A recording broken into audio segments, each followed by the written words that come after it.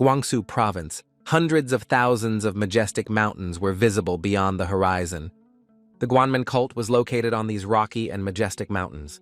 Along with their vicious demonic arts, there were also mysterious demon worshippers present.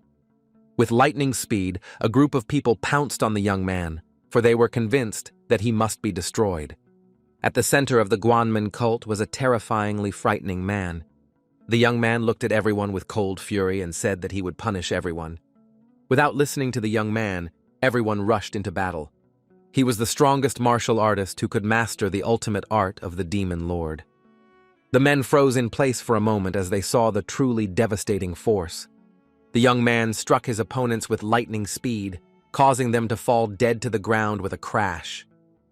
The outsiders called this place where the monistic cult, if they had reached the Central Plains, the world would have plunged into an unprecedented early chaos. Jan Chagak, the first son of the head of the Murim Union, guided people on the right path. All those present congratulated him on the completion of his solitary practice. They congratulated him as if he were their master. But a moment later, the young man was taken aback, as he could not understand what he saw in front of him. The young people politely knelt before the elder. The first son of the head of the Murim Union, Jan Chagak, among the people he was nicknamed the 10-stroke star. He was nicknamed so for his ability to counter any fighting technique in just 10 exchanges of blows. So he began to boast about the title of the most skilled martial artist. At that time, the political situation within the cult was like the calm before the storm. The desire of people to take the place of the next leader increased the intensity of internal conflicts and endless conspiracies. Outside of these disturbances, a unification of cults occurred that had deviated from the accepted teaching and began to call themselves the Union of Apostates. Unfortunately, the young man was caught up in one wave of political upheaval. To his chagrin, he was poisoned before he was even 30 years old. At the same time, the young man was lying quietly on the damp ground. A moment later, he opened his eyes and cried out in pain. For a moment, he froze, not realizing where he was. A few seconds later, having gathered his strength, he sat down on the ground. Out of inertia, he grabbed his stomach because he felt pain. A moment later, memories came flooding back to him, and he wondered if he hadn't died from poison earlier. The young man was alarmed because he thought it was just a dream. A moment later, he cried out and winced as pain washed over him. Sitting on the damp ground, he breathed heavily because he was absolutely sure that he was dead. He sighed heavily and wondered if he had been kidnapped, but he breathed a sigh of relief knowing he was alive. A moment later, he was taken aback and looked around because he noticed glowing balls. For a moment, he thought about how the walls were simply strewn with glowing ones, and he thought that he had been kidnapped by a rather rich and influential organization. For some time, he angrily went over all the organizations in his memories. He understood that the circle of suspects was wide.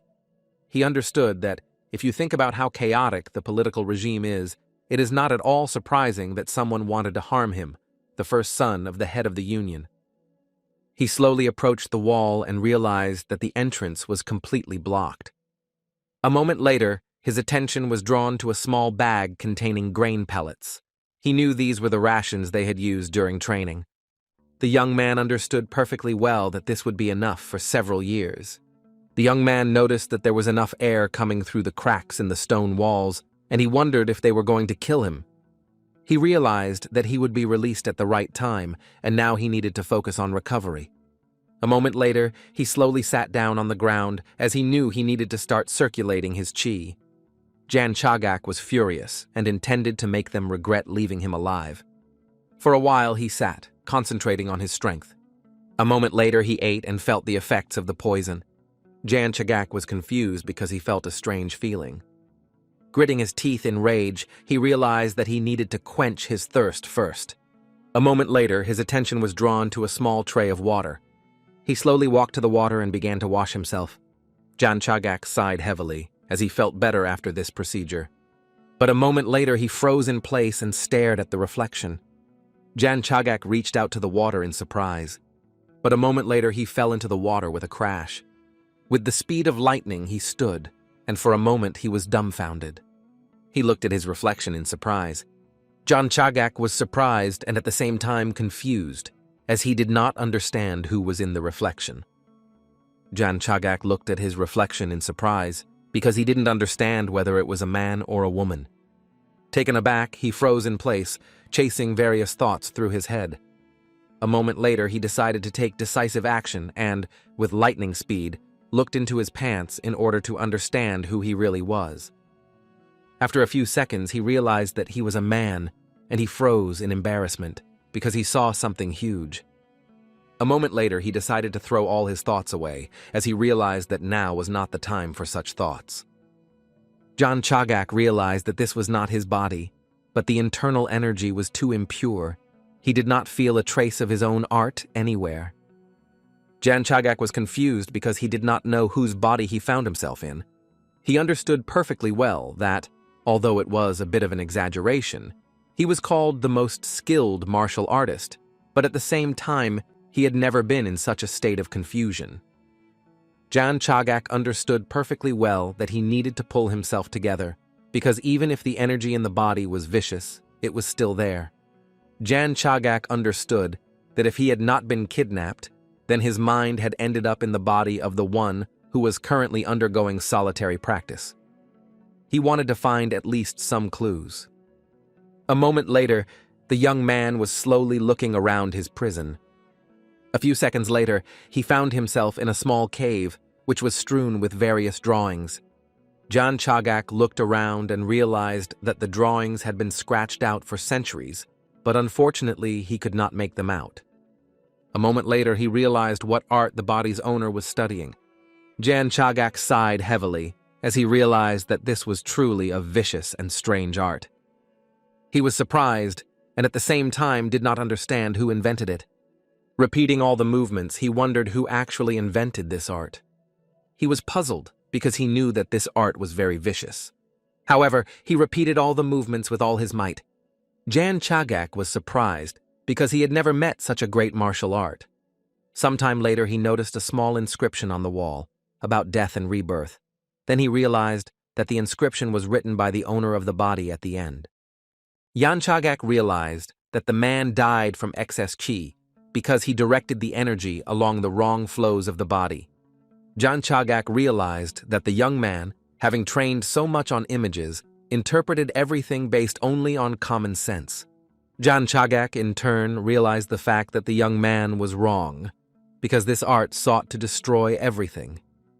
Jan Chagak understood perfectly well that, although it was proud, it was truly worthy of being called art that challenged the heavens. Sometime later, he noticed that the amount of grain had noticeably decreased. Jan Chagak walked slowly into the cave.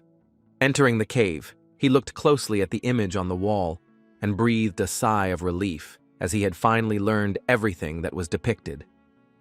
Jan Chagak noticed that the drawings ended at the pose of the 10th star, and he regretted that he could not master it. But he was glad that, simply by studying everything that was in the cave, he had already surpassed the power of his past life and achieved the irreversible transition to a new stage. He was aware of the fact that being in captivity was a blessing for him. Jan Chagak sighed heavily and said that as a student he had never had the opportunity to show due respect, so now he thanked the master for such wisdom. His father ruled the world of Murim, but he was confident that he could do more, and he could say the same about the art of the senior monks. But this art was unknown to him. It was something he could not surpass even if he spent his entire life practicing the previous techniques. He promised that he would serve the one who created this art. As a man who walks the path of justice, even if the heavens fall and the earth tremble, his decision will never change. He, Jan Chagak, joyfully gave his oath. A moment later, he turned around and walked towards the exit. After a few seconds, he came to a huge door, but unfortunately, he realized the fact that there was no sign of anyone opening it. A moment later, he gathered all his strength into a fist, knowing that he had to take care of everything himself. With lightning speed, he directed all his strength at the closed door, for he no longer had a reason to remain in the cave. Jan Chagak was aware of the fact that his current self would not be so easy to defeat, even if one of the 10 strongest Murim practitioners appeared. A moment later, he struck with a powerful blow, and the wall came crashing down. A few seconds later, a bright light washed over him and he turned away. He sighed heavily as the familiar light blinded his eyes. But when he went outside, he breathed in the fresh air with relief. A moment later, he was taken aback as he saw a man sleeping soundly. Jan Chagak slowly approached the man and pushed him a little. Jan Chagak looked at the man intently and said that he would like to ask him something. The man looked at the young man in bewilderment. But a moment later, the man woke up and froze in place in shock. With lightning speed, the man recoiled from the young man and screamed. He was shocked and could not utter a word. Jan Chagak looked at the man with puzzlement and wondered if he was not mine. Jan Chagak sighed heavily because he met a man after a long period of time, and he turned out to be mute. Jan Chagak looked coldly at the man and asked if he couldn't speak. The man was taken aback and cried out, saying that he had committed an unforgivable sin. Falling to his knees, he begged for mercy with tears in his eyes. Jan Chagak sighed heavily as he realized that it looked like they were going after him as a bandit. He asked the man to calm down, as he did not understand why they were harming him. The man trembled with fear, asking if he was really going to send him into the corridor of 10,000 demons. The man was shaking with fear, screaming that he simply could not bear it. He screamed that in that case, the master should kill him. Jan Chagak was shocked by what was happening. He looked closely at the man and asked what he was doing. A moment later, the man froze in place, and after a few seconds, he passed out. Jan Chagak sighed heavily as he noticed that the man was very timid. Jan Chagak apologized for frightening him, but also said that he had to go. Sometime later, the young man set out on a long journey. He slowly made his way through the dense forest, but after a few seconds, he froze in place. Jan Chagak stared into the distance for a while. He was a little puzzled and at the same time alarmed by such a sight. A moment later, he decided to go down. At the same time, he noticed young people who, in turn, were having a casual conversation with each other. A moment later, the man called his friends to pay attention to the traveler. Jan Chagak, paying no attention to the men, walked straight towards them. A moment later, he stopped as he saw their angry looks. He noticed that there was a very strong energy coming from them. He was surprised because he didn't understand what kind of place it was, if such strong warriors were simply guarding the entrance. A moment later, he noticed the men walking towards him with weapons at the ready. He was puzzled because he saw that they were approaching him, and so he wondered if he would have to fight. With the speed of lightning, all those present knelt before the young master. They congratulated him on completing his studies. Jan Chagak stood frozen in shock for a moment. Jan Chagak looked at everyone present with bewilderment, as he did not understand what was happening. He looked at everyone closely and wondered if he had just been called young master. Yang Chagak slowly raised his head and noticed that there was a small sign at the entrance, which said that he had come to the Guanmen cult. Jan Chagak froze in shock on the spot, because this was a place hidden in the middle of countless mountains, which could not be left so easily if one set foot on its territory. Jan Chagak was taken aback because the strangers called him young master. He was shocked because he understood that he had fallen into a demonic cult. It was hard for him to comprehend that the warriors who showed respect called him young master.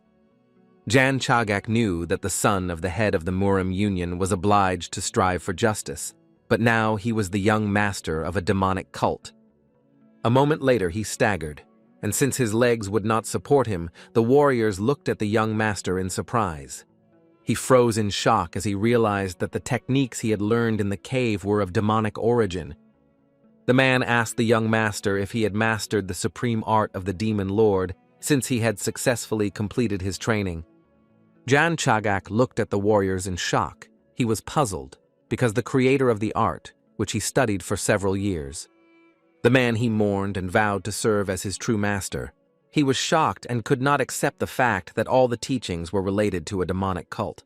He swore an oath of service to the demon lord. With lightning speed, he pounced on the warrior. Bursting into tears, he screamed. Everyone present was shocked by the gentleman's behavior and asked him to calm down. Jan Chagak was shocked and could not accept this. He couldn't believe that he himself had personally mastered the supreme art of the demon lord. The warriors shouted and called for their master, but he did not hear them. A moment later, the young man fell to the ground with a crash. Sometime later, he woke up and screamed. He froze in place and breathed heavily. After a few seconds, he came to his senses and slowly looked around. Jan Chagak sighed heavily and wondered if it had all been just a dream. A moment later, he walked over to the water and began washing himself. He sighed heavily and looked intently into the mirror. A moment later, he realized that it was not a dream. Jan Chagak was puzzled and alarmed because he did not understand why he was being punished like this. Meanwhile, in the 7 palaces of the men cult, there was a commotion in the Dark Palace. Madame looked closely at the princess and said that she needed to relax her face because she would get wrinkles. Danyeva was furious and asked if she really needed to relax and smile now. She couldn't do it because she knew the bastard was back. Danyeva cried out in pain. Madame was taken aback and told her not to move. The princess was puzzled because she knew that 3 years had already passed since his departure. She wished that he would die in the cave. The princess was furious and screamed that no one would hear them. She screamed that she really wanted him to just die. Madame told the princess that she was to be his future wife and had to restrain herself. Madame was glad that the young man had returned, because otherwise the princess might have ended her days alone. Madame asked for forgiveness and said with a smile that she seemed to have lost her tact. Danyeva didn't expect that the young man would be able to comprehend the supreme art of the demon lord, because even his head couldn't master it. Madame told the princess that things must have gone wrong as he had planned, but she must understand him and not pay attention to others. The princess was furious because she knew he had achieved nothing and was simply using his status as a young master to have fun with other women. The lady said with a smile that the young gentleman was still very handsome. Danyeva froze in shock. Madame smiled and asked, "Princess, doesn't she want to forgive him everything?" Looking at his beautiful face. Danyeva sighed because she couldn't believe that she had thought the same a few years ago. She was furious because her naive fantasies had been dispelled during their first meeting. That day, she slowly followed the young master. She froze for a moment when she saw him sitting timidly on the terrace. She was embarrassed by his beautiful face. The princess slowly approached him and asked with a smile whether she was right in assuming that he was the young master. He looked at her in bewilderment, as he did not expect to see anyone so late in the evening. She smiled and introduced herself timidly. He asked with a grin if she was really his fiancée, while casually saying that she didn't look so bad. He smirked at her and said that she could massage his feet. The young lady froze for a moment in shock. The young gentleman looked at her with a grin and said that he could not disappoint her. He looked at her closely and said with a smile that she didn't need to worry, as he would also massage her. He looked at her intently and said that that was why they could easily connect their bodies. Danyeva froze in shock and trembled with fear on the spot. Throwing all her thoughts aside, she shouted that she was only 14 years old then. Danyeva was furious because she knew that everyone hated him and no one stopped him when he entered his cave. She was furious and did not understand why she had to marry someone like him. She screamed that she would rather die. The madam sighed heavily and looking at the princess said that she needed to go to the Crimson Palace, and she also said that most likely imprisonment had changed the young master. The young lady in turn did not want to hear anything because she knew that this was not so. Danyeva looked intently after her nanny but said nothing. She sighed heavily as she was well aware of the fact that she needed to meet her fiancé. But she was furious because she didn't want to do this at all. A moment later she turned and gazed into the distance as nature calmed her. 4 days have passed since the young man regained consciousness. Only a few people came to visit him, even though he was a young master, but during this time he learned a few things. First, the owner of this body, the minor head of the men cult, Ma Cheonso, unfortunately, his behavior was not the best. The young man was furious, as he understood that the body's previous owner was simply unacceptable. The locals called him a small, lustful spirit. He was strongly attracted to having fun with women. He used his status to remain unpunished and to act more terrible than an evil spirit. Everyone was afraid of him because he did very nasty things. He sighed heavily because he realized that he had come across the worst option. And secondly, he found out why the young man could remain untouched for everything he had done. His father was the head of a demonic cult, one of those supreme beings that surpassed even the 10 masters of the lands, Demon Ma Tappen. He sighed heavily and wondered if he should be happy that he could call one of the strongest people on earth his father. And thirdly, he learned that he was the only son of the leader and had a high status. The young man lived his entire life without putting in a single bit of effort. Although he had studied martial techniques, he was not in good shape, and his social skills and everything could be called insignificant. The small Meng palace was the only thing he had. Hearing the conversation of the servants passing by, he only sighed. The maid said that the young master was simply not worthy of becoming the next head. The young man, in turn, was perfectly aware of this fact. He sighed heavily, as he knew he shouldn't blame them too much. He knew that even if the owner of the body had not died from excess qi, he still would not have long to live. He sighed heavily and looked closely at his reflection. He looked at his current reflection with cold fury, for he knew that he would have to live in this body. The only thing that gave hope at that moment was that he was only 19 years old, and 3 years had passed since his death.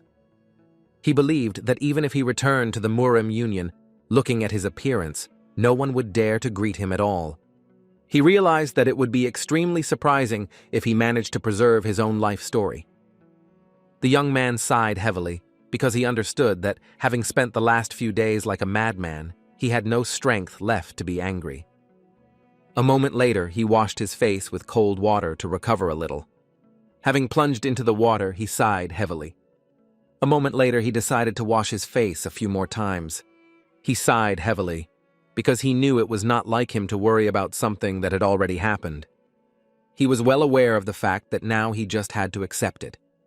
He looked closely at his reflection because he knew he would have to come to terms with this. The young man sighed heavily.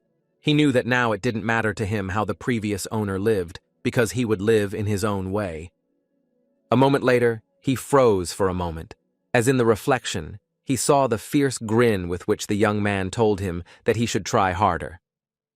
He was told that it was still a demonic cult, and he was a young master. They mockingly asked him how long he could last in such a place. The demon said that he would watch him closely. The young man was taken aback and froze in place from shock. A moment later, he came to his senses when he heard the door swing open. He turned around with lightning speed, as he did not expect anyone to come to him. But a moment later, he froze in place in surprise, because he did not know who was in front of him. He looked closely at the young lady and asked who she was. The princess froze in place with rage. Daniela looked at the young master with cold fury. Coming closer to him, she angrily asked if he really didn't know who she was. The young man, in turn, did not flinch from her intense gaze. A moment later, the young princess sighed heavily and looked intently at the young master. Jan Chagak froze in place for a moment in embarrassment. But after a few seconds, he threw all his thoughts away. He sighed heavily as he realized that no, he had to speak politely while in his new body. He sighed heavily as it was difficult for him to break old habits. A moment later, he looked away and asked who she was. This question made the young princess even more angry. She asked angrily if he had managed to forget her name. He realized that she was close enough to the body's former owner that she simply visited his palace. He looked at her closely, as she looked very young, had ordinary clothes and shoes. A moment later, he realized that she was his servant. Yan Chagak sighed heavily and, looking away, said that he was simply deep in thought. He said that he would step aside and she could get to her work. The young princess asked furiously what she was even talking about. Jan Chagak looked at her in surprise and asked if a simple servant was really asking him what she should do. He sighed heavily and said that she was not a timid person or simply stupid. Jan Chagak looked at her intently and said that she was wrong, so she should quickly clean up and leave. He waved her off, saying that it was her job. Dan Yehua, clenching her fists in rage, asked if he had just called her a simple servant. The young man stood frozen for a moment, not knowing where he had gone wrong. He sighed heavily as he realized that no, he should be biased towards people based solely on their work. A moment later, he turned around and stared at his reflection. The demon said with a wicked smile that this was still a demonic cult, and he was the young master. He sighed heavily as he was furious. A moment later, he turned around and asked what was wrong, since he, as the master, had only asked the servant to do her duties. He turned around, continuing to speak, but froze in place. He was shocked when he saw the young lady staring at him with anger on her face and tears in her eyes. He was taken aback, because he did not understand what had happened, and at the same time, he wondered if he had been too rude to her. A moment later, the young princess turned around and walked with lightning speed towards the exit. The princess closed the door with a bang, and the young man, in turn, froze with bewilderment on his face. The princess returned to her palace with lightning speed. She was furious because they wanted to marry her off to such a rude man. She was furious and screamed at herself that it would be better for her to die than to marry him. Jan Chagak sighed heavily, as he supposed that even the servants of this cult were quite impulsive. A moment later he was taken aback, as he realized that he was very hungry. He sighed heavily and wondered if he had let her go too quickly, because he needed to order her to do something. Jan Chagak sighed heavily, because he knew that he first needed to clarify the circumstances of the case. A moment later, he threw on his outer clothing and went to the exit. Jan Chagak looked around in surprise. He was a little surprised because he realized that he was almost the only one who lived in the entire small palace. A moment later, he entered the room of his current subordinate. He noticed that the young man was sleeping quietly in his bed. The man was taken aback and asked the young gentleman what had brought him to him at such an hour. Yultak looked at the young master with a fierce grin while slowly getting ready. Jan Chagak knew that the young man was the servant of the previous owner and the only person who had visited him in the last few days. Yultak looked at the young gentleman with a fierce grin and said that he called him by name today, which means his memories are returning. Yultak smiled and told the gentleman that when he returned, he looked very gloomy, and that is why he was worried, because he lacked negative energy. Yultak hugged the young gentleman with a grin and asked him to reserve a place for him in the brothel. Jan Chagak looked coldly at the young man because he understood that trash is drawn to trash. Ma Cheonso pushed the young man away and said that he would like to ask a few questions before his memory returned to him. Yultak was puzzled because he did not expect this. A moment later, he touched the young master and he froze in surprise. Ma Chongso looked at the young man in surprise and asked what he was doing. He thought about it and said that it was very strange because there was no temperature. Yultak looked intently at the gentleman and said that he spoke as if he were a man of a traditional cult. Ma Cheonso was taken aback because he realized that he had made a mistake in communication. A moment later, he pushed his subordinate away in fury. Yultak looked intently at the gentleman but did not answer. Ma Cheongso stood still for a moment, wondering if his servant had noticed something. He was furious and didn't know what to do, and he wondered if he should kill him and get out of the palace as soon as possible. Yultak exhaled with relief and looked closely at the gentleman. A moment later, he laughed wildly and said he was joking. He said it seemed the young master wanted to be a good guy. Yultak turned around and said that he was a busy man, but he had to follow the orders of the master. Ma Cheongseo was puzzled because the young man slept all day long. Yultak sighed heavily and asked the young gentleman what he wanted to know. Ma Cheongseo looked askance at the flowers and asked if the young man had been tending the flowers. Yultak asked the gentleman if he really wanted to tease him again. Yultak was taken aback and carried to the master. Ma Cheonso said with a grin that, looking at the soft leaves, one would think that nature was welcoming him. The young man froze for a moment in surprise. For some time, Yultak watched the master closely. Yultak sighed heavily and asked the young master if it was really him. He wanted to know if the young master had hit his head. Ma Chongso asked with a smile as he had said earlier. A moment later, Yultak showed the young master how he had behaved in the past. The young man froze for a moment in shock. Yultak looked at him in surprise and asked why he was looking at him like that. I told Yultak, sir, that he was one of the worst, but it is normal that the representative of the demonic cult also expressed himself cruelly. Ma Chongso sighed heavily and told the young man to tell him how the cult was organized. Yultak looked at the gentleman with a smile and said that they had better eat first and then talk, since he noticed that the gentleman was hungry. A moment later, Yultak reminded the young master of one dish. I told Yultak that after a serving of rice soup with egg yolk and corn, he would immediately feel warm. A moment later, the young master pushed his subordinate out into the street. He looked at the young man with drool and said that it was time for them to go and eat as soon as possible. Yultak said with a satisfied smile that they would leave immediately. But a moment later, the young man stopped at the door. He sighed heavily and said that he remembered that the restaurant was closed today. Turning around, he looked intently at the young master and said that he suggested that they eat somewhere else. Ma Cheonso was shocked by this statement. The young man said that today there would be a meeting of the heirs of the Manhwa cult. Cheongseo was surprised. Yultak sighed heavily and said that today all the children of significant representatives of the clans would gather there. Yultak looked intently at the young master and said that he strongly recommends that he not go there. Ma Cheongso, in turn, thought for a moment. Sometime later, the young man was leisurely strolling down the street and enjoying the wonderful weather. At the same time, Yultak walked along the path in a gloomy mood. Turning around, he asked the young master if he really wanted to appear there. Ma Cheonso smiled and said that he really wanted to go there. Yultak Opashiv told the gentleman that it was not for nothing that he advised him not to go there. Ma Cheongso asked his subordinate to tell him how the Myung cult was organized. He said that the cult consists of 9 palaces, which in turn are divided into 2 men palaces and 7 side palaces. The 2 palaces consist of the Gwanmen Palace, where the head of the cult lives, and the small palace, in which the young master is located. Ma Cheongseo said that this means that the 7 side palaces are additional resources of forces. Yultak said that at the moment they are a threat to Gwangmyeong Palace. I said Yultak irritably that the head is not there. No one knows where he went because of this. Rumor about the need to choose a new head of the cult. Ma Tapen, the head of a demonic cult who suddenly disappeared, leaving only one note asking not to look for him.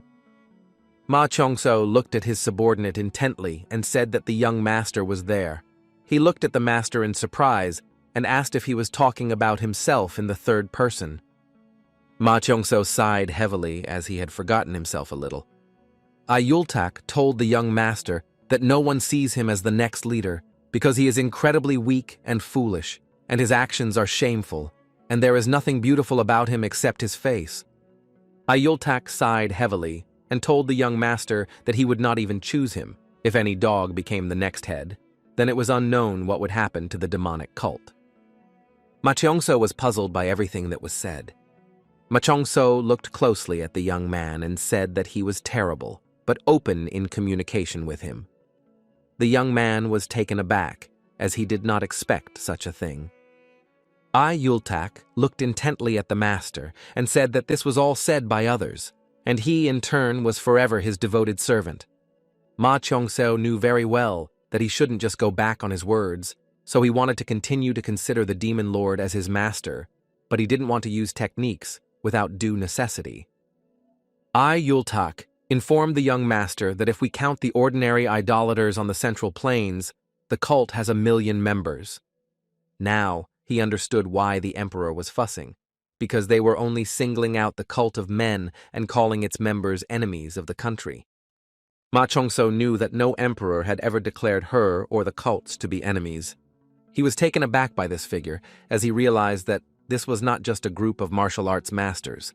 Ma Cheongseo looked at the young man closely and asked if the 7 palaces were taking on the role of the 3 ministers and the 6 ministers. Ma Cheongseo, why did the young man remain silent until now? After all, he said that several years had passed since the time the head disappeared, and this period of time was enough to organize a rebellion. He said that not all the palaces are on the same side, and they cannot ignore the council of elders who are above them. Ma Cheongso asked if it really turns out that the 2 palaces and the 7 side palaces council of elders are trying to maintain a balance between each other, and the right to choose the next head is divided between them. Yultak smiled and said that it was true. Yultak said that for this, they were waiting for the Festival of Heaven, which is held once every few years, but the appearance of the heir to the place of the head changed a lot. Ma Cheongseo looked at the young man closely and asked why there were only a few people in the small palace. He wanted to know where everyone else was. He told the Lord that he had thrown everyone out. Ma Chong-so was surprised by this fact. The young man said that everything was exactly like that because he did not like the fact that some were not very beautiful and some were too thin. Ma Cheon-so sighed heavily as he realized that the previous owner of the body was a short-sighted person. But fortunately, he now understood more, and he was also aware of the fact that the situation at the moment was peaceful and everything was in balance. But he knew that this balance was very dangerous, because if something outweighed it, a war would begin. And after that, the copy can be directed to the central plane. The young man looked at his master and said that they had better go and eat, because they would get nowhere if they showed up at the meeting. Ma Cheong-so didn't want to listen to his subordinate and said that they needed to hurry. Ma Cheon-so sighed heavily as he knew that his servant was worried about being looked down upon. He knew that he had a soft side towards his master. But nevertheless, he was always taught to face injustice head-on, to think clearly and act quickly. He understood that if he found himself at a dead end, there was only one thing left for him to do. He wanted to change direction or break down all barriers. He wanted to do it not as a member of a cult, but as a man following the path of justice. Ma Cheon-so smiled and said that they should be about the same age, so there should be no problems. The young man worriedly told the gentleman that everything was not as he thought. Ma Cheon-so smiled and said that everything was fine, and now that he had left his palace, he had the sole and exclusive right to inform everyone of his appearance. Ayultak Vtoropyak shouted in a hurry that he would do everything possible and also told the master not to lag behind. Some time later they approached the restaurant and noticed a commotion as a man was telling everyone present that the tables were already taken and they should leave. The man was furious because he clearly saw that there were free seats. The young man said that all the seats were reserved. The men whispered among themselves as they left, knowing that the restaurant was under the control of the palaces, and even the guards were strong martial artists. A moment later, the man greeted the second son of the Poison Palace, the leader of the Steel Poison Squadron. The men froze in place in shock. They were taken aback because they realized that today was the day of choosing the heir to the cult. At the same time, the restaurant was in complete chaos. And little by little, the restaurant was filled with new people. The man happily invited everyone to taste the juicy duck. A moment later, everyone present froze in place as they were announced that the second daughter of the Ice Flower Sword Palace, Dan Yewa, had arrived. They were surprised that she came, because they knew that the young princess was the most beautiful of all, and they had heard that such events were alien to her. The young princess grew up, in turn, did not pay attention to anyone, and proudly entered the hall. All the men present could not take their intense and combined gaze off her. They were delighted with her beauty. At the same time, the young princess was burning with anger, because she knew that the young master was not the only man in the cult. She wanted to dissolve the marriage. The men in the restaurant froze for a moment in embarrassment when the princess entered. The princess, in turn, looked intently at the young man, because she did not understand why he had an elongated face. With lightning speed, she turned her gaze to the other young man, but froze, because she did not understand what was wrong with him, because he looked like a weakling. She looked further and came across a young man and his intense gaze, which made her feel uncomfortable. She sighed heavily and decided to go up to the second floor. Dan Yeva slowly stood up and saw young people who were engaged in a lively conversation. She sighed heavily and continued on her way. One of those present turned around and looked lustfully at the young princess. The man looked at her with a grin, because he was surprised that she came to meet the heir. Chonamu looked at the young princess with a grin and said that it looked like luck would smile on him this evening. Danyeva ignored the young man. He looked at her sheepishly and said that the name Ice Flower suited her very well. A moment later, he introduced himself. The princess glanced sideways at the young man and introduced herself as well. She noticed that he was sucking up to her, but at least he looked like the most prestigious of them all. She knew that there was a meeting of the cult's heir today, but she did not see the representatives of the outside palaces or any of the elders of the council.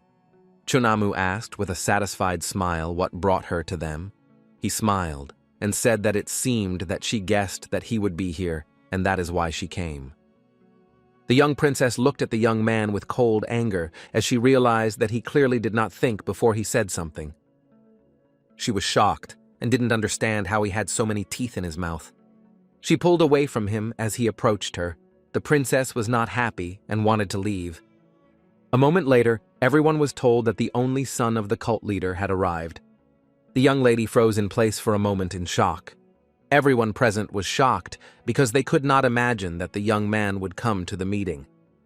A moment later, a young gentleman proudly entered the hall. Everyone was shocked. They did not understand why he, a scoundrel, came to them. Some time ago, young people came to the restaurant. The young man sighed heavily and called his master. Turning around, he told the gentleman that he had thought about it again and still found the decision wrong, and so he wanted to go back. He looked at his master in surprise and asked why he was standing still since they needed to go back. Ma Chongso easily pushed the young man and told him to walk faster. Ayultak was taken aback by this. The young master, in turn, looked closely at his subordinate and noticed that he was familiar with martial arts. Ayultak approached the guard with lightning speed. The man was shocked because he did not expect to see the young man at the meeting. A moment later, the man said that he would immediately tell everyone that he had come. Ayultak, with lightning speed, closed the guard's mouth and shouted that it was not he who had come. The man looked at the young man in surprise and asked what he was talking about and whom he should introduce. A moment later, the man was taken aback by shock and froze as he saw the young master. After the young gentleman was introduced, the men decided to leave the meeting immediately. Ma Chongso noticed that ordinary people did not ignore the demonic cult. He thought that they were all crazy, but this opinion is only because of him. Ma Cheonso looked at the guard intently and told him to tell them. Ma Chongso looked coldly at the guard and asked if this was not his duty. The man was taken aback and said that it was true. A moment later, he shouted very loudly and announced that the only son of the cult leader had arrived. All those present greeted the young gentleman politely. A moment later, the young gentleman looked into the distance as he saw the young lady running away. As he left, he told his subordinate to stay alone. Ayultak was surprised by such a statement, but did not answer. In a hurry, he asked the young gentleman where he had gone, but he did not answer. Ma Cheongso walked out into the street with lightning speed and followed the fugitive. The young princess, in turn, ran away with lightning speed. She did not understand why he was there.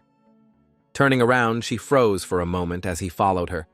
Ma Chongso came closer to her and asked who she was talking about. The princess did not expect this and screamed in fear. Out of fear, she instinctively used her strength and struck, but the young man managed to dodge. A second later, she lost her footing and fell to the ground with a crash, but the young gentleman managed to catch her. Ma Cheongso sighed heavily as he realized what it was like to be in a demonic cult.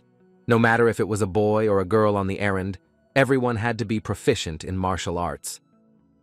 He looked closely at the young lady as he realized that she was very unpredictable. The princess, in turn, froze and looked at him with cold fury. Ma Chongso looked at the young lady in surprise. A moment later, she looked away from him and asked him to let her go. He was taken aback, as he had been holding his hand on the girl's waist for too long, and this was unacceptable.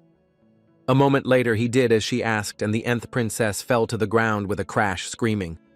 She looked at him with fury and asked what he had done. Ma Cheonso said in a puzzled tone that he had done it by accident, and she had seen it herself. He looked away and said he thought she was going to fall, but he let go because he thought it was very rude of him to hold her by the waist for so long. He said he just wanted to do the right thing. Ma Cheonso looked closely at the young lady, as he saw that she was singing out of anger, but he also noticed that she was hurt. With lightning speed, he came closer to her and asked if she was okay. The young princess was taken aback because she was surprised. Ma Chongso sighed heavily and froze in place as he realized that he had been too polite again. As he lifted the young princess up, he said that if she wanted to continue being his servant, she should take care of her hands so that she could clean his room in the future. The young princess looked at him with her fury and, pulling her hand away, asked if he was up to his old tricks again.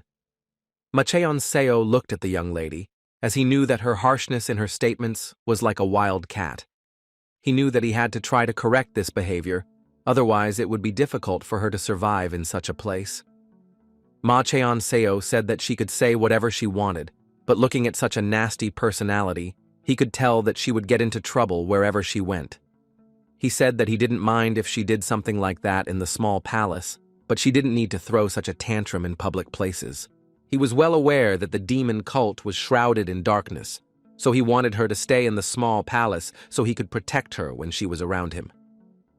The young princess looked at him with cold fury, but did not answer. A moment later, she asked if he should be worried about her. She asked him angrily if he didn't know what meeting was taking place that evening. He sighed heavily and said that it was a meeting of the heirs. She screamed furiously that he knew this, but continued to stand with her in such a place. She screamed that if he did not want to earn himself even more problems, he should return to his palace. Ma Cheon-seo smiled tenderly and asked if there was a man who always ran away from problems. How could he ever complete anything? With a gentle voice, he said that she shouldn't worry about him. The young lady froze in place for a moment in embarrassment. He smiled and said that she seemed to be very worried about him, but everything was fine and he was fine, so she could go back. The young princess, in turn, was embarrassed. She shouted that she was not worried about him at all. With lightning speed, she turned and walked away. He noticed that the young lady was inconsistent in expressing her emotions. He looked after her closely, wondering if she was okay and hoping she wasn't too upset with him. He looked into the distance and asked Yang Sohei to wait for him, as his brother had promised to return. At the same time, the young lady was running away from the young man in a hurry. She did not understand why he behaved as if he had become a good person. She wondered if he really had not hit his head anywhere. She froze for a moment and became embarrassed as she realized she was worried about him. She froze as she remembered his soft and beautiful smile. A moment later, she threw all thoughts of the young gentleman away, as she knew that she was simply angry and nothing more. After a few seconds, she turned around and stared at the small restaurant. She sighed heavily, as she hoped that everything would go smoothly at such an event. But in turn, she wondered why he had come to the meeting anyway. She wanted to know if he had something in mind. Ayultak looked closely at the gentleman, because I wanted to know where he went. He sighed heavily and said that he went to the restroom. Ayultak was surprised that his master did something sudden. Ma Cheon-seo sighed heavily and said that this could not be controlled, and also said that it was time for them to go. Chun Amu looked at the young master with a grin and said that he heard he was in the corridor of 10,000 demons. Chun Amu said with a grin that he was very interested in whether he had made any progress in learning the martial art. Chun Amu laughingly said that he was surprised that the young master had decided to visit such a humble place, and so if he had come for women and excitement, then the outskirts of the slums would be more suitable for him. Ayultak looked at the young man with anger and told him to watch his language. Chun Amu looked at the young man with cold fury and said that he kept clinging to the leaky life preserver, and that was the reason his family abandoned him. Ayultak, hiding behind the young master's back, shouted, "Chun Amu, that he is arrogant." Ayultak looked at everyone present with anger, but did not answer. The young men looked at them with mocking eyes, preparing to raise their weapons. A moment later, the young gentleman sat down at the table with lightning speed. He looked at all the dishes that were on the table with a soft smile, as they pleased his eyes. Ayultak looked warily at the young master and called him. Ma Cheon-seo looked at his assistant in surprise and asked with a smile if he had disturbed him, but he apologized and said that he could continue his conversation. A few seconds later, he began to eat. He happily devoured the various dishes, as they had quite an exquisite taste. Chun Amu looked at the young master with bewilderment. A moment later, Chun Amu mockingly told the young master that it looked like he needed to see a doctor. Ma Cheon-seo looked at him with bewilderment, as he did not understand what he was talking about. Chun Amu asked the young master with a grin if he was in a bad mood now, because he was such a humble person in status, as he said, something like that. Ma Cheon-seo looked at the young man with bewilderment as he noticed that he was not very bright. Ma Cheon-seo called his subordinate and asked who it was in front of him. Ayultak looked closely at the young man and said that his name was Chun Amu, and he was the son of the head of the trading palace. But unfortunately, he was no better than the yard dog.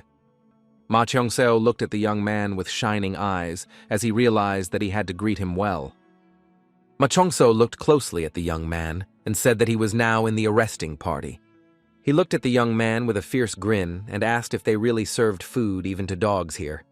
Chun Amu froze in shock for a moment, but at the same time he was very angry. Chun Amu, with lightning speed and rage, destroyed the chair. Chun Amu looked at the young master and asked if he didn't know what tact was, or if he was simply crazy. Chun Amu said with a grin that a lot had changed since he went to study martial arts in the cave. He asked the young master if he was sure that he could act like this in such a place. The young man sighed heavily, as he knew that the previous owner of the body was always irritable and only relied on his father, so he had no support now. Ma Cheong-seo asked his subordinate how much influence he had. He sighed heavily and told his subordinate to tell Oh not in detail. Yultak said that, if we talk about strict hierarchy, he has the second highest position in the cult, and within reason, he could personally punish others right on the spot. Yultak told the master that he also has the right to use the armed forces of the small palace. He sighed heavily and asked the master in an anxious voice why he needed this information now. The young man thought for a moment because he occupied a place between the highest judge and the emperor, but he could not order someone to be beheaded because only the emperor had the right to do so. Ma Cheong-seo looked askance at his subordinate and asked if he could calmly teach the fool a lesson now. Yultak was worried that the young master would want to kill him, so he told the master that they would have problems after that. Ma Cheong-seo told the young man that he could hear him very well, so he could go back here, but he also said that he would not kill anyone. Yultak was furious and shouted that the young man should get what he deserved, but in turn, he succumbed to the moment and insulted the young man. Chun Amu was furious. He grabbed the mug and aimed it at the young man. Ma Cheong-seo looked intently at the young man who was about to strike. Ma Cheong-seo clearly saw all his movements, and from them he understood that the young man did not want to seriously harm him, because then he would have to answer for the consequences. Ma Cheong-seo grabbed his subordinate with lightning speed and pulled him towards himself. Thus the young master defended himself and the man struck at Yultak. Yultak froze for a moment in shock, but at the same time he writhed in pain. Everyone froze with bewilderment on their faces, as they did not understand what had happened. Yultak in turn swore not very nicely, lying on the table. In turn, the young master slowly continued his meal while his servant writhed on the table. A moment later, he stopped eating and called Chun Amu. Ma Cheong-seo asked the young man with cold fury if the trading palace had really attempted to attack him. Chun Amu was taken aback, as he did not expect to hear something like that. Ma Cheong-seo looked at everyone present and said that they had just tried to kill him, and if it weren't for his servant who saved him, he would have died on the spot. Ma Cheong-seo looked at everyone present with cold fury, leaving a short pause in the conversation. A moment later, Ma Cheong-seo asked the young man if he was aiming for the young master's position. Chun Amu was shocked and shouted that these were just absurd words because it was just a drinking cup. Ma Cheong-seo looked intently at his servant and called him, writhing in pain and crying, but still answered, "Master." He looked at him intently and asked how he felt now. The young man was furious. He screamed that he was in a lot of pain. Ma Cheong-seo looked at everyone present and said that as they could see his servant was now on the verge of death, there was enough evidence and he could call the elders and tell them about this situation. Ma Cheong-seo looked at the young man closely and asked if it would be better for him to visit the head of the trading palace right away. Ma Cheong-seo looked at the young man with a smirk, as he assumed that the children of prestigious palaces were not afraid of the anger of the public, but of the wrath of their parents. Ma Cheong-seo. He didn't know how the young master who had previously possessed the body would react to this, but he was completely different. Ma Cheong-seo looked at everyone present and asked if they were in cahoots with Chun Amu. The young people were taken aback and shouted that this was not so, because they had only come to have dinner. With the speed of lightning, the young men approached the young master and said that they were in a hurry to go somewhere, and also asked if they could leave. They breathed a sigh of relief and thanked him when he allowed them to leave. Ma Chongso looked at the young man and asked why he was standing there, and also said that if he wanted to kill him, he should do it quickly, because this was his last chance. Ma Chongso looked at him with a grin and wished the trading house success. Chonamu, in turn, was burning with rage and anger, because no one had ever spoken to him like that before, with lightning speed. He reached for his weapon. Ma Chongso looked at the young man with a fierce grin, waiting for him to take action. Chonamu angrily gritted his teeth, but no action followed from him. A moment later, he gritted his teeth and asked the young master for forgiveness. Ma Chongso looked at him with bewilderment and asked what he needed to be forgiven for. The young man said with fury in his voice that he had crossed the line.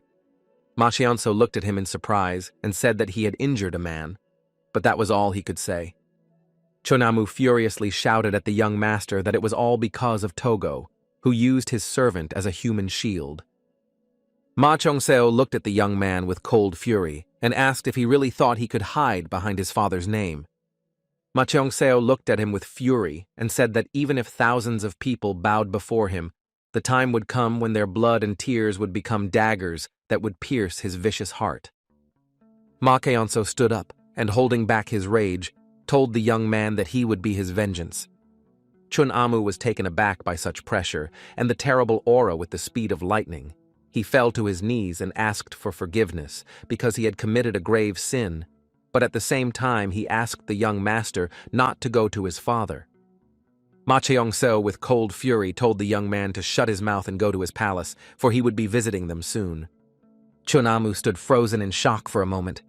Everyone present quietly whispered and wondered what had happened, because they wanted to know if the head of the small palace had declared war on the trading palace. Everyone was whispering and saying that the young master used his father's name more than anyone else. Ma Chongso turned around and looked at everyone present with a fierce grin, since he, in turn, wanted to visit all the elders and look into all the palaces. That same evening, the head of the trading house was burning with rage. Chonamu fell to his knees and told his father that the head of the small palace only wanted to scare them. Jongsemin asked his son with cold fury if he understood what he had opened. Chonamu, trembling with fear, told his father that the young man could do nothing to them. He did not understand why his father was so angry. Jongsemin knew very well that no matter how low and stupid the young master was, he was still the head of the small palace. Chonamu said that it was just a misunderstanding, and he hoped that the young master had lost his basic abilities due to the overload. But when he approached him, he thought that a tiger had approached him, burning with rage.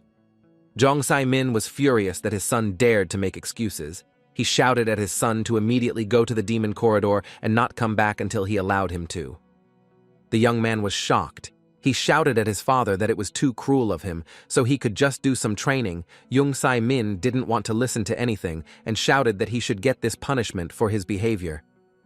Jongsemin sighed heavily after his son left, as he realized that they were in an unpleasant situation.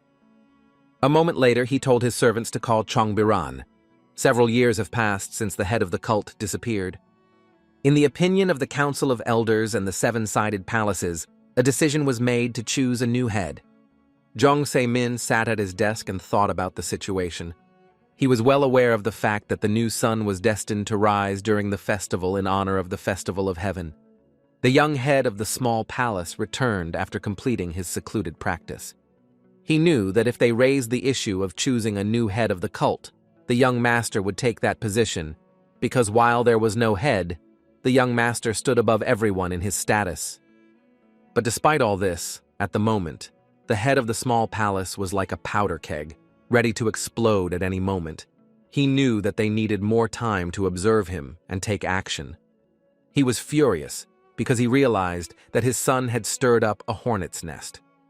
A moment later, a young man entered the office and asked the gentleman if he had called him. Chongbiran, captain of the Golden Cavalry, bowed deeply and greeted his master. Jongsemin asked the young man if he thought the head of the small palace would do something like this. Understanding the current situation, Chongbiran sighed heavily and said that he was a person with wayward behavior, and it was hard to think about what kind of motives he was pursuing. Chongbiran looked at the head of the house intently and said that he thought this was their chance, Jong Sai-min looked at him with confusion, as he did not understand what he was talking about. Jong Biran looked at him intently and said that this was a great opportunity. Jong Sai-min, in turn, thought for a moment, but after a few seconds he asked the young man why he thought so. Jong Biran said that since all other forces are equal, the young master is the grain in the balance. Jong Biran said that either he would be on their side or they would kill him. This is the boundary of the change of the situation, Jong Sai-min asked with cold fury. Didn't he say that? Jong Sai-min said that in these times, the accusations of rebellion could finish them all off, and if someone else from the outside palaces killed him, they could frame them, and they would meet their death. Jong Biran said that this was the reason why he called it a chance, because the head of the small palace was impulsive and impetuous. If they greeted him well and gave him gifts, they would be able to earn his trust. Jong Sai-min asked the man if he really wanted to stand up for the young master. Jong Biran sighed heavily and said that it was all true, because by protecting them, they would be able to earn his favor. Jong Biran said that the trading house could manage the Hmong cult. Jong Sai-min looked at the man intently and said that it seemed like he meant to become the ruler of the cult until the leader returned, if he did return, of course. Jong Biran sighed heavily and said that everything was correct. Jong Sai-min, in turn, thought about this situation and the young master with a grin. A moment later, Jong Sai-min told the man to bring the Demon Flame's sacred sword. Jong Biran was shocked by the master's words, because he knew that the sacred sword of demonic flame was one of the 5 divine treasures of the Meng cult. Jong Sai-min sighed heavily and said that they wouldn't do anything to him. A moment later, he stood up and said that he would bring it himself, because they needed to catch a big fish. He said with a grin that they should use big bait in order for everything to work out. At the same time, in the small palace, the young master was quietly meditating. He knew that they would think that the trouble at the restaurant was a rash move by the young master and would be busy calculating their next steps. He brought up the fact that he would most likely have to live out the rest of his life in a new body, but he knew that he would be better off running the demonic cult himself and bringing peace to the Central Plains. He knew that the trading palace was therefore ideal as a first target, but to carry out the plan, he needed economic support. The young man was puzzled, because the current problem for him was the lack of sufficient strength. He could not leave the mountains on his own. He understood that he had to find people who were not part of any army. A moment later, his thoughts were interrupted by the arrival of a young man. Ayultak looked fiercely at the young master. Ma Cheongso, in turn, looked at the young servant with bewilderment. Ayultak, in a hurry, shouted and asked the young master how he could sleep peacefully after what had happened. The young master sighed heavily and said that he was meditating, not sleeping. Yultak, in turn, was shocked by the behavior of the young gentleman. He did not understand since when he had been doing something like this. He shouted to the gentleman that he had chosen a very appropriate time to do something like this. Yultak nervously shouted to the gentleman to quickly go to the trading house and said that it was all a joke, because he understood that the young gentleman could have big problems. Ma Cheonso looked at his subordinate intently and said that he was extremely serious. Yultak nervously asked the young master if he really wanted to be locked in the demon corridors again. He was shocked and did not understand why he was angering the third palaces when the head of the cult was absent. Ma Cheongso told the young man that Togo had recently been injured and that he was taking care of his people. Yultak, in turn, froze for a moment in embarrassment, as I was glad that the master was taking care of him. But a moment later, he shouted at the young master that he himself had pushed him. The young master smiled a predatory smile and told his subordinate not to thank him. But a moment later, he asked his subordinate if he could bring him the records where the entire hierarchy of the cult was written down. Yultak was taken aback and looked at the gentleman in surprise, but also excitedly asked if he really meant the hierarchical records of the cult of men. I told Yultak the gentleman that he could get them, but he was excited and wondered why the gentleman urgently needed such records. Ma Cheongso, in turn, sighed heavily and said that he needed them right now. A moment later, he turned around and said that he needed to know who he could contact to fill the small palace with the people he needed. Yultak looked at the gentleman in surprise, as he did not expect to hear such a thing. Ma Chong-so pushed the young man out with lightning speed and said that he should not stand, but should accompany him. Yahyul-tak, in turn, was surprised, because he did not understand what the gentleman wanted to fill. Ma Chong-so smiled and said that he wanted to fill the houses at the palace, because there were many empty ones, not counting his. Yahyul-tak was shocked by the words of the young master. He did not understand why he so suddenly decided to do something like that. In a hurry, he asked the master if he had eaten something wrong. The young master smiled and said that the palace was too quiet, even though he lived there. With a smile, he told his servant that he had said earlier that he was also bored. Yahyul-tak was in shock, so I shouted at the young master that he had already done something bad yesterday, and now he wanted to do this too. He asked the master if this was really a new way to end his hysteria. He shouted at him not to dare ignore him. Ma Chong-so smiled and said that he would prefer that others roll. Yahyul-tak sighed heavily but did not answer. A moment later he looked at the young master intently and said that this was not something to be taken so lightly.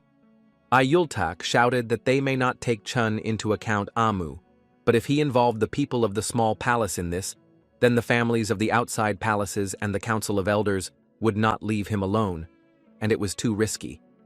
Ma Chong-so looked closely at the young man and asked who he was. Yahyul-tak, in turn, looked at the young master with bewilderment. But a moment later, Yahyul-tak shouted and asked if it was really that important now. He was worried that the young master wanted to make a fuss again. Ma Cheon-so looked at his subordinate intently and said that he would ask him again. Ma Cheon-so looked at the young man with an innocent smile and asked who he was. The young man was taken aback and froze for a moment, but after a few seconds he timidly said that the young master was the head of the small palace. Ma Cheon-so smiled and asked the young man if he needed anything else. Yahyul-tak looked away and said that he didn't. Ma Cheon-so exhaled and looked at the young man with a smile. A few seconds later, he told his subordinate to walk quickly. Yahyul-tak was puzzled because he understood that big troubles awaited him. Yahyul-tak, with lightning speed, got clothes for the young gentleman and said that he needed to change clothes, since they did not need extra attention in the city. He asked the young gentleman to put on a black hat and a cape. Ma Chong-so looked at the clothes in surprise and asked the young man if that was really all he had left. Yahyul-tak sighed heavily and said in a puzzled tone that he really liked the color black. With the speed of lightning, the young gentleman threw on all his clothes. He slowly walked up to the mirror and looked closely at his reflection. After a few seconds, he said with a satisfied smile that the clothes looked pretty good. Yahyul-tak sighed heavily, but did not answer. After some time, they were walking through the city.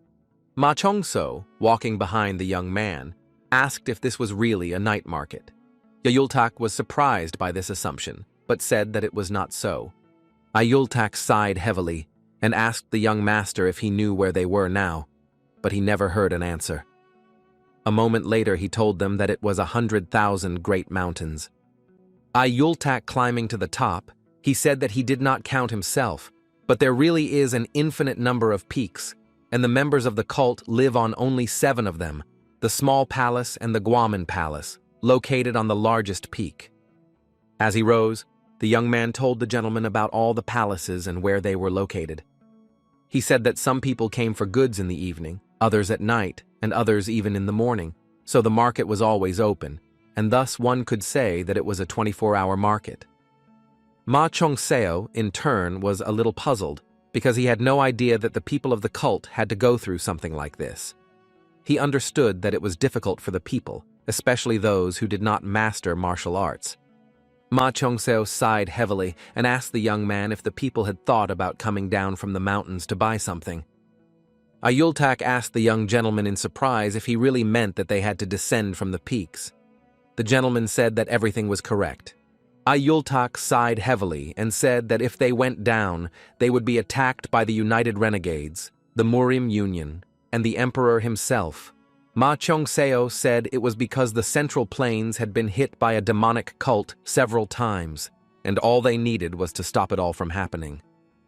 Yahyul-tak, looking into the distance, said that he meant that they would like to go down, but the Emperor considered the demonic cult as enemies without any justification. and so they simply fought to survive. Ma Cheongzeo apologized to the young man and asked if he thought their actions were too barbaric to be considered self-defense. Hyultak froze for a moment and looked at my master in surprise. A moment later, he came to his senses and told the young master that he should not have spoken like that at all. Hyultak, looking at the gentleman, said that the whole world had heard about the disgrace of the little lustful demon. He was puzzled and did not understand whose side the young gentleman was on. Ma Cheongzeo was taken aback and froze in place, as he remembered that he was now the young master of a demonic cult and had to act completely differently. He thought for a moment, as he realized that the nickname that had stuck to his personality was an unpleasant problem. He sighed heavily, wondering if people would want to follow him if he found someone. A moment later, he slowly rose, but still it was hard for him, so he asked the young man if they had arrived at the place yet. Hyultak, breathing heavily, said that they were almost there. Ma Cheongzeo looked at his servant in surprise. He didn't understand how he wasn't tired of this. At the same time, the man sat in his dark office and diligently took notes. The young people, in turn, slowly climbed to the very top. A few seconds later, the young man told the gentleman that they had arrived. Ma Cheongzeo stood there in surprise for a moment as they arrived at the Gwangmyeon Library. Hyultak sighed heavily and said that they had come to the right place, because this place is known to those who listen to gossip.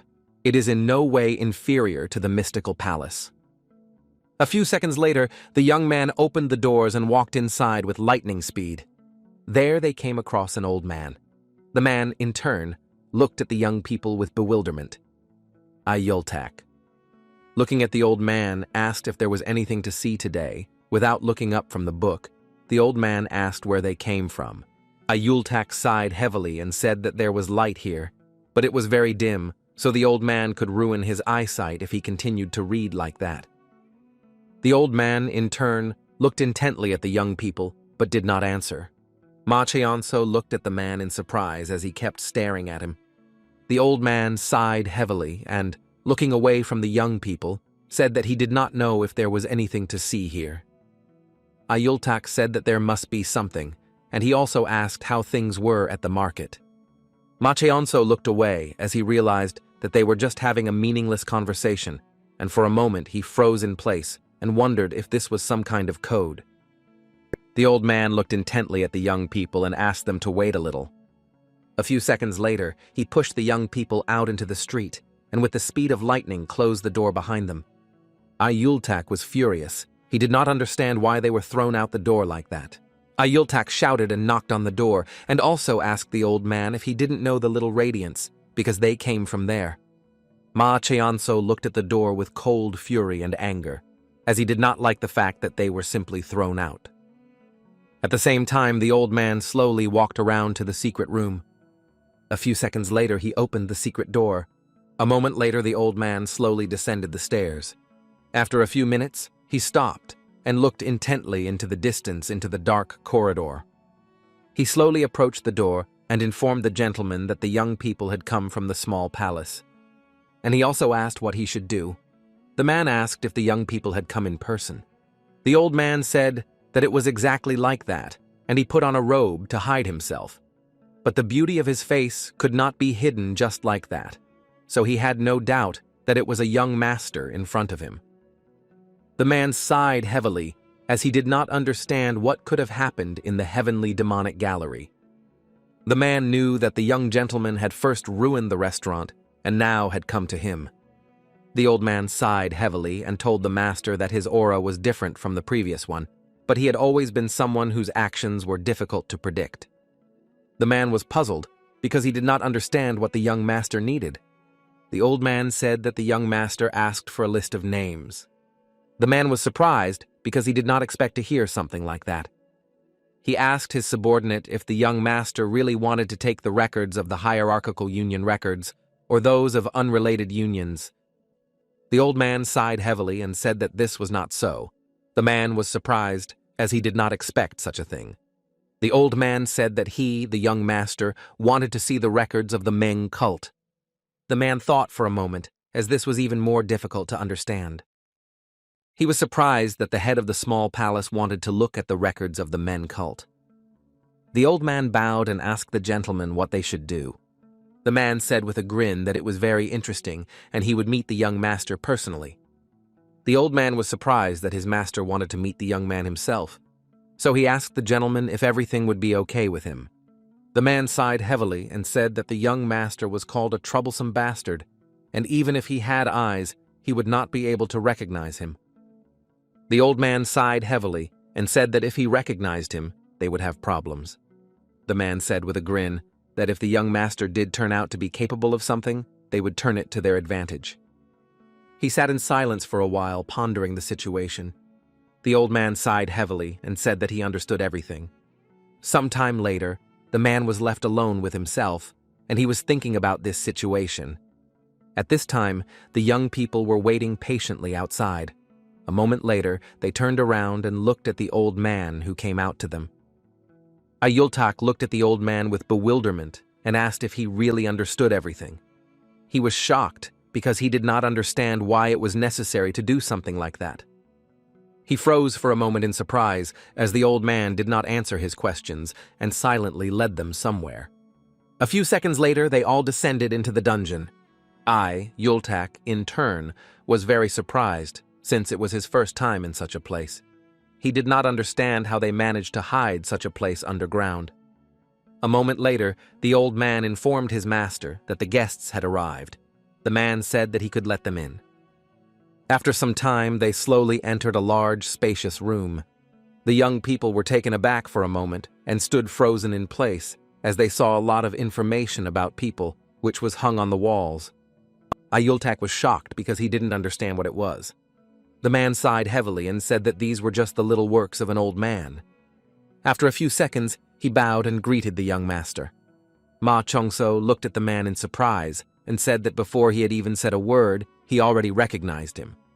The man smiled and said that at his age he had learned such things. Ma Chongso looked at the old man intently as he understood him, but in turn, something about the old man's body confused him.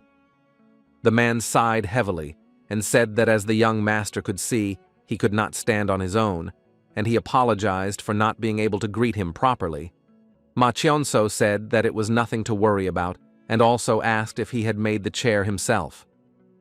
The man said that this chair is called a wheelchair, and there is nothing about its capabilities that could cause praise. Ma Chiongseo looked at the man intently and said that the secret room was located underneath the so-called library. Ma Chiongso looked at the old man and said that the man who called himself the old colleague master was actually greater. He did not understand how they could not be surprised by this fact. Ma Chongso looked at all the drawings and told the man that he was a wonderful artist. But a moment later, the young master was taken aback and froze in place in surprise. He realized that in front of him was a list of outstanding fighters of Muri. Ma Chongso was shocked because the old man had captured each of the outstanding fighters who had reached the highest stage. The young gentleman was shocked because he did not understand how he was able to do something like that, so he wondered who the old man really was. He was shocked because he could not believe such a thing. Looking at all the drawings, he saw outstanding masters.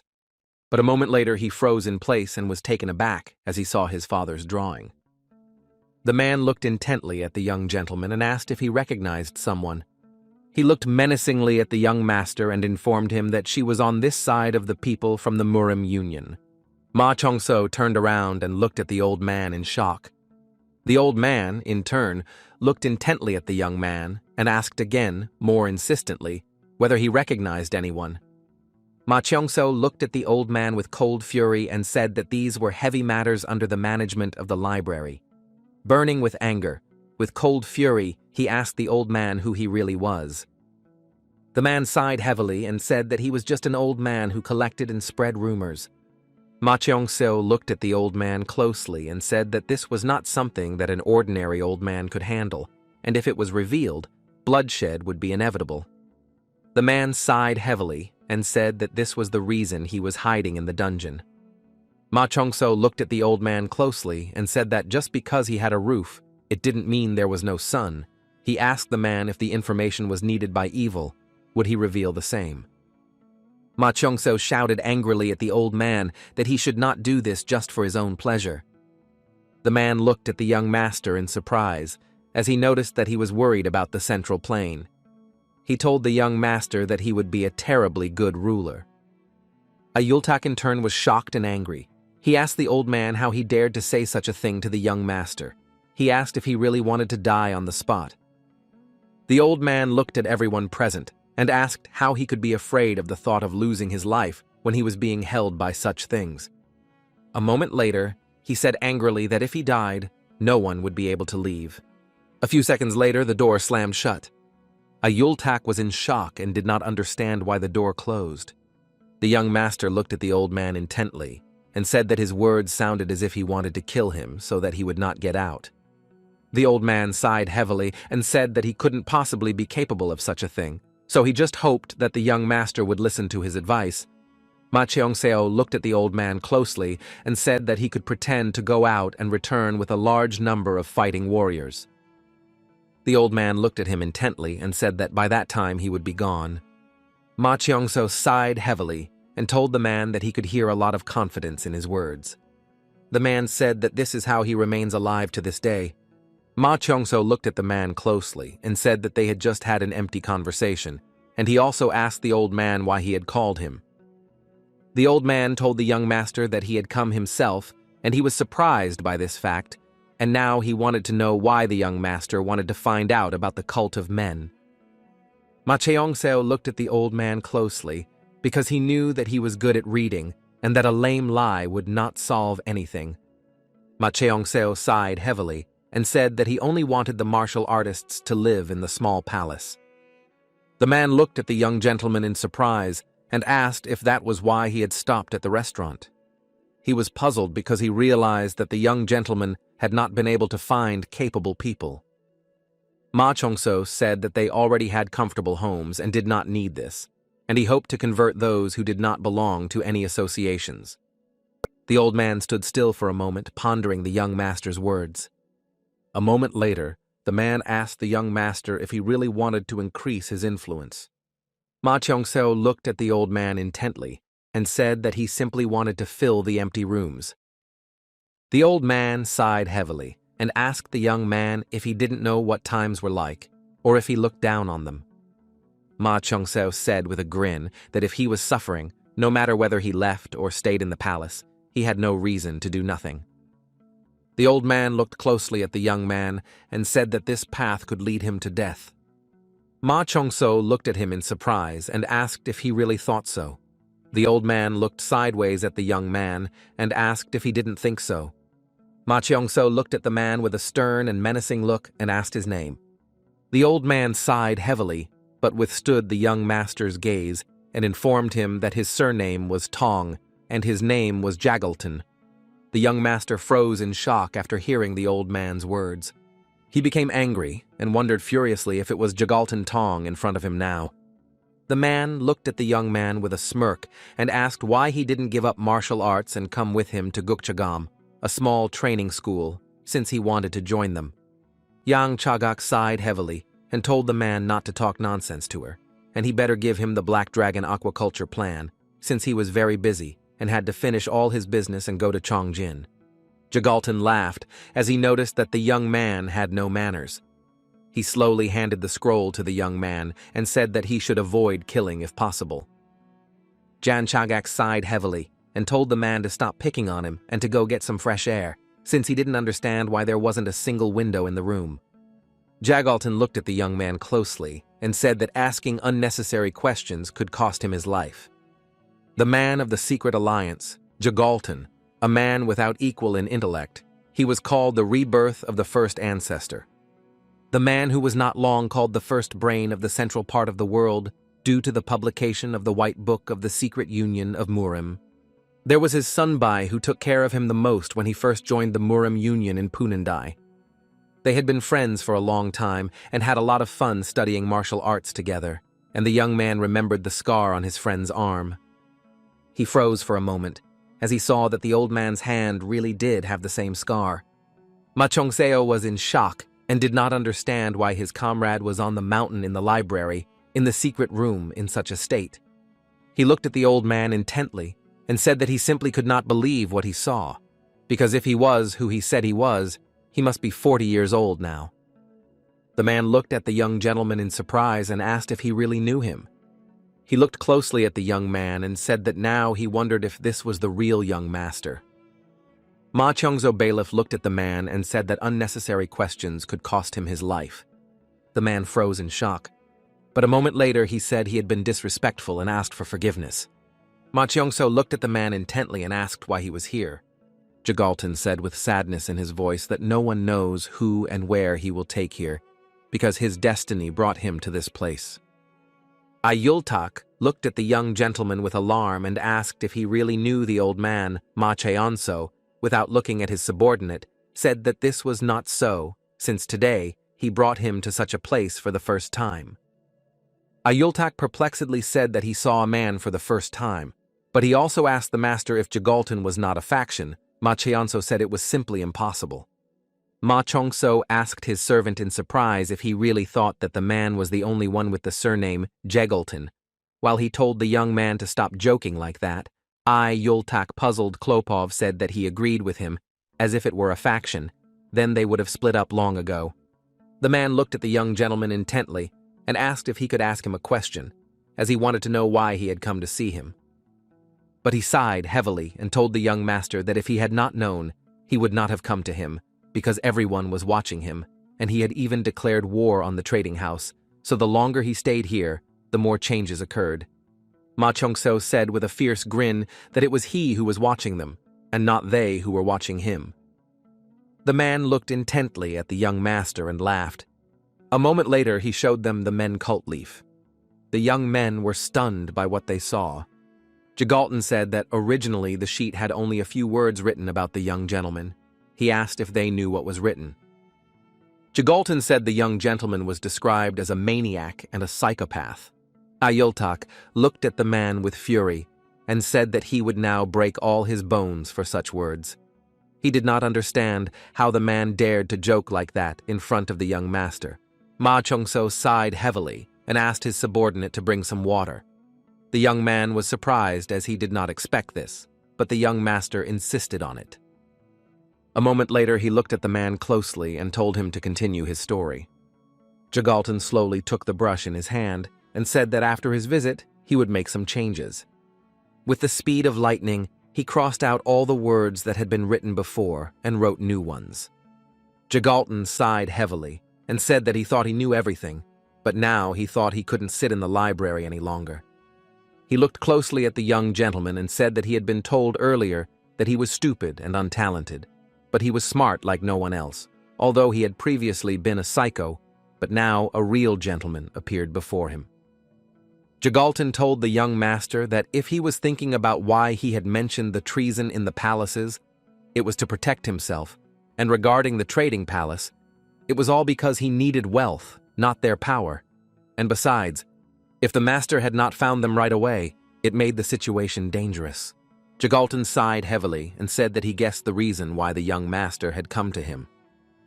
A moment later he pointed his cane at one of the paintings. The man said that the young master probably wanted to take the place of the head of the cult. With the speed of lightning, he turned around and looked intently at the young master. He wanted to know if he was right in his statements. The young man in turn looked intently at the old man, but did not answer. Jagalton sighed heavily and asked the young master if he didn't want this. Ma Cheonso nodded his head with a grin in confirmation. He looked closely at the old man and asked with a smile what he would do next, because if he became the head, he would burn this place down. Jagalton looked at the young master closely and said that if he was going to become the head of the clan, he would need help, servants, a council of elders, or an old man. The young master looked at the old man with a grin and said that he didn't need to worry about it. Jagalton. He smiled and said that with only a high status, he could only dream of such a thing, because a vain hope could be extinguished even by a small wind. Ma Chongso looked at the old man with a grin and asked if he would be able to climb up there if he shook his hand.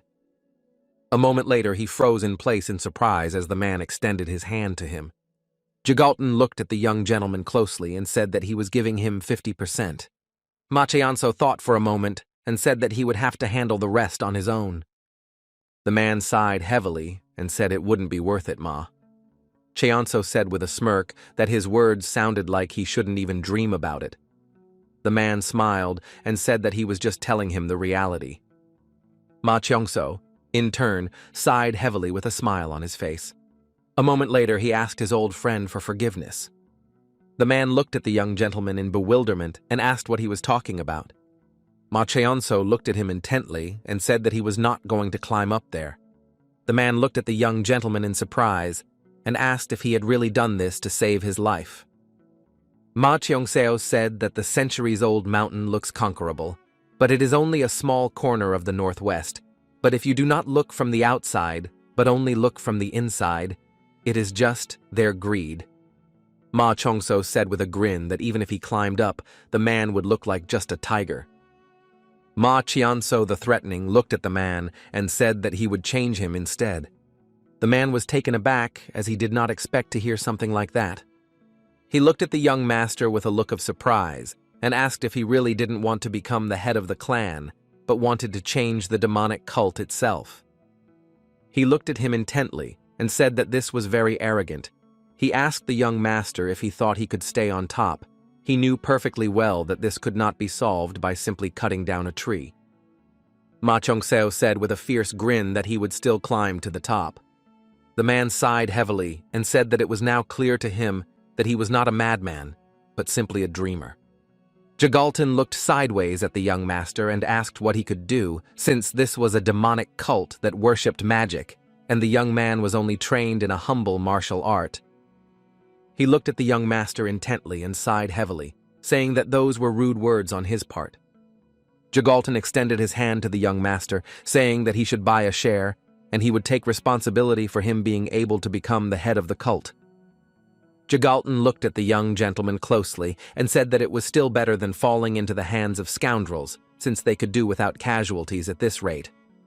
He smiled and told the young master that he would make his life easier, and all he had to do was give up his rights to him, and then he could live as he wanted. Ma Cheonso looked at his comrade with cold fury, wondering how he could have fallen so low when he had such a great future ahead of him. Ma Cheongso understood that the man wanted to become a regent, but in turn, he was shocked because he did not understand where the spirit of the warrior with whom he had previously been friends had disappeared. Ma Cheonso clenched his fists and looked at the man with anger because he now wanted to show him who he really was. With anger, he asked the man why he was so sure that he would not succeed. Gathering his strength, he told the man that he would change the demonic cult with his own hands. Ma Cheongseo looked at the man with anger and said that he should fight against empty desires that were blocking his path. Ma Cheonso was furious and shouted that if he didn't do it, then he would simply strangle him. The man froze in shock and fell to the ground with a crash from helplessness. He was in shock and simply could not believe that he was now seeing a heavenly devil in front of him. Ma Cheongseo looked at the man with cold fury and said that he was limited to just a small corner, not belonging to any other place. He spoke about the world arrogantly and rudely. A moment later, he used his power and directed it at the door that had closed earlier. The man froze in shock as the door fell with a loud bang and ease. A moment later, he bowed as he accepted his defeat. Jagalton sighed heavily and told the young master that he had received power from the head of the cult, but now he was puzzled because he did not understand why the young man wanted to change him, because he only had the opportunity to ascend to the throne. Ma Cheongseo said that the current magic religion seemed to be an abyss, and people were pushing each other into the pain and greed they created. They didn't even try to free themselves. The man sighed heavily and said that the young master of the cult would not have said such a thing. He looked closely at the master and asked if he had not done the same thing. Ma Cheonso sighed heavily and said that for this reason he would become the successor to the cult leader. The man sitting on the ground laughed at his words. But a moment later he burst into wild laughter that filled the entire room. The young man looked at the man in surprise and asked why he was laughing.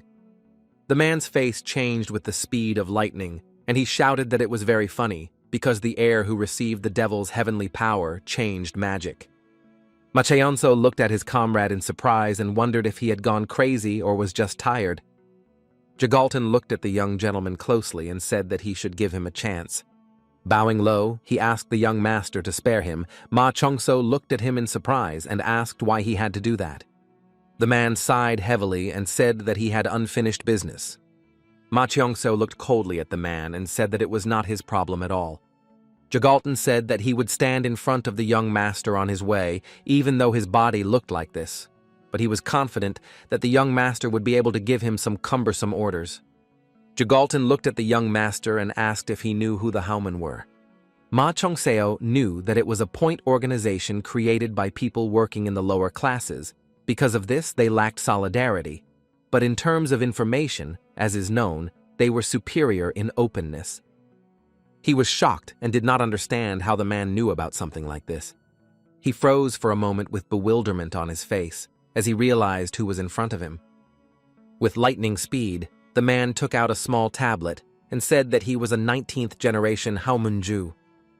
Ma Chongso saw a small tablet of pure gold in front of him, and now he was convinced that he had been right in his judgment. Ma Cheongzo looked at the man closely and said that it seemed like everyone had been deceived, since he lived hidden on the mountain. Jigalton grinned and told the young master that it must have been this that contributed to his progress, achievements, and the power of the heavenly demon. Ma Cheonso asked angrily, "Did this mean that they should trust each other after everything?" Ma Chongso looked at the man intently and asked what he wanted. The man must have sighed and asked the young master, promising him only one thing. Jigalton looked at the young master menacingly and said that there was a military man named Jigalman in the Murim Union, so he wanted to get him later. The young gentleman looked at the man in bewilderment, as he did not expect such a thing. But a moment later, he wondered if the military Jigalman had imprisoned the man in such a place. He thought for a moment, as he was curious as to why his comrade had changed so much. He wanted to know what the real reason was. He understood that if Togo had a nose under his heart, he must be the most feared in the Union. He knew that leaving him alive was dangerous for him. The man took a breath and told the young master that it didn't matter at all what he thought now. He regretted that his plan had changed, but nothing remains the same. Ma Chongso. Looking at the man, he said that much had already changed. Jigalton asked the gentleman if he wanted him to be on his side. Ma Cheonso looked at the man with a grin and said that if he wanted to follow him, he would have to work hard. Jigalton told the gentleman that he might go crazy if he bet everything, and when he died, he would not be able to close his eyes peacefully. The young gentleman said with a grin that he was crazy, and he should get used to it by now. As he was leaving, the young gentleman asked the man if he really only needed the military Jegelmoon. Jigalton said with cold fury that he was now an invalid, and it would be much better if the young master could bring him to him. The young master looked at the old man intently and said that this was too much for the faction. Jigalton told the young master that he was more suited to the Murim alliance than the demon cult. Ma Cheonso asked the man what he should do now.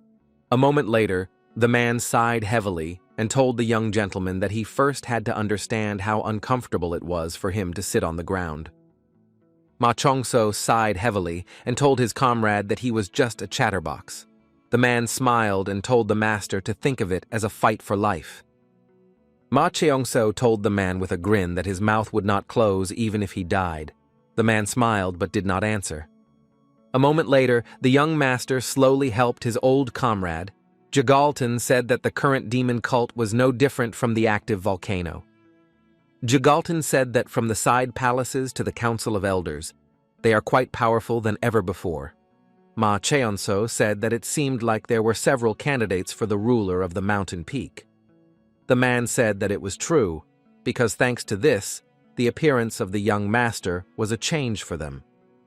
Jigalton told the Lord that if the head was rejected, the power would be taken by the minor heir, whereas the refusal of the head of the small palace would be a great burden. The young master, in turn, thought for a moment about the demonic cult. Jigalton looked sideways at the gentleman and asked if he was unhappy about something. The young man looked at him in bewilderment and asked why he suddenly asked such a question. Jigalton looked at the gentleman and said that he usually called the cult of men only demonic. Ma Cheonso froze in place for a moment. He was sure that it was too early for him to reveal his true identity. Looking away from the man, he told him to continue. Jagalton told the young master that even if he had achieved the power of a heavenly devil, he could destroy the demonic spirit, but he could not possess it. Jagalton slowly took out a small box and said that it was originally created to defeat the headman's heart, but he was now giving it to him. Jagalton said that one of the books belonged to the doctor of the cult, and there were several copies of the original, and the other book was a continuation of the cult, so he must protect them. The young man froze in surprise for a moment, but after a few seconds he saw a small mask. Jagalton knew that this was the root of the Western cult, for it was said that a demonic god created a golden dragon, but a god-sent hero killed it. This mask was on that hero. He sighed heavily and said that she saw that this was an ordinary mask. He looked at the young master intently and said that if he put on the mask, he would be surrounded by a sea of blood. It was made in such a way that no one would be able to recognize him. The man said that in the cult, it was used by 5 gods, who were known by the generations as heavenly demons. They were scattered all over the world, and it was unknown where. They only knew that the mask was here, and it was called the Holy Fire. The young master froze in surprise for a moment, holding the small mask in his hands. Jagalton. Looking at the gentleman, he said that he should descend us only as far as he could. When they learn that he has conquered the power of the heavenly demon, half of the cult will take his side, and the rest will have to deal with such an independent one. Jagalton said that exactly half of the cult would lose legitimacy. Jagalton looked at the young master closely and said that he did not need to worry too much, since he only had to convince half the palaces and the council of elders before the election of the heir began. Jagalton told the gentleman that he could then easily climb to the top, but he only had a few months left before the elections. Jagalton told the gentleman that he must be careful and approach them one by one, and he also said that there would be those who would get ahead of him. Jagalton sighed heavily and, looking at the gentleman, said that his reputation was not very good. He asked if he could change it. The young gentleman sighed heavily and said that if a man talks about the past, then he is very sorry. Jagalton looked at the gentleman intently and said that no one knew about this, and everyone thought he was crazy. Jagalton told the master that he needed to show the new him. He knew that the power had increased, which meant that the people were in danger if they continued to live there. Jagalton. Looking at the gentleman, he said that the unjustified pressure from the outside palaces and the council of elders had increased. Jagalton looked intently at the gentleman, who stood silently. He asked how he could help them. Jagalton told the gentleman to go outside and look around, and then he would see those who could change their lives with small things. Jagalton looked at the gentleman, who was a little surprised. He said he would be undercover. Some time later, he finally asked the gentleman if he could do it. Machianzo froze for a moment after his old comrade's words. He realized that he could work undercover. The man sighed heavily and said that it seemed to be as he thought. But a moment later, the young master said that he could. He turned around, glanced sideways at his old friend, and said that he would do it and would be undercover. The old man looked at the young man with a grin and said that this was very good news, but the young master still wanted to know if it was possible to do this. The old man asked the young man in surprise if he didn't want to increase his strength. He said that they have unusual qualities, but they go around and around because they can't mix. Ma Cheong-seo said that the houses in the small palace were empty. He asked if 10 places were not enough. The man looked sideways at the young master and asked if there were not 11. Ma Cheong-seo said with a smile that it had just acquired its owner. Jagalton looked at the young gentleman with a satisfied grin. A moment later, he said with a smile that the young master had such a shabby place like the small palace, but he still enjoyed his luxury. The young master smiled and said that he had now become sarcastic. Jagalton looked at the gentleman intently and said that he had to look at something else. Jagalton said he wanted to show him Yule, Tashika, because they need to start with him. The young gentleman looked at this image in surprise. Yultak entered the room. He was a little surprised, as he did not understand what happened to the door, but after listening to their conversation, he said that he knew the young man, and he was a bad guy. The young master asked his subordinate if he knew him. Yultak said that of course he knew him, and he was doing well, but then he lost his wife and drank poison, so he now had a bad reputation. Jagalton said that everything is correct, and in the palace he was the head of the guard of the head of the cult. He was a former creditor in the palace. Jagalton sighed heavily and said that now no one needed him, and he remained a cripple. The young master looked closely at the image, but did not answer. A moment later he turned around and, looking at his assistant, said that it was time for them to go. Ayultak was surprised by such a change in the master. As he left, the young gentleman said that he had another goal. In the Subon outside the market, under the waterfall, there was a valley where low-class people lived.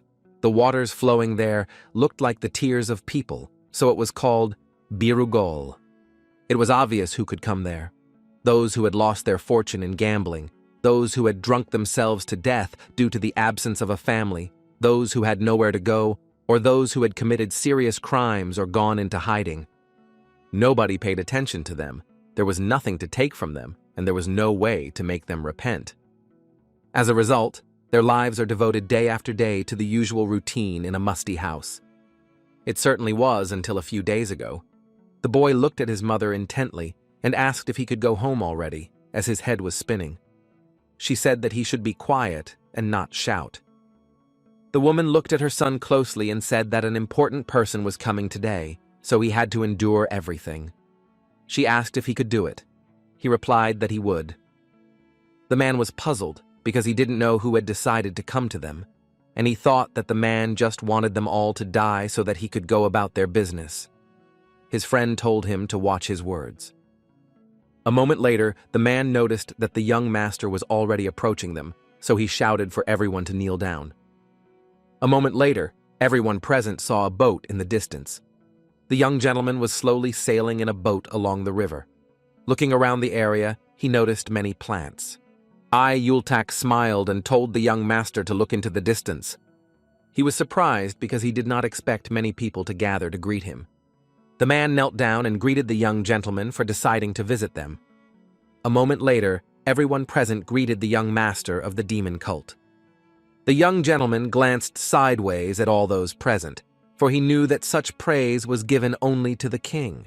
He noticed that the village was full of believers, whom he had to get rid of. He looked closely at the people who were uncomfortable in the heat. A moment later, he asked the man if they were hot. The man was taken aback, as he was surprised by such a question. Ma Cheongso and asked again if they were hot.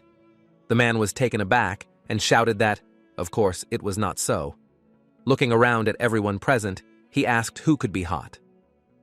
People wiped away the sweat, but no one dared to say that they were hot. Ayultak looked at the gentleman with a smile and said that he quickly built them, and also said that they needed to go. Ayultak looked intently at the man and said that he should see them off. The young master sighed heavily, as he knew that this was just karma. The man looked at the young people intently and asked if it was difficult for them to get to such a place. He was puzzled because he did not know why they suddenly decided to visit them. Ayultak looked at the man with skill and asked if the young master of the cult needed a reason to look at the lives of ordinary people. The man was taken aback and said that they were right. The man sighed heavily and said that they were very embarrassed in front of the young master, since they did not even have decent treats. Ayultak Iskosa looked at the head of the village and said that they had a market nearby, but it was still worse than on the outskirts. The man sighed heavily and said that this was indeed the case because, as we know, this was a very poor place. Machionso looked at the man intently and asked if those flowers were already here. The man was taken aback, as he did not understand what he was talking about. Changchun asked for forgiveness because he didn't really know those places. The young master sighed heavily and said that he understood everything, and also told the man that the top could go.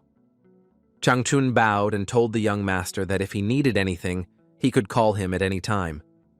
Ayultak looked intently at the gentleman and said that the valley was very small and he would quickly find it. Ma Cheongxiao sighed heavily and asked his subordinate if he thought it was strange.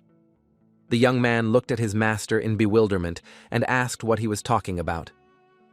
Ma Cheongso sighed that he had the feeling that something was missing. Yultak. After reflection said that the believers looked open, he said that there were flowers and rivers, He did not understand what else was needed. Ayultak asked the young gentleman with a grin if he was drunk. The young gentleman said that there were no traces of agriculture near this place where people lived. Ayultak said that I gave it on the centuries-old mountain. Agriculture is not easy. Ma Cheongseo. You in turn said that there was a river, and it was quite warm because of the low location of the valley, and it was quite a good place for farming. He noticed that people had to climb up to the market from the valley. Ayultak sighed heavily and said that there were reasons why they lived without agriculture. A moment later, the young gentleman stood up and said that they needed to find out everything. Ayultak was surprised because the young gentleman had not yet finished eating, but was already getting ready to go. He said that he had already finished eating and it was time for them to go. Ayultak was taken aback and shouted after him to wait for him since he had not finished eating yet. At the same time, the man was slowly going about his business, but in turn he was puzzled because he did not understand why the young gentleman had come to them. He thought for a moment because he understood that he had moved in with them for a reason. With a grin, he said that if the gentleman came from one business, then he could become the head after all and move to Ilbon. A moment later, he sighed heavily, knowing that he shouldn't just say this. A few minutes later, he arrived at the place. Entering the house, he noticed that Nari had arrived. A few seconds later, he slowly handed the money to the young man. The man looked closely at the small bag and said that there was less in it than last month. Changchun was taken aback and said that it was all because the young master had suddenly arrived. Nari looked at the man in surprise, as he didn't expect to hear anything like that. The man ran away and said that everything was exactly like that, and he did not know why he came to them. So for several days they did not work and prepared for the arrival of the master.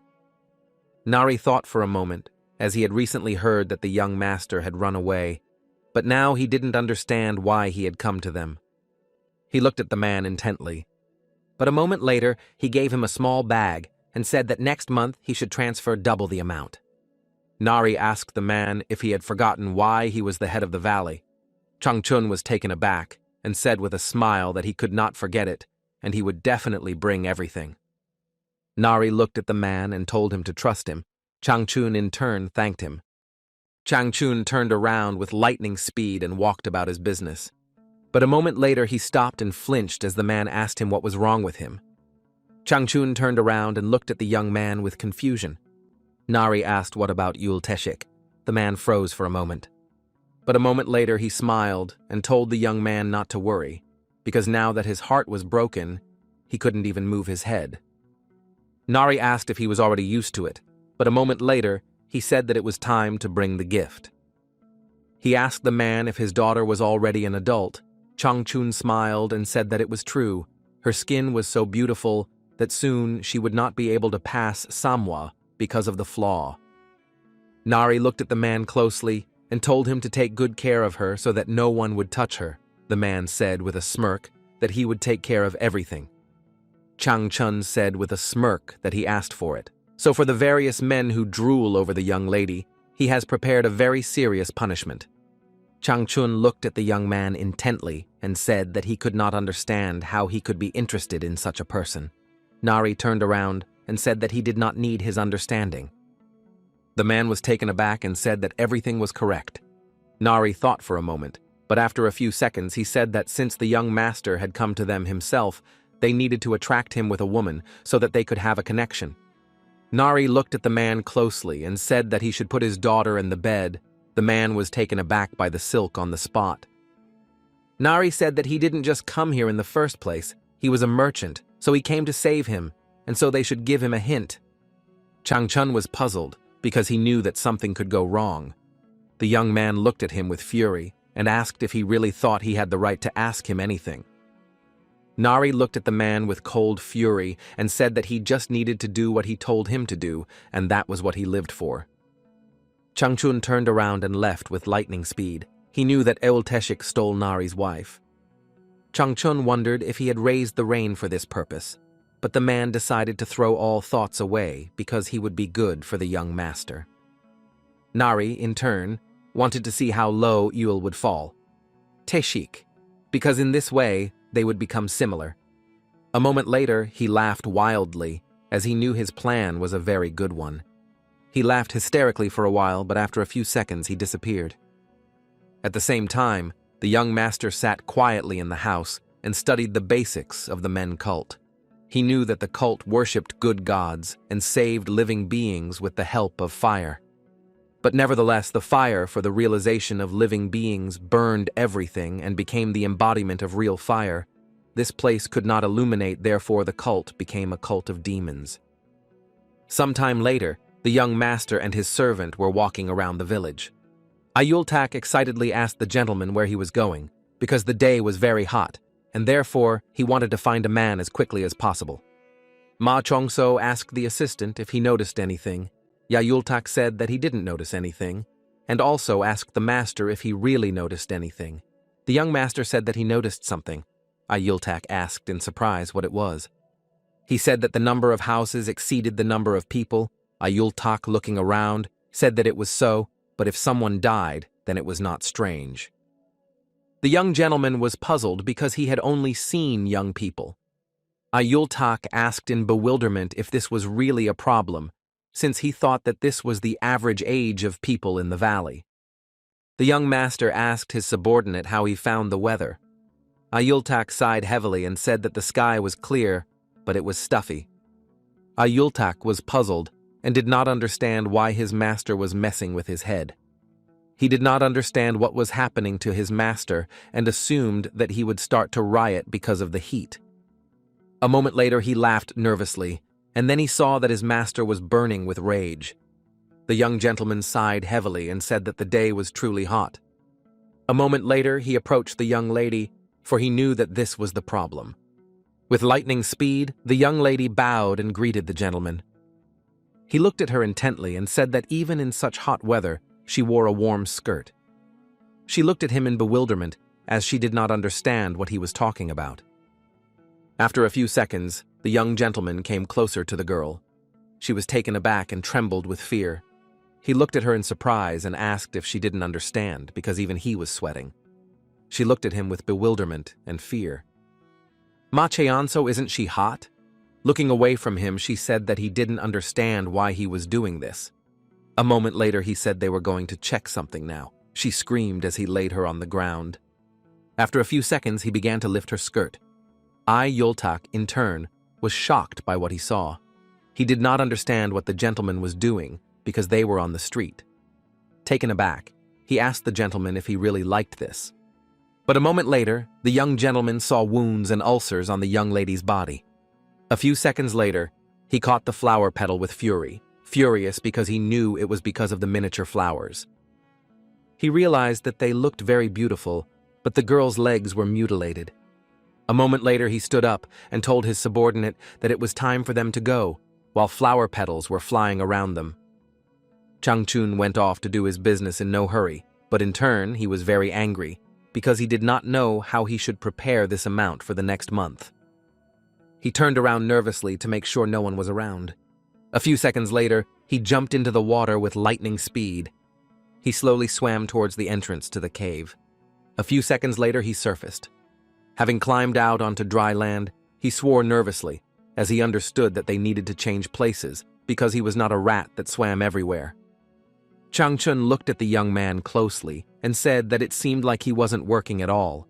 He smiled and told the leader that he had said earlier that he didn't need to do this anymore.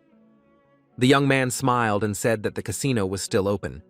Changchun walked slowly past the people who were arguing among themselves over the game. He looked intently at everyone present as they played without stopping. The man looked at his friend and said that he was cheating. A moment later, Changchun intervened in their argument, inflicting a wound on one of the men. He looked at the man with cold fury and told him to get out immediately. He walked slowly into the room and told his subordinate to bring his friends and get to work. The young man was taken aback because the young master was in the village, and if he had brought his friends, the valley would have been empty. Changchun looked at the young man with cold fury and said that the young master had come to them for precisely this reason. A moment later, he entered the room, which was strewn with flowers. Changchun angrily told the young man not to drool in vain and quickly, without making a fuss, bring everyone without exception, Otherwise, they would not make it in time for the next month. A few seconds later, he turned around and asked the young man where Yule was now. Technician. The young man said that he was most likely with his daughter now, since he spent all his time with her, except when she was working. Changchun told the young man to bring them both. Changchun said that the girl needed to be washed because he wanted to put her in the young master's bed. The young man was shocked. He asked the man if he really wanted to give her away despite the fact that he had forbidden anyone to touch her. Changchun said with a grin that, unfortunately, he would have to make a sacrifice for the sake of the cause. The young lady looked at her father and said with a smile that he should eat. He sighed heavily and said that she should also eat. She smiled and said that she was already full and he should eat. Heir said with a smile that a high-ranking person from the small palace had arrived today, and that was why everyone was having a hard time because of it. Heir asked his father with a smile if he had heard about this, since they had come from the small palace. The man was filled with rage after hearing about the head of the small palace. But after a few seconds, he began to breathe heavily. She realized that he remembered the past. She wondered what her father was like at that time. Some time ago, they were informed that he had a long-standing chronic illness. The man said with a grin that he had to take his medicine. The young lady, in turn, glanced sideways at the medicine. She was furious because she knew it was not a chronic illness at all, and they needed to get out of the valley as soon as possible. A moment later, all her thoughts disappeared as she heard a noise. With the speed of lightning, she turned around and looked intently at the door. She was scared because she was not expecting anyone. Opening the door, she smiled and asked the man what brought him to them. The young man said that the head of the valley was calling them. Heir was surprised because she knew that he should be with the young master now. The young man said that she should hurry and not ask unnecessary questions, and she should also take her father with her. She was surprised because she didn't expect to hear something like that. A moment later, she said they were on their way. As he left, the man looked at her with cold fury. But a moment later, he said that she should go and wash herself. Heir closed the door with lightning speed, but she was also worried and knew something was wrong. She approached her father and informed him that the head of the valley was waiting for them and that they needed to go. The young lady was worried. She had a bad feeling and did not know what had happened. Sometime later, she walked slowly towards the meeting with her father. She was puzzled because she had never been in such a place before. A few seconds later, they entered the great hall. The young lady froze in shock on the spot. Looking around, she realized that they were now in a casino. She knew her father hated unfamiliar places, but now he was calm. She wondered if he had ever been to a place like this before. The man looked at her sullenly and said that she must hurry. She looked at the man with bewilderment, but still did as he ordered. A moment later, the man said that she should go on alone. The lady was a little puzzled. The man said with a grin that the chief had told him that he wanted to give her father a special medicine. The young lady turned around and looked at her father with fear. She smiled and said that they didn't need to do that since her father had recently taken some medicine, so they had enough, so they would go together. The man looked at her with cold fury because they had spoken to her in a friendly manner. Heir froze for a moment in place out of fear. The young lady loosened her grip for a moment, and after a few seconds, she let go of her father. But before she could move away, her father grabbed her hand. She looked at him in surprise, but he quietly told her, trembling, not to leave. All with fury, Teshik, and said that they will give him medicine now, and he must let go of his daughter. No, all the technician, in turn, did not want to do this. The man looked at him with anger and presented him with a large bag and said that he could give him all the contents at once. Teshik, in turn, looked at the bag with puzzlement. But after a few seconds, he turned his gaze to his daughter. His hands were shaking, and he didn't know what to do. A moment later, the young man poured a handful of medicine into his hand. Teshik trembled and looked at the medicine with bewilderment. But a moment later, he finally let go of his daughter's hand. She was puzzled, as she had not expected such a thing. A few seconds later, the young men led the man in the opposite direction and told the young lady that she had to go. Heir looked at the dried-up trail with tears in her eyes. Turning around, she burst into tears, but mentally asked her father to wait a little, because she was supposed to return soon. A moment later, Changchun greeted the young lady with a joyful smile and invited her to sit wherever she wanted. She sighed heavily and, without looking up at the man, said that she didn't want to, and also thanked him for his concern. He smiled a sly smile and said that her father also did not listen at first, and it seemed that she was very similar to him. Changchun walked closer to the young lady and looked at her with a fierce grin. Oil Heron, in turn, was taken aback and looked away from him, and trembling with fear asked why he had called her. The man slowly touched her face and asked with a grin if she was afraid of him. He said that they had not seen each other for several days. The young lady was shocked. She looked at him warily, trembling with fear. He asked with a grin if she was really disgusted by his touch. He didn't understand what was wrong with that, since she would still get dirty. The young lady was taken aback and pushed him away, asking what he was talking about. He laughed and asked if she had forgotten who raised her. He said with a grin that thanks to him her father had lived so long, and now he wanted to give her a chance to repay him for his kindness. She was taken aback and trembling with fear, told him not to come near her. Changchun said angrily that she was ungrateful, and even knowing that her father would get worse, she was now turning away from him. He looked at her with a smirk and said that he knew that she wanted to run away with her father, and now he was giving her that opportunity. Looking away from her, he said that he didn't care about them, and so they could leave him at any time. But a moment later he turned around and, looking intently at the young lady with a fierce grin, said that she must sleep with the head of the small palace. The young lady froze in shock as the information given hit her. She knew that the head of the small palace was a hunter of women's bodies who caused trouble to others depending on his mood, so the people nicknamed him a big pervert. She looked at the man timidly and asked what if she didn't go. He asked with a grin how she would earn money then. Changchun told the girl that her father owed him a lot of money, so he should at least sell her. The young lady was shocked. She screamed that this would not happen. Changchun said that until today her father had been receiving medicines, and they were very expensive. He asked if she really thought that he was just giving them away.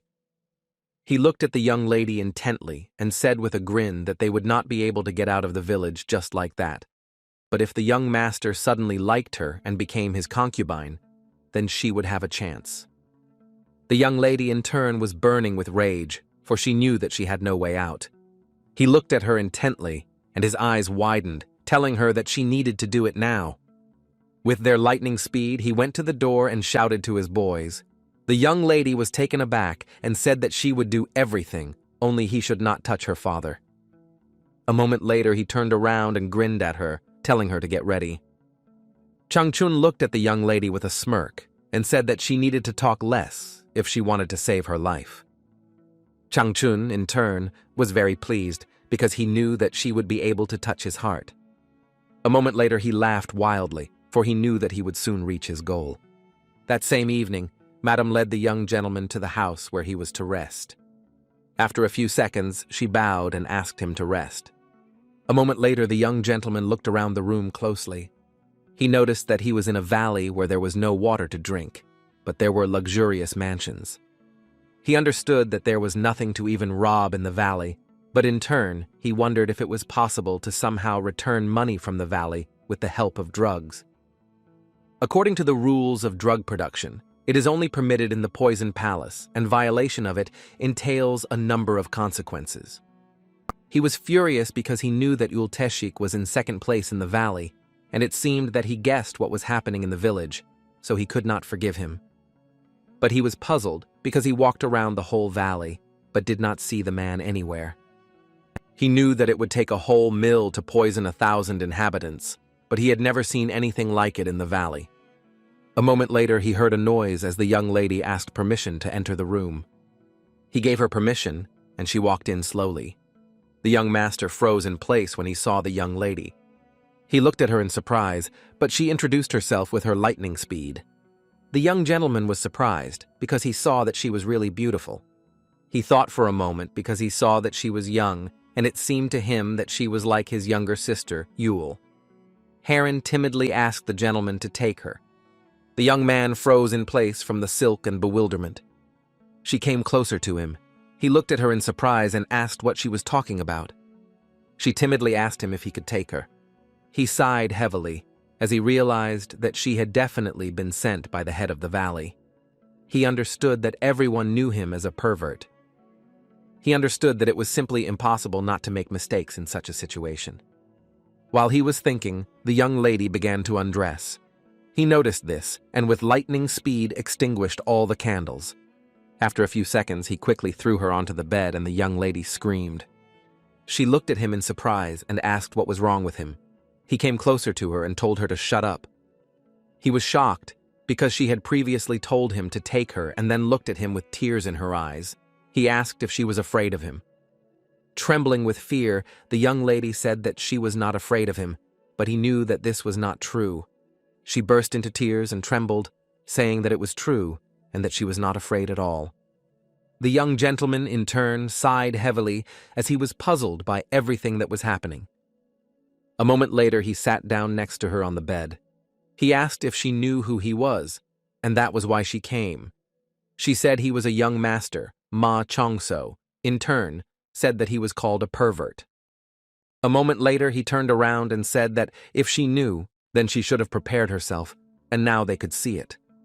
She was taken aback and asked what he was talking about. He sighed heavily and said that if she had come to do her job, then she should do it. She was in shock and didn't know how she could do it. He looked at her intently and asked if she had come for some other reason. The young lady in turn screamed and said that it was not so. A moment later, he turned around. She looked at him frightened and asked what he was doing. He asked why she was so scared and also said that if she was frozen, then he should do everything. She looked away from him in embarrassment and said that she just needed time. Ma Cheonso looked at her in surprise and said that at first she told him to take her, but now she needs time. He asked if she was making fun of him. She embarrassedly said that she was not. Trembling with embarrassment, she said it was her first time. Ma Cheongso sighed heavily but did not answer. A moment later, he said that she should go back. The young lady was taken aback, as she did not expect such a thing. He looked at her intently and said that she should leave, as an immature woman like her was not his type. But a moment later, the young lady, trembling with fear, grabbed his hand and stopped him. He looked at her in surprise and asked what she was doing. He asked if she was really trying to create a drama. She firmly said that this was not the case. She said, embarrassed, that she wanted to ask him something. Unable to bear it any longer, she screamed and asked why he was behaving like this towards her. She asked if he shouldn't just take her. He sighed heavily and said that he had already said before that she was not his type. She asked if she just needed to look right. A moment later, the young lady rushed into his arms. He was shocked, as he did not expect such a thing. Ma Cheonso shouted and asked the young lady what she was doing. In a hurry, she shouted that she was doing what he wanted her to do. She screamed that she could do anything. He was in shock and screamed for her not to come near him. But a moment later, he couldn't take it anymore and threw her into the bed. Heir froze in place in embarrassment. Looking away from the young gentleman with tears in her eyes and trembling with fear, she said that now he could do whatever he wanted. He was in shock, as he was, again, being portrayed as a sinner. The rest looked at her and said that if he didn't like her, he would have to get rid of her, and this applied to anyone. He asked if she wasn't afraid. Trembling with fear, the young lady said that she was afraid.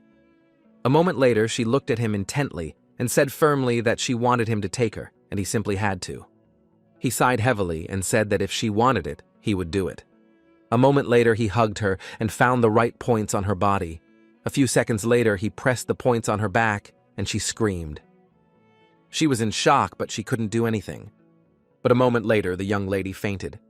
He sighed heavily, as he understood that the cult of demons was not at all simple.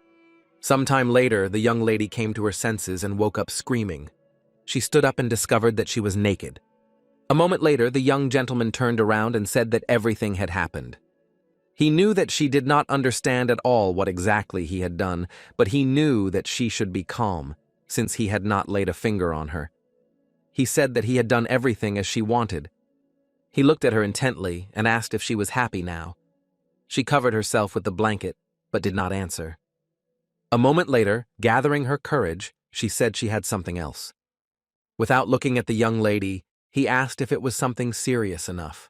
With tears in her eyes, she said it was very important. She cried and said that her vile body had gone to the master. He was puzzled because she knew nothing about the fact that nothing had happened, but he knew that she would suffer. A moment later, she thanked him. He sighed heavily and said that she should thank those who had wronged her. He noted that she was an honest woman. She said that she was to his taste, so she asked him to save her and her father. The young gentleman was taken aback and froze in place at her words. He looked at her in surprise and asked if he really had to save her father. She sighed heavily and with tears in her eyes began to beg him about it. Ma Cheonso looked at her intently and said that she was either naive or had never heard of him. Ma Cheonso looked at the girl intently and asked why she thought he would listen to her and her body. She looked at him in surprise and thought, what else can a girl do who only had a body? He sighed heavily and said that she was very mercenary to come to him with such thoughts. He sighed heavily and said that he would listen to her, but if she did not satisfy his interest, he would cut her throat. She looked at him in surprise. He asked if she was deaf or dumb, or if he should cut off her neck right now. In a hurry, the young lady said that her father was ill, and if she was not by his side, he might die. She screamed that the people in the village were very humble. Some of them couldn't even touch their toes, but she really wanted to live with her father. He sighed heavily and said that he understood her. She looked at him in surprise, but at that very moment he asked what her father's name was. Heir looked at the young master intently and said that her father's name was Ul, technician. The young master in turn froze in shock. He looked at her in surprise and asked if her father's name was Yule, technician. She burst into tears and said that everything was exactly like that. He was puzzled, because everything was much worse than he thought. A moment later, the young gentleman said that he understood, and she need not worry. He said that she should have a good rest, and he pressed one of the points again, and she fell asleep. A moment later, he looked at the medicine he was taking. After a few seconds, he looked out into the street, as he wanted to make sure that no one was watching him. He walked up to his subordinate and told him to wake up immediately. The young man looked at his master in surprise, as he did not expect to see him in the middle of the night. He sighed heavily and asked the gentleman why he was not sleeping for such a long time. Ma Cheonso placed a small bag on the table and told his subordinate to take a look at what it was. Ayultak looked closely at the powder and said that it was familiar to him. He looked at the young gentleman in bewilderment and asked where he got such a thing, since the color looked very expensive. Ma Cheongseo asked if it was Mikyon-san. Ayultak was surprised by this question of the gentleman, because of this, the head of the cult locked him in a cave, and now it can only be found in the poisonous palace. Ayultak laughed and told the gentleman that at 14 years old he set fire to the poisonous palace because he ate this powder. The young master told his subordinate to try the powder. Ayultak was surprised and did not understand why he should do this, but the master insisted. Ayultak sighed heavily and said that he had never done this and never would. Ma Cheongseo sighed heavily and asked what he could do if he wasn't even doing that. He told the young man to try the powder immediately. Ayultak perplexedly said that he would not do it.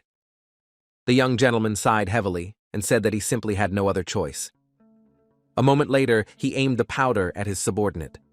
Ayultak changed my expression with lightning speed and groaned. But after a few seconds, he laughed joyfully and called the young master. Ma Cheongso looked at the young man, as he understood that the fact that the effect appeared immediately spoke of his danger. He looked at the young man intently and asked if he could stop, but he did nothing of the sort, so the young gentleman asked for forgiveness. After a few seconds, he used his power, and with it, he burned away the entire effect. He looked closely at the young man, who fell with a crash after the force was applied, because he knew that there would be no addiction.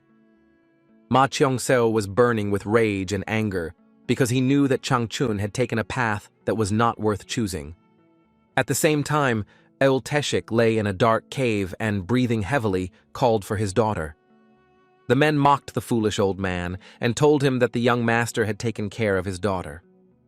Il Teshik reached out to the man with his last strength. He grabbed the man by the leg and started screaming, as if he wanted them to give his daughter back. The man was furious because he saw that the old man was stubborn. He did not raise where he got his strength from because he had taken a lot of drugs. He shouted in rage that he was just a miserable old man who served in the gambling house, but at the same time, he beat him with cold fury. The man was furious and did not understand why the headman had not yet ordered the old man to be killed. But the young man mockingly said that since his daughter had been given to the young master, his death was already on the doorstep. The men whispered among themselves because they did not like the decrepit old man, even though he was one, but he always had a very stern look. The man heard that the old man was a big shot in the past, but his friend didn't believe it and thought that he was a small businessman in a trading house or was one of those who hung around with the priestesses from the Holy Palace. A moment later, the old man opened his eyes and looked at the young man with cold fury and anger. The man froze for a moment, as he felt uneasy under such a close gaze. He was taken aback and wondered if he should kill him himself. His friend told him to calm down, as he might get a serious punishment from old age. They turned around and froze in shock as they saw the old man crawling with all his might and angrily telling them to give his daughter back. Dumbfounded, they looked at the old man with anger. But a moment later, the man could not stand it and grabbed the old man by the hair. Burning with anger and fury, the man beat the old man. He shouted at the old man that if he looked into his eyes again, he would kill him. The young man was worried that the old man might die because he had lost a lot of blood. The man said angrily that the old man had simply hit his head on the floor and died. Walking down the long corridor, they slowly passed the dungeons. The man said with a grin that the children could be useful since they produced drugs day and night. Thus, they saved their parents, not knowing that the parents were on drugs. They scoffed and said that the children would never know that their parents were sitting on what they produced. Stretching, the young man said that if the village chief and the young master could get along, then they would finally be able to get out of this hole. A moment later, the man turned around as he heard a crash and froze in surprise when he saw his friend lying on the ground. He didn't understand what had happened, but a moment later, Ma Chong-seo stabbed the man. The man, in turn, fell to the ground with a crash. Ma Cheonso looked around as he realized what was really happening. He was furious because they had opened a gambling house under the valley, but that was not enough for them. They also detained and poisoned the old people. He understood that this was not all, because there was still the place where the drug was produced. He wondered if it was really behind the village he had passed by. He was furious because unfortunately he couldn't save the people, because they didn't even have control over their own bodies, and if he let them out, he would only make things worse. He mentally promised that he would come back for them. But a moment later he heard some noise and was taken aback. Coming closer to the prison, he froze in place, because he saw an old man who was calling his daughter. He looked at the old man with bewilderment, as he saw that he was not in very good condition. He understood that the old man looked very bad, but there was no mistake, because in front of him was the former leader of the detachment of masters of demonic art, his portrait he had seen in the book. Ma Cheong-so approached the old man with lightning speed and asked if he was okay. Ma Cheon-so was shocked because he saw that the old man was in a terrible state and his channels were seriously damaged. He wondered if it was all because of the drugs. He knew the external damage was serious, but the biggest problem was his mind. He saw that life was barely glimmering in him. The old man looked intently at the young man and, trembling, said that he had a request. Ma Chong-seo was taken aback, because the old man had a last wish. He understood that he was really on the verge of death. Ma Cheon-so shouted at the man not to give up so easily, but the man, trembling, begged the young man to fulfill his request. Il-Teschik looked intently at the young man, and with his last strength, said that no one should know about his death. The young man froze for a moment after his words. He was furious because the old man did not ask for salvation or revenge. The young master was angry because he understood that the old man simply wanted his daughter not to know about his death. He looked at the old man closely and wondered if he would meet his end in a place like this. He stared at the old man for a moment, not knowing what to do. He was furious because he couldn't let the old man just die in a place like that. He understood that he could save him. Even if the chance was not great, it still existed. He wanted to infuse life-giving force into the old man, because in this way he could restore his energy channels with the help of his qi. Ma Chongso understood perfectly well that it would not be so difficult to restore his channels, but there could be problems with the internal qi. He knew he didn't have to hesitate, because he simply didn't have time. A moment later, he undressed the old man and looked at him intently, concentrating. After a few seconds, he directed all his power at the old man. He saw the old man writhing but still continuing to act. Ma Chongso was surprised and wondered if the man was absorbing his qi. After some time, he noticed that the problem was not a lack of qi. In fact, his dantan was very strong. Ma Chongso was puzzled and did not understand how this was possible. He was shocked as the man quickly absorbed his energy. He was puzzled because he realized that if his energy was not enough, then he himself could die. Ma Chongso knew it was too late to stop, so he wanted to give all his energy to the man without a trace. A moment later, he began to pour out his power even more strongly. He was shocked because so much time had passed, so he wondered if the man was still absorbing his power. A moment later, he had already decided to give everything he had left. With the last of his strength, he gave all his energy and the man screamed. A few seconds later, the young man fell to the ground with a thud. At the same time, the old man stood up as he gained strength, and his body was transformed. Ma Chongso was breathing heavily, as almost all of his qi had been used up, and he had nothing left, but he knew that if dantan was even a little bigger than him, he could have died. Ma Chongso looked at the old man in surprise as he saw his changed body. He realized that the old man was already in the awakening stage. Well, the technician looked at the young man in surprise and asked who he was. The young gentleman, breathing heavily, asked the old man to catch his breath a little, since he could not speak. The old man looked intently at the young man, wanting to talk about what happened to his body. Despite his humble origins, he rose from the very bottom thanks to his strong body. Yulteshik always cared about those around him even after he became an important person, so he was followed and respected. When he became the leader of the squad, many people from the 7 palaces and the Council of Elders appeared, eager to work for her or get to know her better, but he chose an old friend with whom he grew up. There was a period when Yulteshik was called one of the greats, but he preferred a quiet and happy life in solitude. At that moment, it seemed to him that happiness would last forever, but everything collapsed when Yulteshik decided to go to training to reach the stages of awakening. Looking at his wife, he said with a gentle smile that as a leader, he had a duty to achieve awakening. Worried about his wife, who was left alone with their daughter, he asked people he trusted to take care of them while he was in solitude. However, when he returned to the house, he saw devastation. During his absence, his relatives were kidnapped by robbers. Yulteshik had to finish his training early, so he gathered his squad of masters, the art of the higher demons, and went in search of the kidnappers. He searched for his relatives with all his might, but when he found them, he froze in shock. Unfortunately, his wife was dead, but his daughter was still alive. Yulteshik said in a puzzled tone that he had no one to blame, since the fault lay only with him, since if he had not been so greedy, he would have chosen another place for training. The young master asked the man if he had really gone crazy. Yulteshik said that he simply could not survive it, so he wanted to commit suicide several times, but because of his daughter, he remained alive. Eventually, he stopped practicing martial arts and started using drugs to dull the pain. He thought he had lost all his internal energy when he stopped practicing. The young gentleman looked at the man intently and asked him if he regretted saving his life. Yulteshik said that his mind was clouded, but he remembered everything that happened to him, and he was grateful to the young man because he saved him all. The technician looked intently at the man and said that he would like to ask him one question. The inspector asked the young man if he really came from the small palace. The young master froze for a moment. He was puzzled and did not understand how the man understood this, because he was wearing the sacred mask of fire, Yul. The inspector told the young man that he did not have to answer if it was difficult.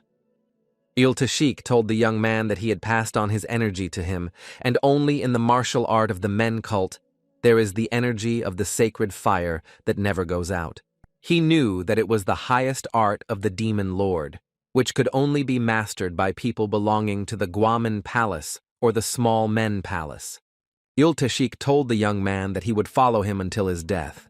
He would do whatever was required of him, but he still wanted something in return. He sighed heavily and said that his daughter was unhappy.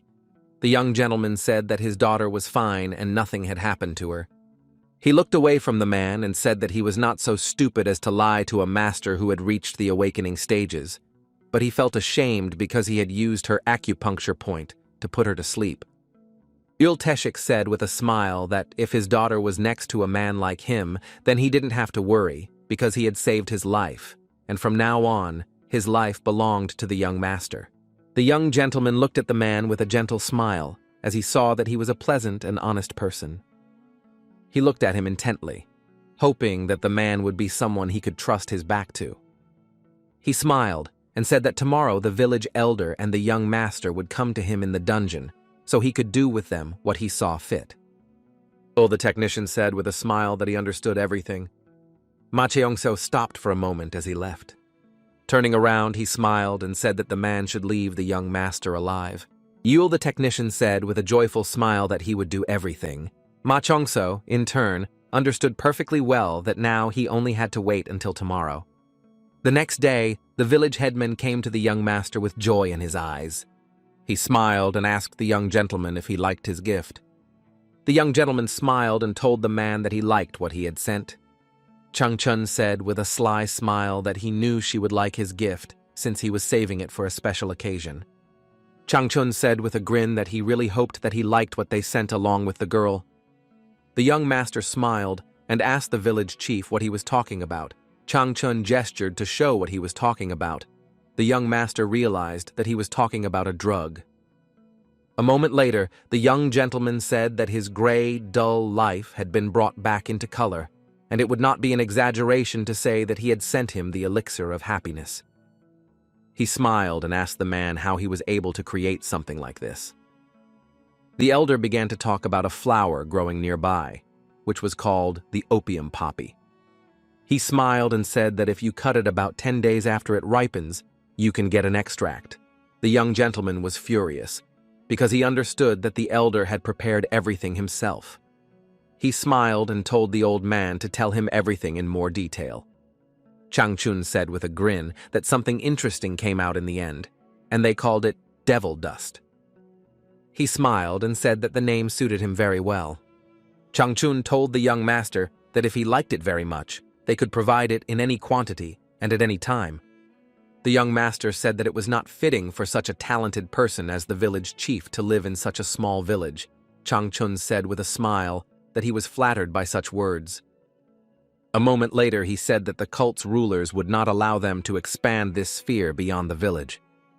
Changchun told the young master that he must have noticed that there were a lot of beggars in the village who had nowhere else to share their wealth.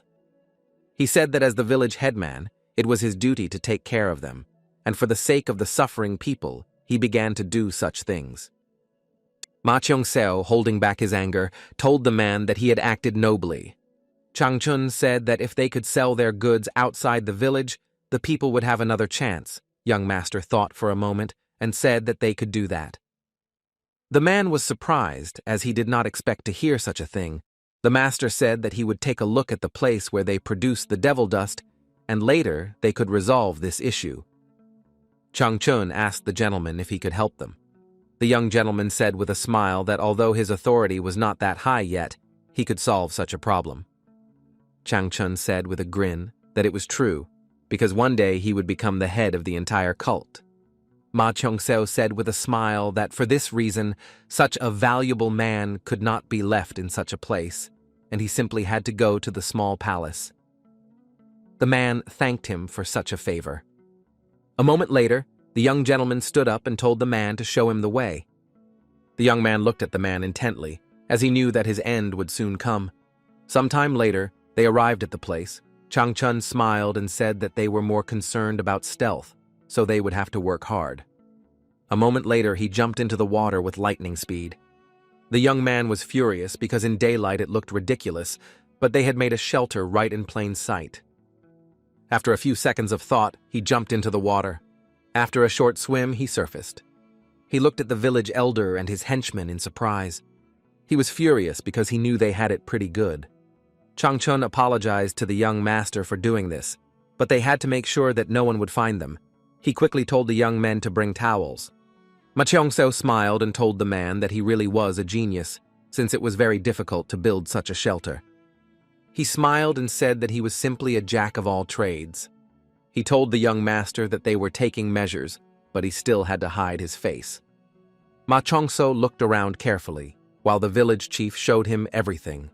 He said that those who came to their village were mostly criminals who decided to lie low in their wilderness.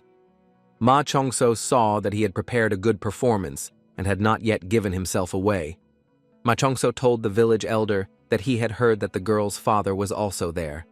The man asked in surprise if she had really told him that. He said that it was so and he, as the village elder, should know about it. Changchun was taken aback and said that many people came and went from the village, but he could look for him. The young gentleman smiled and said that they could forget about it, as he had more important things to do. He smiled and told them where they needed to go. The headman was furious that the girl had blurted out such a thing, but he was glad that the young master did not suspect anything. At the same time, the young master closely followed the man. He understood that he was hiding Ul, Tashika. The young master understood that if the headman was going to show him the secret storage, he would have to reveal other secrets as well. Sooner or later, he would have found out about everything. A moment later, the headman smiled and led the young master to the very center. He looked at the young master intently and asked him what he thought about it. Ma Chong-seo sighed heavily and said that it was impressive. The man smiled and said that he had spent 3 whole years putting all of himself into building this place. Ma Chong-seo looked around and told the man that he had done a good job on everything, and he also asked if all the mercenaries were here. The village chief said that of course it wasn't. He smiled and said that they were under his personal command, and he had recruited them from various dark sects. He also said that the rest of the people were just stupid because they were trying to help their families. Changchun looked at the young master closely and said that he wasn't sure if he noticed, but many of the villagers were addicted to their drugs. He said with a wicked smile that they give them a large dose and then gradually reduce the amount. This causes hallucinations. They tear their skin trying to get rid of non-existent beetles and go crazy. He said that they think they have taken the medicine and are asking for more, so they are ready to fulfill any order for the lives of their loved ones. Meanwhile, he is gradually fading away thanks to the medicine. Ma Chong-seo, holding back his rage with all his might, said that in this way they were making them their loyal slaves, and it turned out that they did not even realize that they were addicted to drugs. The man said with a grin that it was all true, but if they started to buckle under it, they became excellent test subjects for dark sects. He looked at the young gentleman with a satisfied smile and said that this was a very good and profitable business. Ma Chong-seo, in turn, did not answer, as he was burning with rage. Ma Cheon-seo burning with anger, he did not want to forgive the man, and wondered how many people had died because of him. The village elder looked at the young master in surprise and asked if something was wrong. The young master suppressed his anger and said with a smile that he was just thinking. He looked around carefully, as he knew it was now time for the hero to go on stage. After a few seconds, they heard a loud crash. Everyone was alarmed as the sound came from the dungeon. The young gentleman in turn looked away with a satisfied grin, as he knew that the performance would soon begin. A moment later, the wall was destroyed, and the men were sent flying in all directions with a roar. They were in shock, because they didn't understand what had happened, because the blow was very powerful. All with anger. Teshchik, since he thought that he had already died a long time ago, was confused and did not understand how the old man managed to get out of prison. For a moment later, he froze in place as he saw the man in all his glory and grandeur. They were shocked. They didn't understand why he had changed so much because they knew that recently he could barely stand up. The man grinned and told his comrade that the old man was hard to recognize, but there was no need to worry, as he had been poisoned. Getting up, the man, taken aback, asked the old man if it was really he who had destroyed the wall. Ol Teshchik, in turn, looked with contempt at the small mongrels. He was furious as he saw that they had settled down quite well. The men looked at him in bewilderment as he was sane again. They did not understand why the dust no longer affected him. He looked at them with fury and said that they better worry about what was going to happen right now. He said that he didn't know what his master would say, but he couldn't hold back any longer. Yul-Teshik looked at everyone present with cold fury and said that he promised them that they would not die an easy death. He shouted that they should expect no mercy from the blood demon, and a moment later he rushed into battle. The man froze in place in shock as the old man dealt him a blow of very destructive force. Yul-Teshik turned around with lightning speed and looked at everyone present with fury. He was burning with anger and wanted revenge. Everyone present was shocked, as they did not expect to see something like this. The men turned around in a hurry and looked closely at the door, as they heard a loud crash. But a few seconds later, the same door burst into pieces with a crash. Changchun was alarmed and did not understand what was going on. He fell to the ground with a crash and froze in bewilderment, as he saw that the door had simply flown off its hinges with ease. Yul-Teshik slowly approached the village elder. He said that for 10 long years he continued to live, but sincerely wanted to die and thought about it again and again. He looked at everyone present with cold fury and said that only the thought of his daughter kept him in this world. Holding back his anger, he said that he would not allow anyone to harm her. Everyone present was shocked and surprised as he got rid of the poisoning in one day and returned to his previous form. Changchun said with a grin that they had already given his daughter to the young master, so he was late, and the chieftain also asked the man what he would do now. Yul-Teshik looked at the young gentleman angrily, but did not answer. The young master, in turn, froze for a moment from such a close gaze. A moment later, the man told the young master to go away if he did not want to die. With lightning speed, the young master turned around and walked away. The village chief was shocked, because he did not understand where the young master was going. Machianso turned around and told the man with a grin that he was very sorry, because he was not noticing the obvious, because greed had blinded him and deprived him of common sense. Changchun was shocked by the young master's actions. He didn't understand why he was so afraid. Yul-Teshik looked at everyone present with cold fury and said that he could promise them that they would all like the reward. The village chief was in shock. He shouted at his subordinates to grab the man, since he didn't have the strength anyway. The man pounced on Yul with a grin. Teshik. At the same time, he said that he was an ordinary drug addict and an old man, and he should have just run away instead of digging his own grave. But a moment later, the man froze in place in surprise, as the old man was not where he had struck. Yul-Teshik dodged the man's blow with lightning speed, and in a few seconds, he was behind him. A moment later, he easily dealt a crushing blow to the adversary. A few seconds after he used force, the man simply disappeared, leaving behind a small trail of blood. Everyone present was shocked, because they did not understand what he had done. They wondered if he had really regained his energy. All burning with anger and fury, the technician shouted that he would tear them all to pieces. He looked menacingly at everyone present. The man shouted to everyone that the old man was alone, and if they all attacked together, they could defeat him. Yul-Teshik, with lightning speed, gathered all his strength and dealt each enemy a crushing blow, sparing no one. Changchun looked at the whole spectacle with fear and asked his subordinate to do something about the old man. The man angrily shouted at the old man that he only came to him for solutions to problems. A moment later, the man told the old man that he had a lucrative offer. A few seconds later, the man handed Yul over Teshiku, took a small bag, and asked with a grin if he knew what it was. While scattering the drug, he told the old man with a fierce grin that he would really like it. The man looked at the old man with disdain and said that the highest quality devil dust would be very useful for him now. With lightning speed, he held out the entire bag closer to him and told him to take it. Yul-Teshik in turn took the bag, and the young man with lightning speed prepared to strike the enemy. But after a few seconds, Yul-Teshik easily intercepted his sword with his bare hand. Wall. The technician looked intently at the man and said angrily that he had not forgotten what it was, while the man, in turn, froze in shock. Yul-Teshik, despite everything, looked at the man with cold fury, and said that he had not forgotten everything they had done to him and his daughter. A few seconds later, he dealt the man a crushing blow and he screamed very loudly. Il-Teshik dealt cruel blows to his opponent, shouting that they would not die so easily. The village elder was in complete shock. He did not understand how something like this could happen to the old man, because he was very addicted to drugs. Changchun now realized the fact that for this reason, everyone tried to behave more politely with him.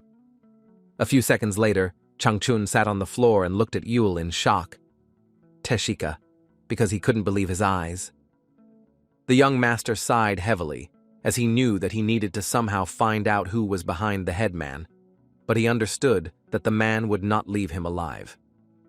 A moment later, he slowly looked around and, seeing that there was no one, put on his mask. The highest demonic arts do not include specific techniques. It is simply a cultivation method using one's internal energy. But there were recordings that helped to reproduce some techniques. For example, the highest demonic art is fire step. A few seconds after the young master put on the mask, the village was ablaze with fire. Everyone was in shock as they did not expect to see such a devastating fire. People froze for a moment as they witnessed their beautiful flowers burning. The young gentleman looked intently at everyone present. It seemed to him that they were in despair or cursing him. He was furious and wondered how long they had been living like this. He understood that they didn't even suspect that because of these flowers they were losing strength and will. He wondered how stupid they were. But he understood that it was not their fault at all, because they only wanted to save their loved ones. Not seeing any other way, they worked in such a place, and at the same time forgot about techniques and cults. Demonic sects, mired in luxury, forgotten about the training of sacred fire. He was furious, because he did not know what to do next. Everyone looked intently at the young master.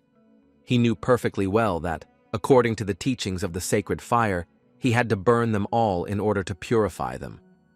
He knew that he had to save people through the purification by fire and show them the all-forgiveness of heaven. Those present were shocked as they realized that the god of the sun cult had descended upon them.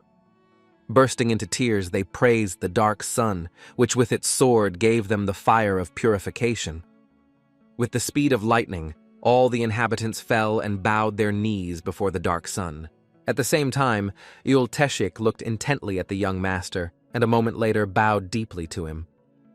The young master was well aware of the fact that everything was over, but he couldn't just leave, but he could change something. A moment later, there was a loud roar and explosion in the sky. Everyone froze for a moment as they saw the sky clearing, but after a few seconds, people saw the radiant sun. He knew that there were still people who really needed him. The next day in the valley, people gathered under the house. They shouted and demanded an answer to their question, because they wanted to know whether the small palace of the sun had returned from its followers. They wanted to know where they should go now. At the same time, Ayultak was sitting nervously in the house. He did not understand where his master was, what was going on, but he knew that if everything continued like this, then people would simply burst into the house. He glanced sideways at the young lady and nervously asked if she knew where the young gentleman was. She was taken aback and said that, unfortunately, she didn't know. Ayultak was furious, because I knew that since the young master returned, there had not been a single calm day. A moment later, the young master smiled and told his subordinate that he could settle in this village, and he didn't object at all. Everyone froze in shock, as they didn't expect to see him so unexpectedly. Ayultak was puzzled and shocked, because I did not understand how the young gentleman ended up in the house. He asked the gentleman if he had seen what was on the street. In a hurry, he shouted to him that now was not the time, and he needed to hide quickly. Ayultak shouted to the gentleman that he should look at what was happening on the street, but if they saw him, they would tear him to shreds. The young master sighed heavily and told his subordinate not to cause unnecessary panic. After he looked out the window, all the people were shouting because they finally saw him. They were shouting for him to come out immediately because he had betrayed his followers. A moment later, the young gentleman turned around and, closing the window, walked towards the table. He sat down at the table with lightning speed. The young people looked at him in bewilderment as they did not understand what he was thinking about. Ayultak froze for a moment and asked in bewilderment why the people suddenly became quiet. A moment later, a crash was heard in the house. The young people were shocked, but they saw a man. A few minutes later, Ulteschik came closer to them and threw a small bag onto the ground with a crash.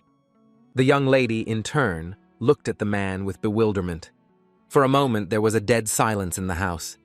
The young lady looked at the man with tears in her eyes and wondered if it was her father in front of her. A moment later, she looked away from him and asked for forgiveness. She sighed heavily because she knew that this simply could not be. Ulteschik said with sadness in his voice that he didn't believe it either. The young lady was taken aback as she heard a familiar voice. The man looked at his daughter intently and said that he swears to her that she will never live in fear again. He came closer to her and, hugging her, asked for forgiveness. She looked at him in surprise, bursting into tears, and asked if it was really him. Ulteschik looked at her intently and said that from that moment on, and until the end of his life, he would protect her. Ayultak watched everyone closely, but at the same time he asked the young master with surprise what was going on. Ma Chongso smiled happily and told his friend to keep quiet and not ruin the moment for everyone. At the same time, in the Cult of the Sun, namely in the Water Peak Market, silence reigned. The man was making new entries in the book on a quiet evening.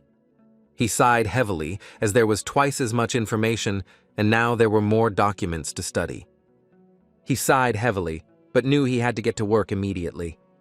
A moment later, they entered the building with lightning speed.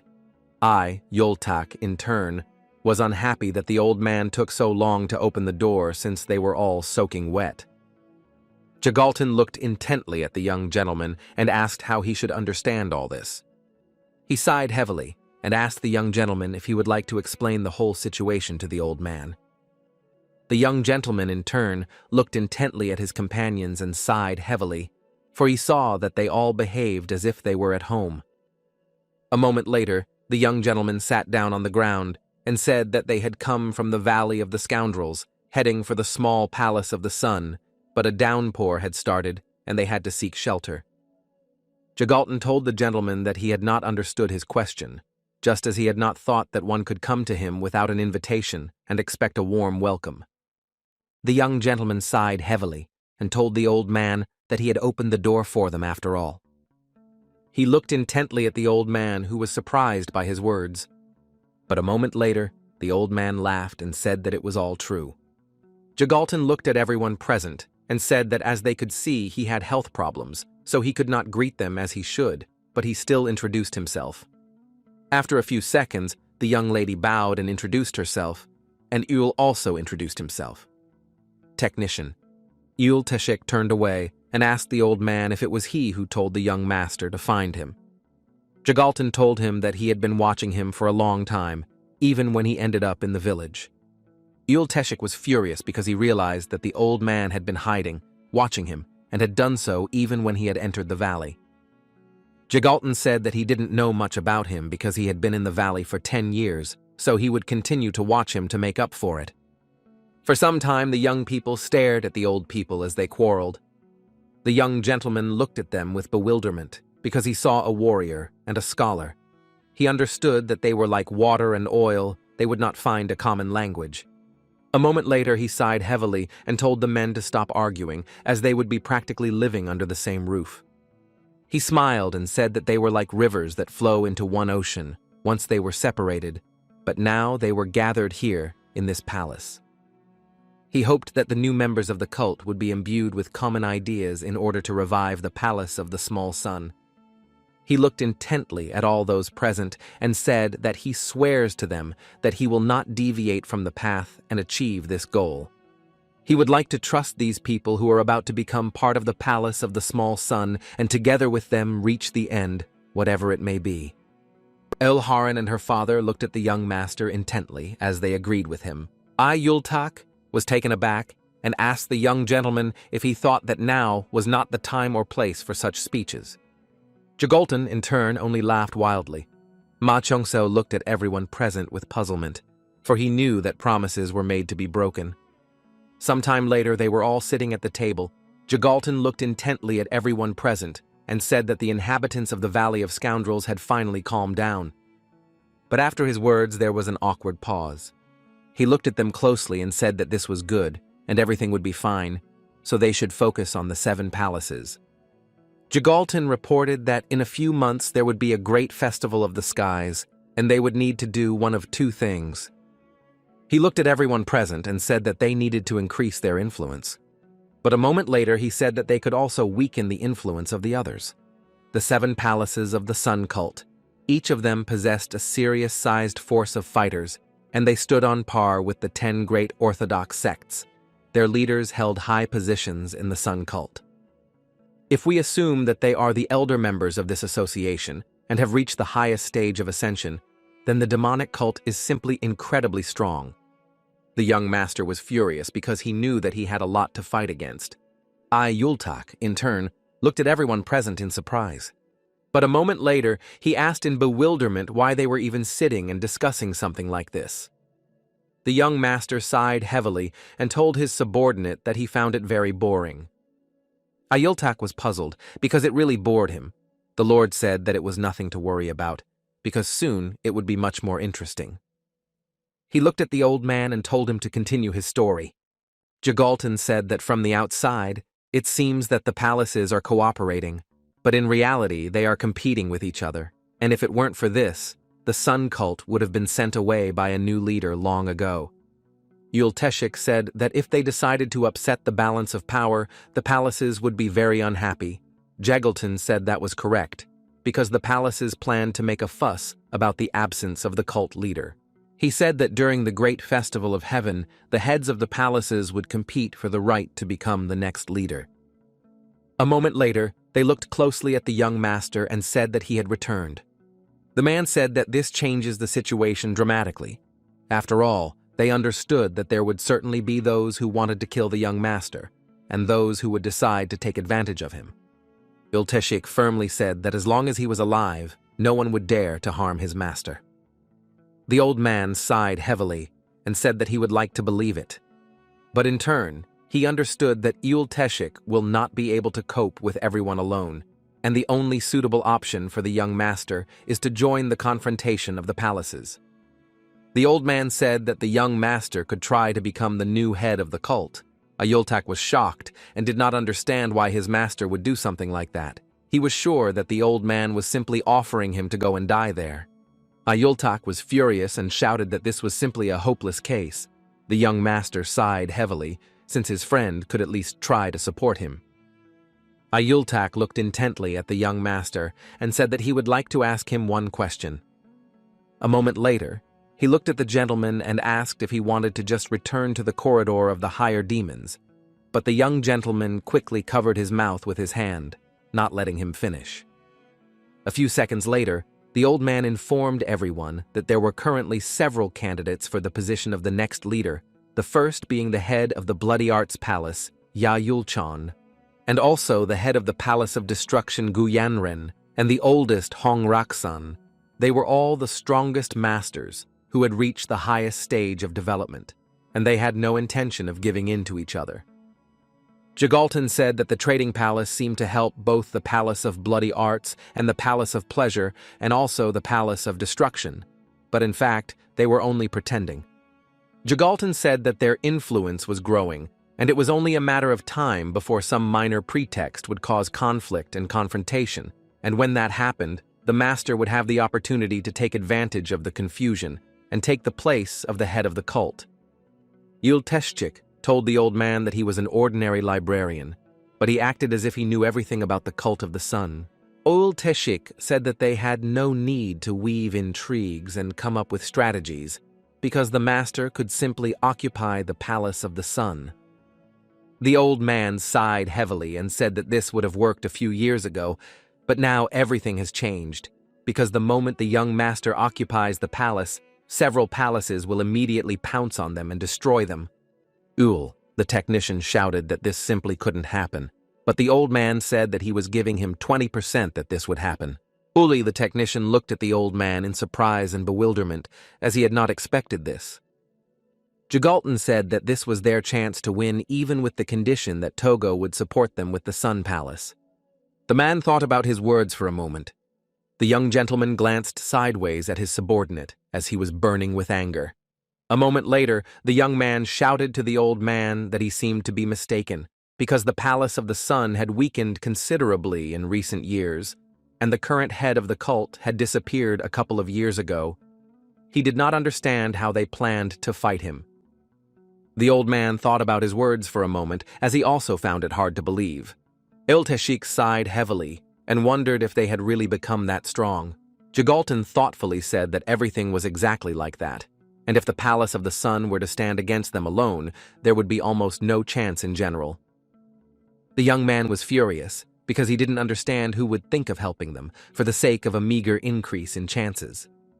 The young master sighed heavily, because his subordinate was very noisy. Jagalton said that although the power of the masters grew, there was still no one who could competently manage them and the cult as a whole. The result was before their eyes. Ma Chongseo, in turn, understood that the demonic cult and the Central Plains were not too different. He knew that they were in the very epicenter of the storm. For a moment there was dead silence. Ayultak looked intently at everyone present and said that he wanted to tell them something. But the young gentleman pressed again on one of the points on his body, since he was very noisy.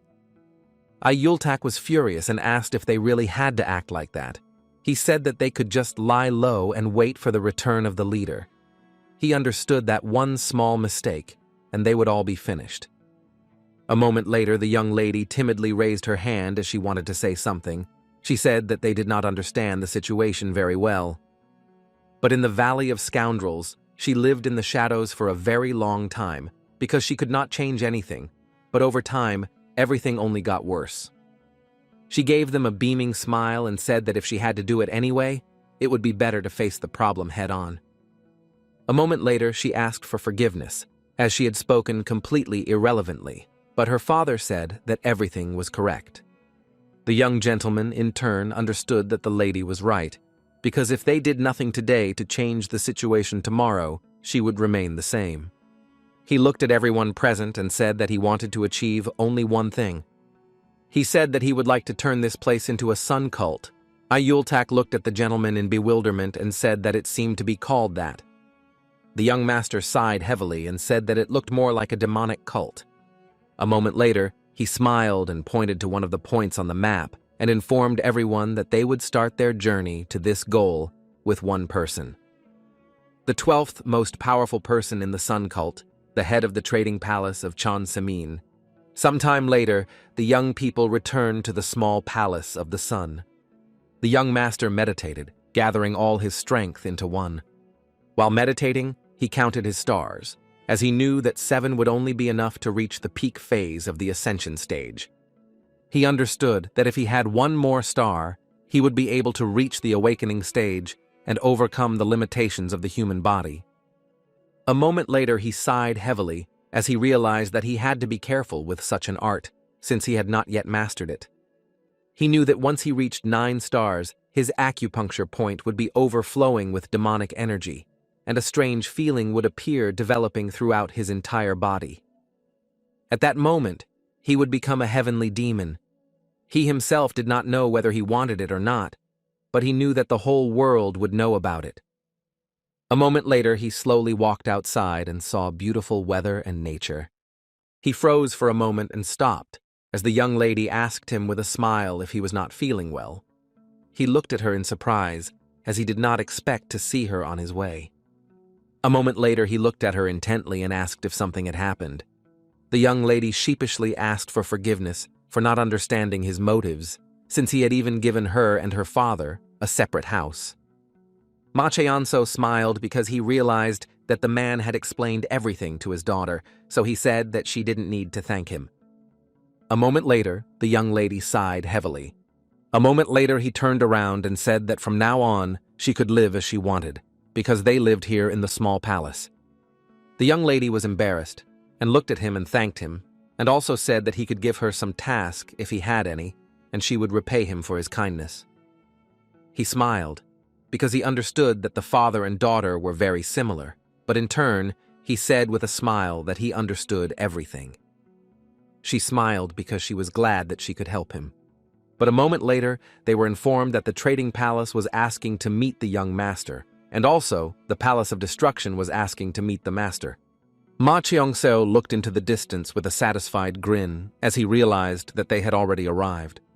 Sometime later, a crowd of people gathered at the southern gate of the small palace. All the people were surprised because they saw the forbidden squad of the trade palace and the phantom squad of the floating pleasure palace. Chunamu said with a grin that he thought it smelled bad here, but now he clearly understood where the unpleasant smell was coming from. He asked the ladies with a grin why they were here. Chihami said with a smirk that in front of her now was a toad that tried to harm the young master. She didn't understand why he was here now. The young man was furious and shouted at her to shut her mouth. He did not understand how she could boldly say that he was trying to harm the young master. He shouted that she should leave immediately, and if everything went well, he would invite her for a drink.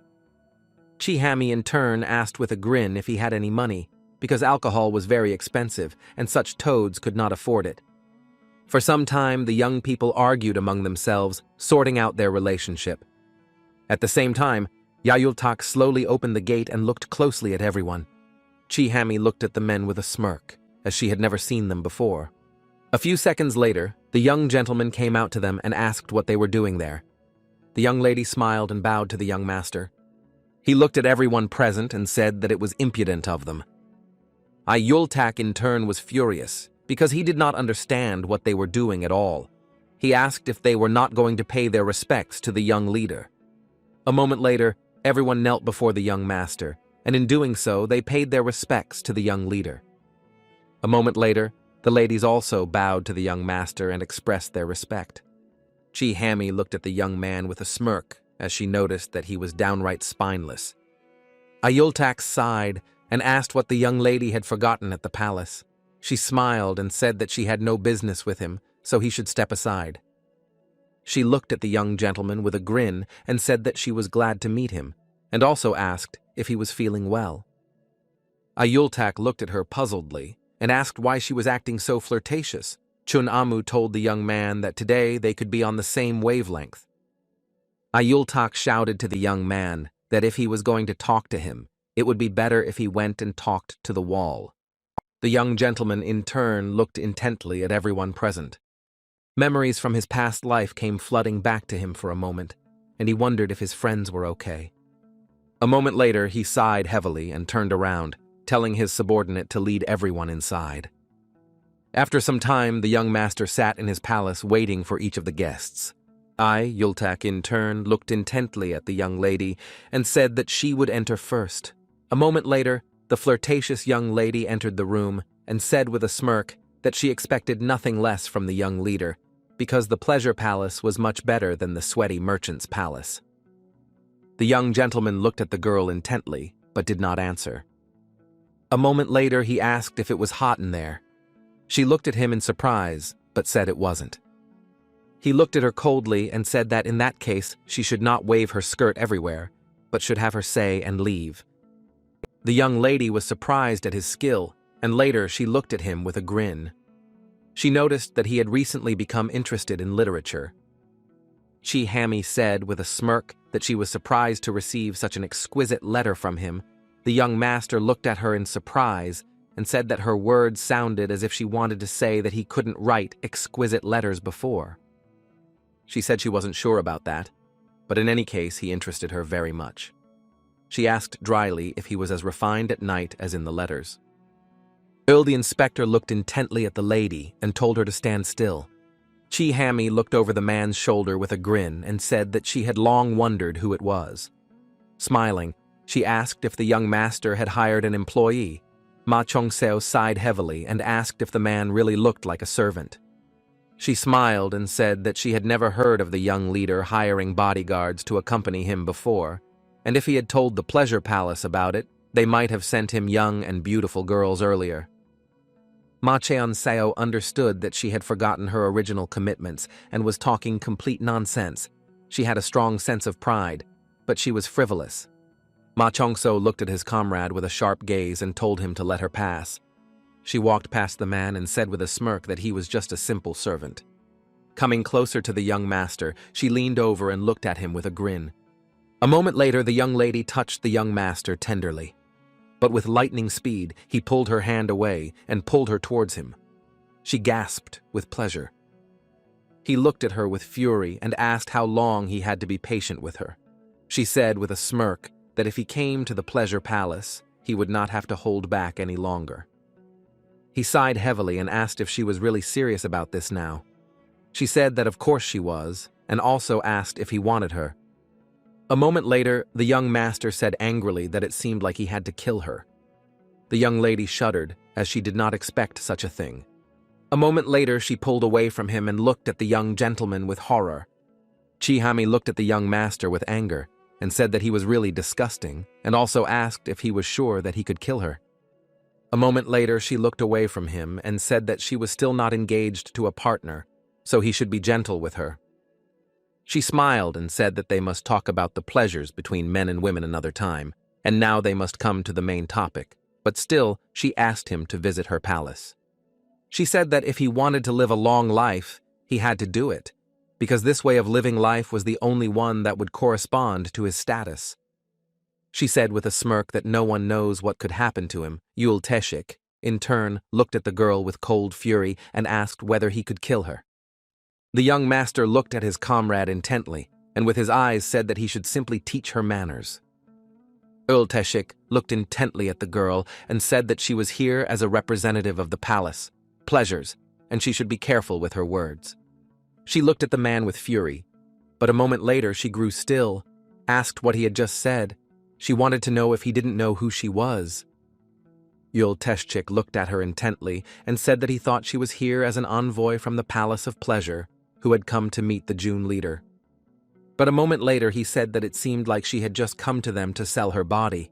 She looked at him with fury, asked if he had finished his conversation. He asked if he really needed to continue. She looked at the young master and said that he had disrespected her.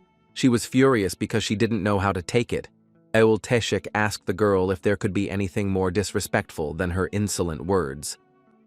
Yul Teshik. He said that she is a serious criminal who went against their cultural laws. Also, she touched the young leader's face without any permission. She dared to threaten his safety. He looked at her intently and said that even if they executed her now, they would still be acquitted. She looked at the man with fierce rage and asked if he really wanted to die so much. With lightning speed, she drew her weapon and looked at the man with cold fury and anger. At the same time, the young master watched them closely but said nothing. A few seconds later, the young lady pointed her weapon at the man and attacked him with lightning speed. Ma Cheongso sighed heavily as he understood that they all thought that the small palace really had almost zero power. He was puzzled and wondered if the demonic cult had always been like this as he watched the battle closely.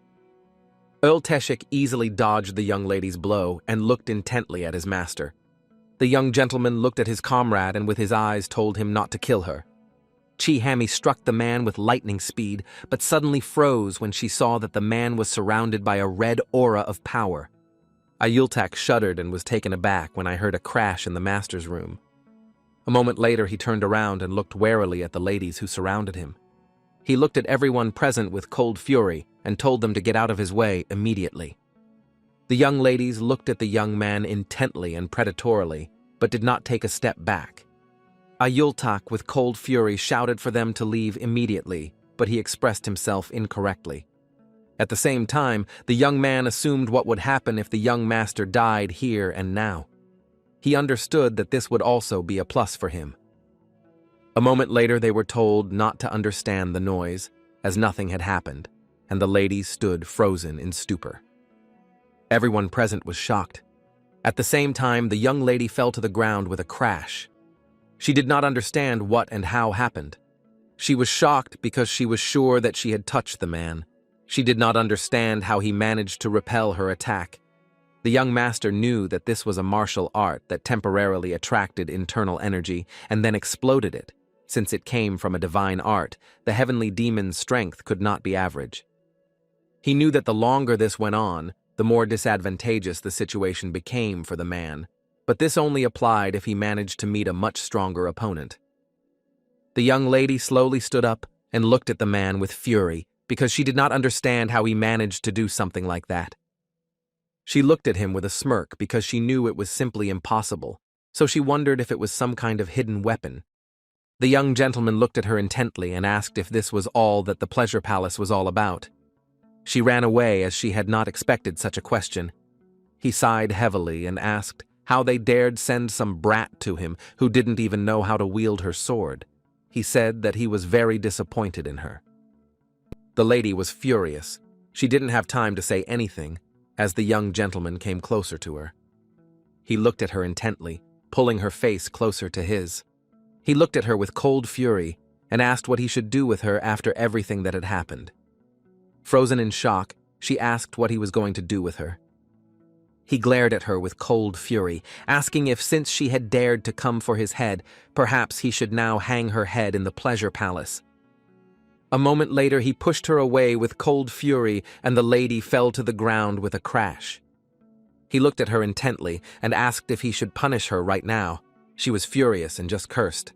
As he left, he told her that she should forget about it, as he did not understand why he should waste his time on people like her. My master looked at her with cold fury and said that she must tell the manager of the pleasure palace about this. A moment later he said that she should call the next one. The young lady, sitting on the ground, was burning with rage.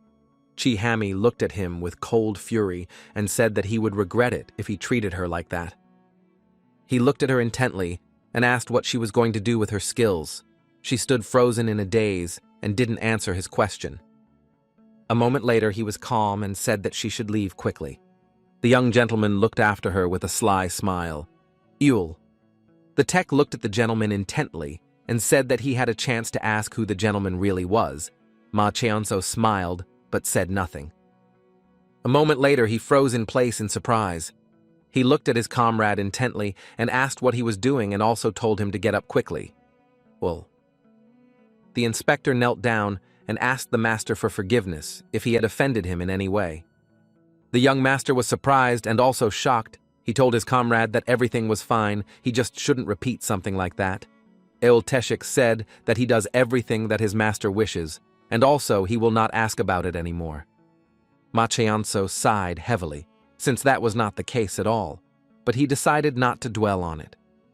Eulteshik said to the master that the mistress of the palace was actually cruel and had a more fiery temperament than anyone else, so he was sure that she would not just let it go. The young master said that he had expected so. Eulteshik was surprised that his master knew about everything. He told his master that it was not too late and they could call her back. Ma Cheongseo knew perfectly well that this shouldn't be done, because he knew that they would run into each other, and it was only a matter of time. The man looked at his master intently and said angrily that he would get rid of her, because if they left her alive, it would only drag out the matter. He told the gentleman that perhaps it would be better to just do it now and then, take the initiative, and settle the matter with the palace with pleasure. Ma Cheongseo sighed heavily, as he had completely forgotten about something. He looked at his comrade intently, for he knew that this man was a demonic creature, to the core. A moment later he told his comrade that he wanted to make sure he never killed anyone unless he ordered it. The man bowed and said that he would do whatever his master ordered. Ma Cheonso understood perfectly well that there was no point in simply killing and getting rid of someone. Ma Cheongseo said that according to the records, the mistress of the pleasure palace treasures her family very much, but he asked his companion not to make any moves until he makes the first move. For a moment he thought about the owner of the pleasure palace and wondered if he could be changed. The young people froze in shock as they did not expect to see something like this. The ladies ran up to Chi-Hami in shock, as they were shocked by her appearance. With lightning speed, all the ladies surrounded their mistress, as they were worried about her. Ayultak was stunned by what he saw. He did not understand what they themselves had done, because he knew that she was the young leader of the palace. He did not understand how far they had managed to go. Chonamu was furious, as he realized that the young master had somehow seduced the young lady with some kind of witchcraft. Ayultak looked closely at the young man, as he had the impression that there would soon be a funeral if he entered the young master now. A few seconds later, Ayultak heard a noise behind me. The young gentleman looked intently at his comrade and said that it was time for them to go. I, Yultak, asked the gentleman for forgiveness and asked where he was going. The young gentleman looked at everyone present and said that he had smelled enough of the oven, and now it was time to smell the money.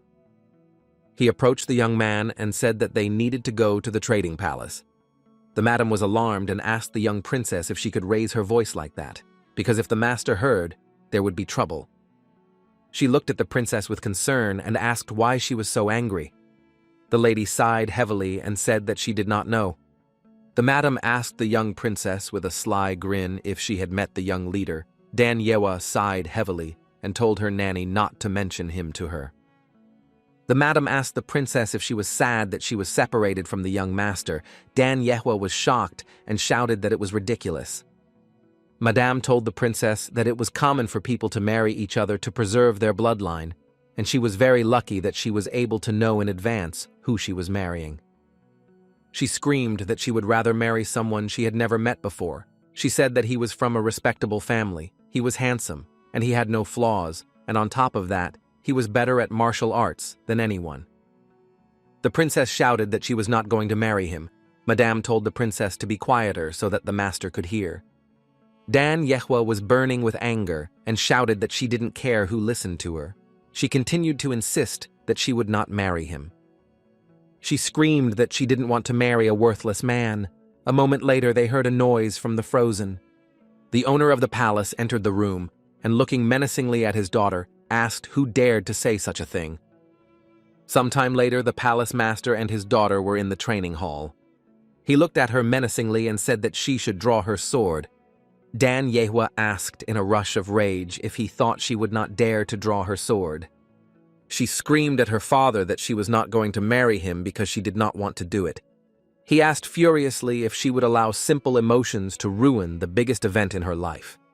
She screamed that it was not only because of her emotion, because it was reality, and the young man was worthless at all. She looked at him intently and asked him angrily if he hadn't always said that himself. She screamed that now he was trying to sell her to some weakling. The man screamed that she had sworn an engagement to the leader in the name of the god of the sacred flame. She screamed that the god of the sacred flame said that she didn't have to do it if she didn't want to. The man was furious and screamed that it wasn't true. The princess screamed that she didn't want to marry a brat like him. The master of the palace screamed that if that was really what she wanted, she should try to cut him. He shouted in a gray voice that they would now see if she could still talk about such things after he had defeated her. But a moment later, he froze in shock as the young princess struck him with lightning speed and in the process cut his hand. After her actions, she turned around and shouted to her father that she was not going to do it. A moment later, the young princess threw away the sword and walked away from her father. The man froze in place for a moment as he realized that his daughter had been training hard. He wondered if she had already reached the highest level. A moment later, he glanced over his shoulder and asked if the squad leader was there. The man kneeling asked the gentleman what he needed him for. The man sighed heavily and said that she was still his one and only daughter. He told the squad leader to bring the young leader to him immediately. With the speed of lightning, the young man disappeared, fulfilling his master's order. The man sighed heavily and straightened up, knowing that this was all he could do for her. He wanted to make sure that the young leader's martial arts were at a level that would satisfy her. He knew that this would be his gift to her. At the same time, the young gentleman was slowly walking across the plains to the trade palace. He looked closely at the Fergana horse, because he knew that it was very difficult to find even in elections, and he assumed they had gone to great lengths to get it. A moment later, he dismounted from his horse and told everyone that they needed to make camp and rest for a while. Chun Amu So, with suppressed anger, told the young master that they were almost there and that they really didn't have to rest here.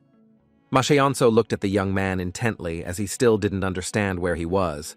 Ma Cheongseo smiled and asked the young man's name, Chun. Amu said that the master still remembered his name. The young master said that of course he remembered his name since he tried to kill him. Chun Amu was taken aback and said that he was not trying to harm him. The young master smiled and said that he would hear the details from the criminal himself, and also asked the young man if he was the heir to the trading palace. Chunamu was taken aback and asked the young master what he meant, since he had an older brother. Chunamu said that if he had become the successor, he could have achieved much greater success than his brother, but unfortunately, luck was not on his side, because he was born later.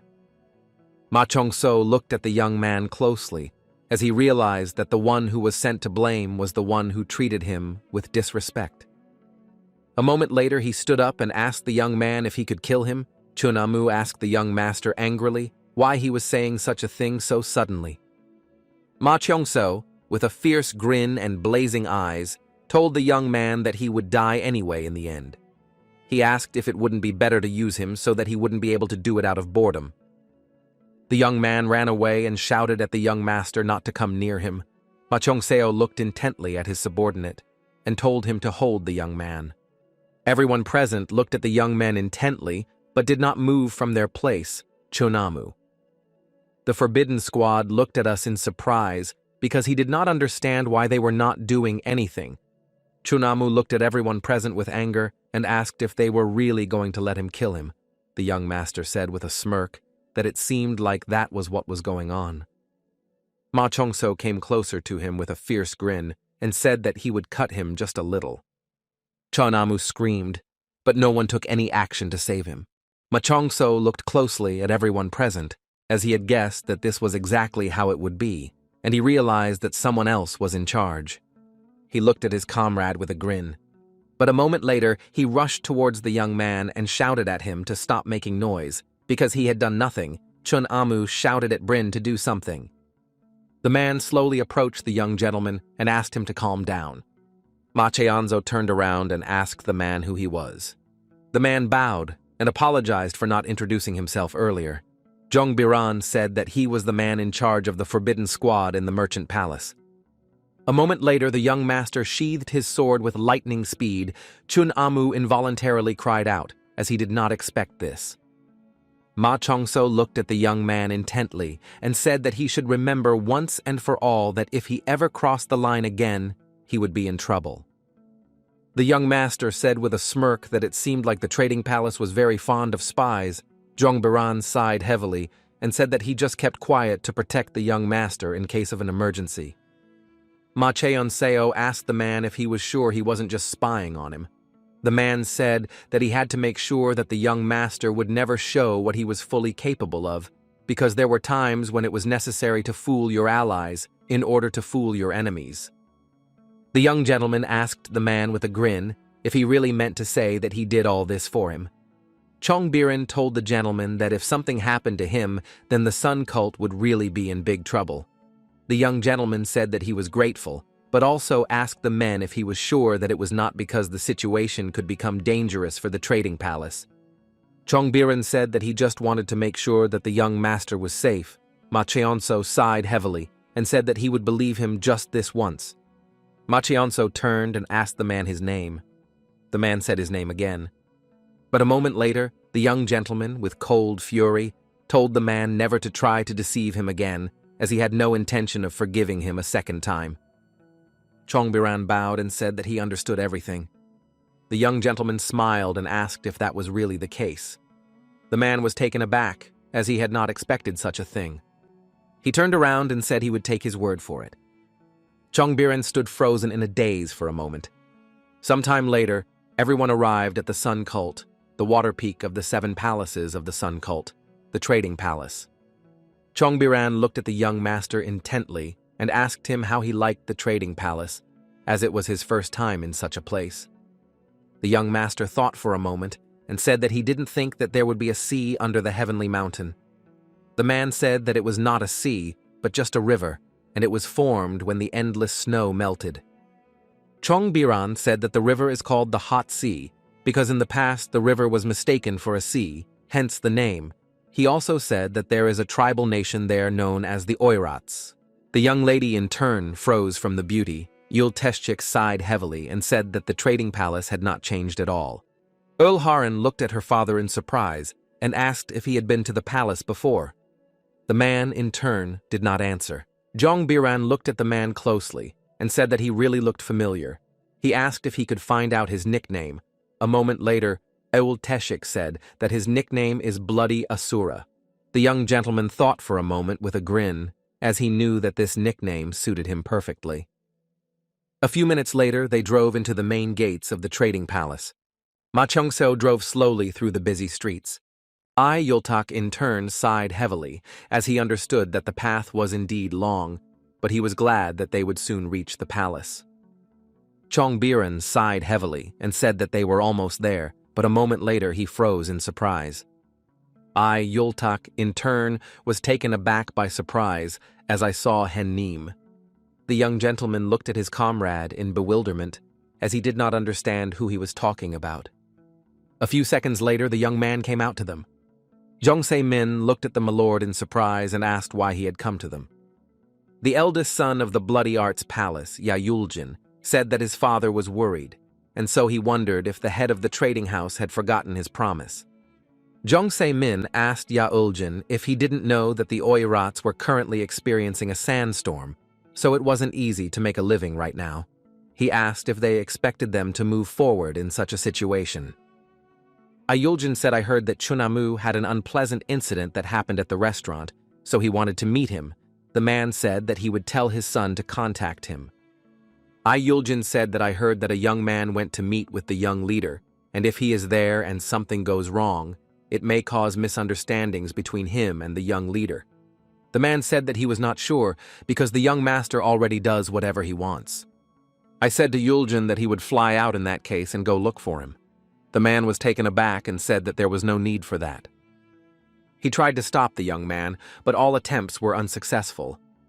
The man froze in place as he realized that his vase with the plant was about to fall. With the help of his flexibility, he managed to catch a small vase. Yahyuljin said that the plant is sick, but it can still survive if the disease is detected early, so you can just cut off the affected leaves.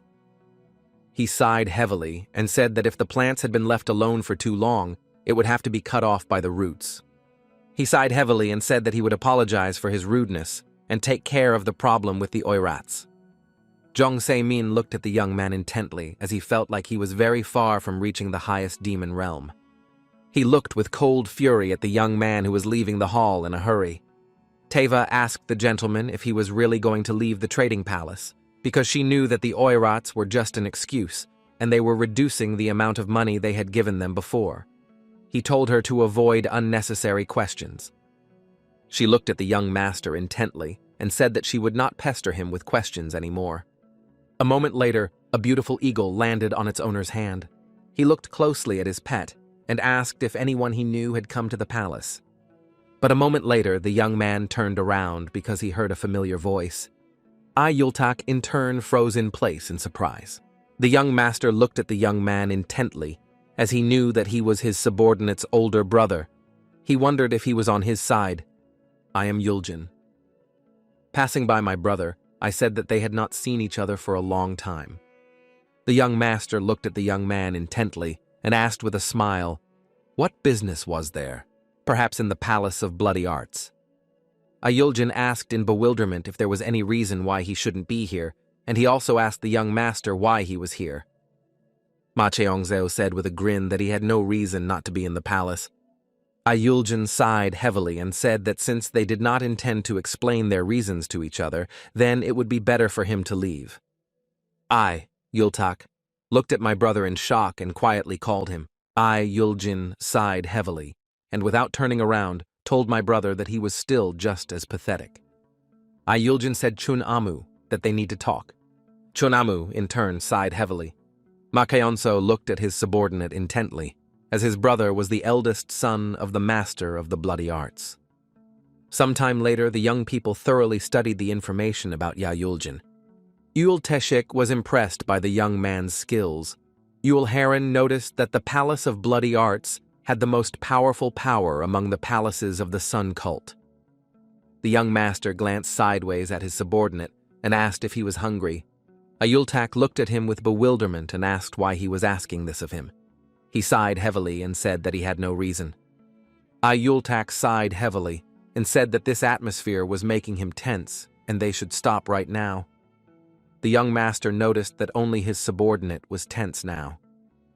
Ayultak said that there was nothing special about this. After all, the person who was the master of the Bloody Arts Palace was indeed his father, but since he was the son of a concubine, he never received any recognition from him. Ayultak said that his family was known to be callous, but his elder brother never treated him as if he was the son of a concubine.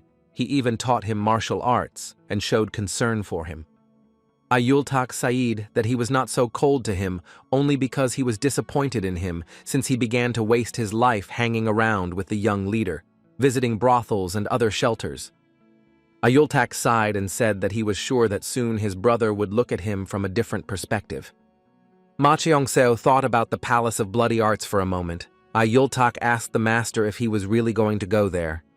He said that everyone knows that the Palace of Bloody Arts has connections in the escort establishments of the Trade Palace. Ma Cheongseo knew that the fact that they had influence in the Trading Palace meant that they were on the same side. Ma Cheongseo told everyone that they should go and get information, as they had to check if there were any signs of that one being against them. Ayultak said that they would rest today and do it tomorrow, but the young master said that they needed to do it right now. Ayultak was shocked by such a statement. But the father and daughter seized him with lightning speed and made a great escape. The young master looked closely at the information about Zhong Sai-min. He thought about the Trading Palace and the Pleasure Palace, two places he had to visit, so that their group could move on, because they needed capital and transportation. That's why the Murim Alliance was not only fighting sects. Inside they also had many banks, trading and escort establishments. But that's not all. When they went out on business, they noticed most of the drinking establishments and inns were closely connected to each other. But in the demonic cult, the Merchant and Pleasure Palace monopolized all of these. The problem was that the only card he held in his hands was the title of Young Leader. He knew that for Zhong Sai-min to want to be on his side instead of going over to the Bloody Arts Palace Master, who was being considered to be the next cult leader, he had to have his own ambitions. But since the young master had nothing to offer, it would be difficult for him to make a deal. Although this time he managed to get a lot easily, it would not always be like this. He wanted to find a way to completely isolate the Trading Palace from the rest to begin with. Biran entered the room and announced that the palace master had finished everything he needed to do and was now waiting to meet the young master. The young master looked at the young man closely and said that the face he saw now was very different from the one he saw before. Chongbiran bowed and said that he was very sorry that he had shown disrespect to the master, and therefore he asked for forgiveness. Ma Cheongseo realized that the young man was indeed using a mask made of human skin. Ma Cheongseo said with a smirk that he had already told him before to never deceive him again. He asked for forgiveness since the situation was out of his control. Ma Cheongseo looked at the young man with cold fury and asked if he really thought he was joking. Ma Cheongseo grinned and told the young man what he thought. He thought his words were a joke since he was looking down on him. Chongbiran, in turn, shouted that this was not the case. The young master stood up and said that he had come to the palace because the father wanted to pay for all the sins that his son had committed, but it seemed that he should not have come. The young man, with the speed of lightning, said that he would lower his head and apologize to him, and now he appeared before the master in his true form. Ma Cheongseo said that he could not trust the young man. He sighed heavily and asked how he could trust them and meet with their palace master. A moment later, the young master said that he was going back to the Small Sun Palace. Chongbiran froze in shock on the spot, as he did not expect this. Chongbiran. With lightning speed, he knelt before the young master and asked him to reconsider his decision, as he wanted to make sure that nothing like this happened again. Leaving, Ma Cheongseo told the young man that he had already deceived him several times and that it would be difficult for him to trust his words, and he also told him to tell the palace master that he would never hold any business meetings with him again. The young man was taken aback and asked the gentleman what he needed to do to earn his trust. Ma Cheongseo knew that the young man was not usually the type of person to allow such treatment towards him. The reason why he showed this side so easily was because he was good for nothing and could go off to who knows where. So the young gentleman wanted to drive him even more crazy. He put a piece of paper on the table and told him that he should write something down. Chongbiren looked at the young master in surprise and asked what he should write. Ma Cheonso said with a grin that no one knows, and maybe he will sing a song later.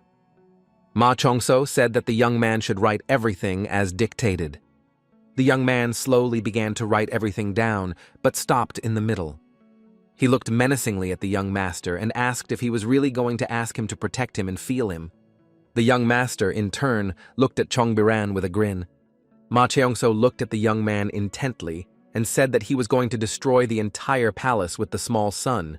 Chongbiran froze in shock on the spot after the master's words. Chongbiran shouted that this was simply absurd, since many people wanted to harm him, and they were just trying to protect him. Ma Cheonso looked at the young man menacingly and said that it seemed that this was the reason he hid his true identity from him, and it was only for Togo to test him. Ma Cheonso asked why the son of the merchant palace tried to kill him. He looked at the young man closely and said that in his opinion he was the more dangerous person. Chongbiran shouted in confusion that this was not the case. Ma Cheonso looked at him intently and said that if it wasn't so, he could just write it down. Ma Cheongso said with a grin that if his thoughts were correct, then even if the young man did not die, he still would not be able to survive in the end. The young man in turn stood there trembling. A moment later, the young gentleman told him to forget everything, and turning around as he left, said that he should not have come and that it was such a dangerous place, because instead, he should have just gone to the pleasure palace. Chongbiran froze in place for a moment, holding back his anger.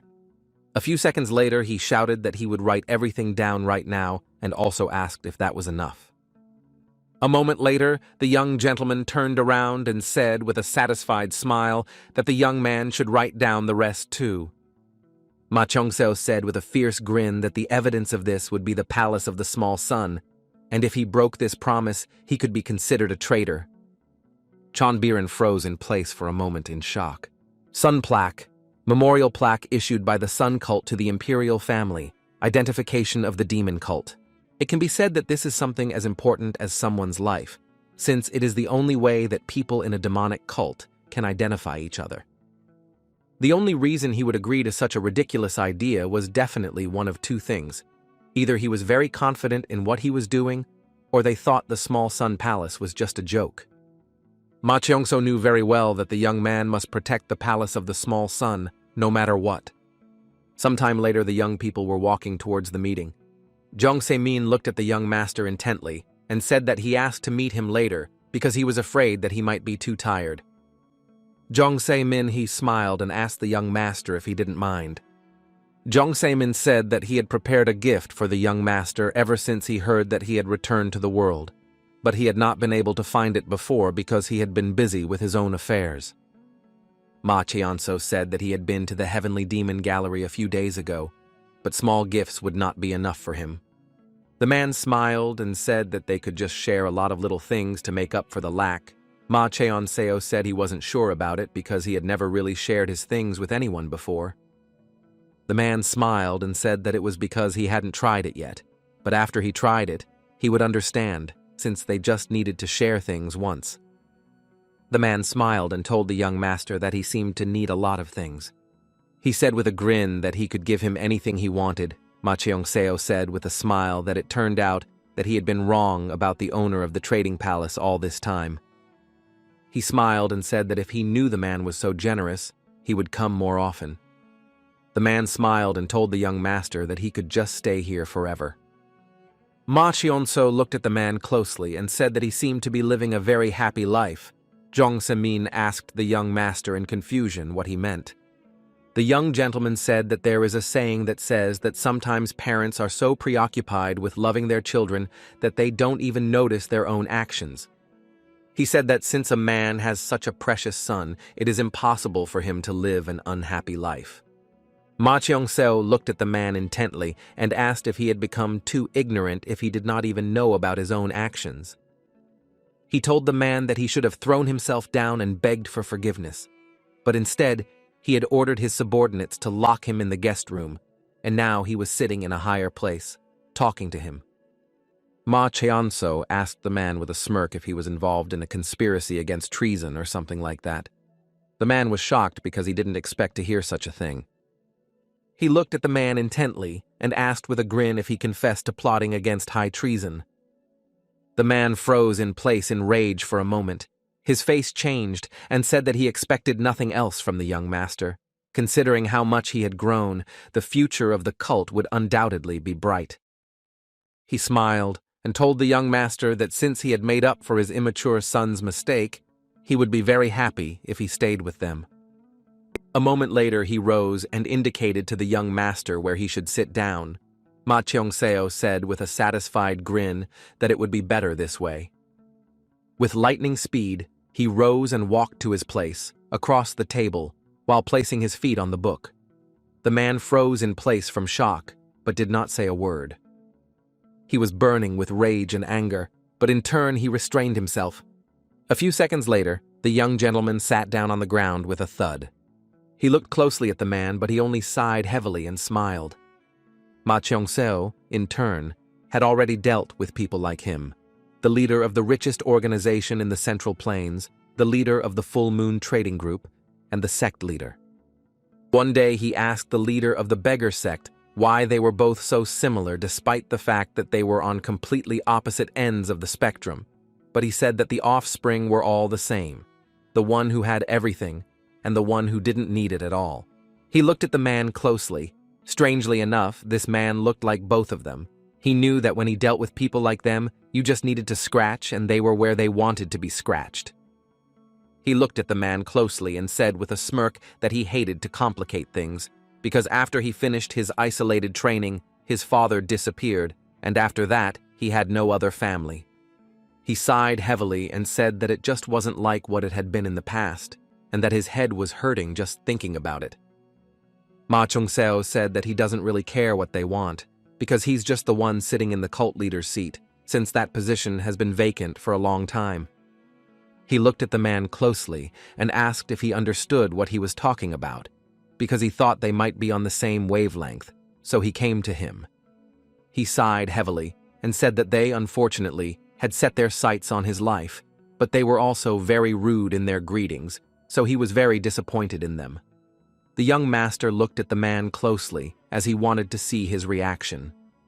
At the same time, the head of the trading house looked at the young master with a fierce grin, but a moment later, he said that it seemed like he had shown disrespect to the young master because you had been bothering him a lot lately. Jong Se-min said with a grin that he really hoped the young master would generously forgive him. Jong Se-min said that he was also worried about what he should do because of his son's ignorance, because he really thought about it because he was a loyal servant of the young master. Ma Cheon-seo asked if this was really so. Ma Cheon-seo told the man to tell him what conclusion he had come to after much thought and worry.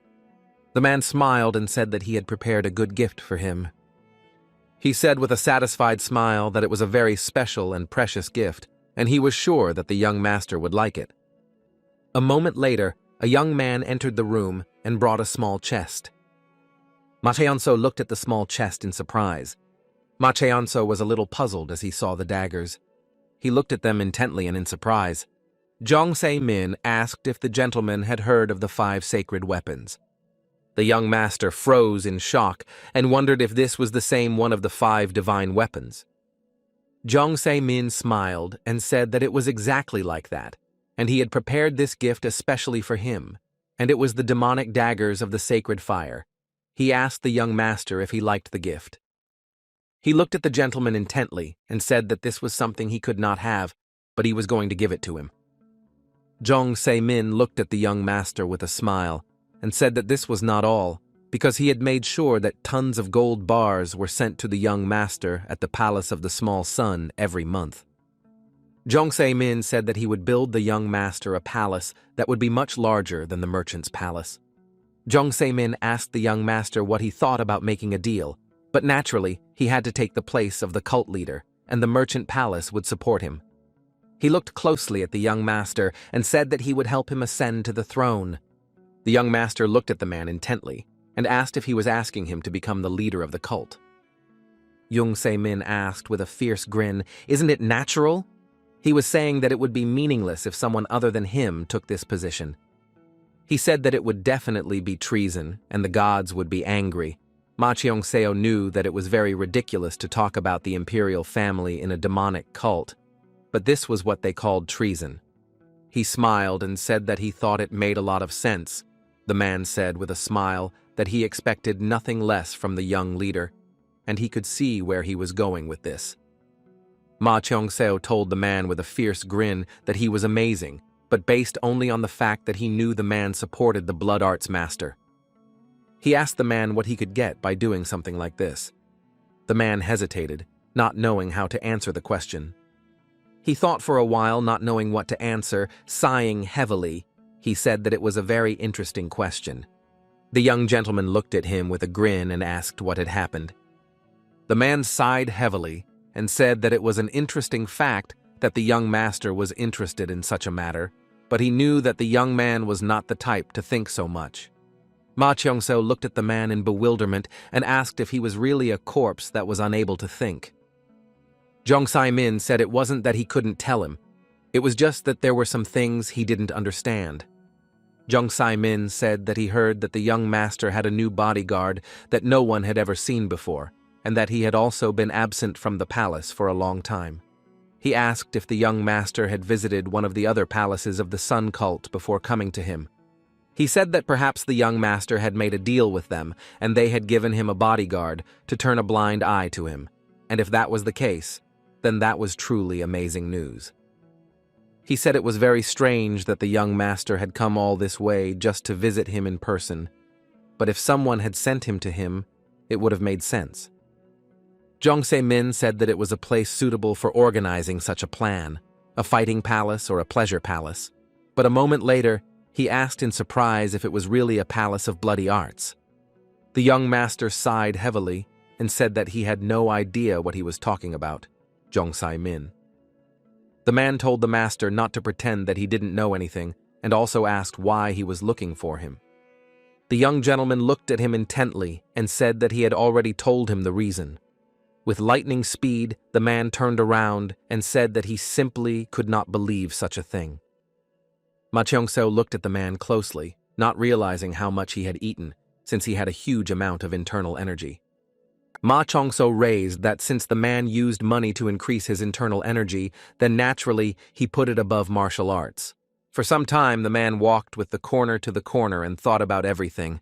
Ma Cheong-seo sighed heavily, because he was telling the truth, but the man did not believe him and did not want to listen. Jong Se-min looked at the young master with a smirk and asked if they shouldn't decide who the owner of the boat was. The gentleman smiled and said that the merchant palace was not the only place where there was money. Jong Se-min, holding back his anger, asked the gentleman if he was really going to go to the pleasure palace. He said that the pleasure palace was probably the best place to collect information. He knew that each of the Sun cult palaces had their own martial arts powers, and they had a powerful influence, but he knew that it would be a different story if they looked at the roles they played. The Palace of Sacred Fire was responsible for governance. The Palace of Arts was responsible for military affairs. The Palace of Fighters and the Palace of Swords were responsible for punishment. The Poison Palace acted as a large drug warehouse. The problem was with the Merchant Palace and the Pleasure Palace, as they were responsible for finance and diplomacy. He understood that now that war was looming, the others were probably trying to join forces with the two palaces, as they wanted to get money and information, but since the roles of the two palaces overlapped, they would also be at each other's throats. He knew he had no choice but to meet the ladies, because it was all for the sake of real information that would come from the brothel. Ma Cheong-seo told the man that he had many boats that he could board, but depending on which boat he boarded, his future would be determined, since it would already be decided whether the boat would be able to move or not. He understood that the owner of the trading palace still could not trust him, but he wanted to let him believe what he wanted to believe. Ma Cheong-seo looked at the man with a smirk and said that this is what the man told him to say. The man sighed heavily and said that this time he would believe him, but now was not the time, because first he needed to meet this man and then make a decision. The young man smiled and told the man that there was no need to rush. He smiled and said that since the man had already put so much effort into the gift, he would accept it. As he left, The young man said that the price for the boat would be 30% of the assets of the merchant's palace, and that it was very cheap. He said that he would give him a month to send everything to the small palace. But still, the man had to think about the boat that would offer him a better deal. Ma Chianzo said with a grin that he was leaving now because he had some business with the mistress of the pleasure palace. The man stood there holding back his rage. But a moment later, he shouted to the young master that he must rest before setting out, and he would take it upon himself to prepare for the fact that he would remain in the palace today. Ma Chianzo smiled and said that he would stay here for a few days, just for everything he had done back then, and so the man could sort out his affairs.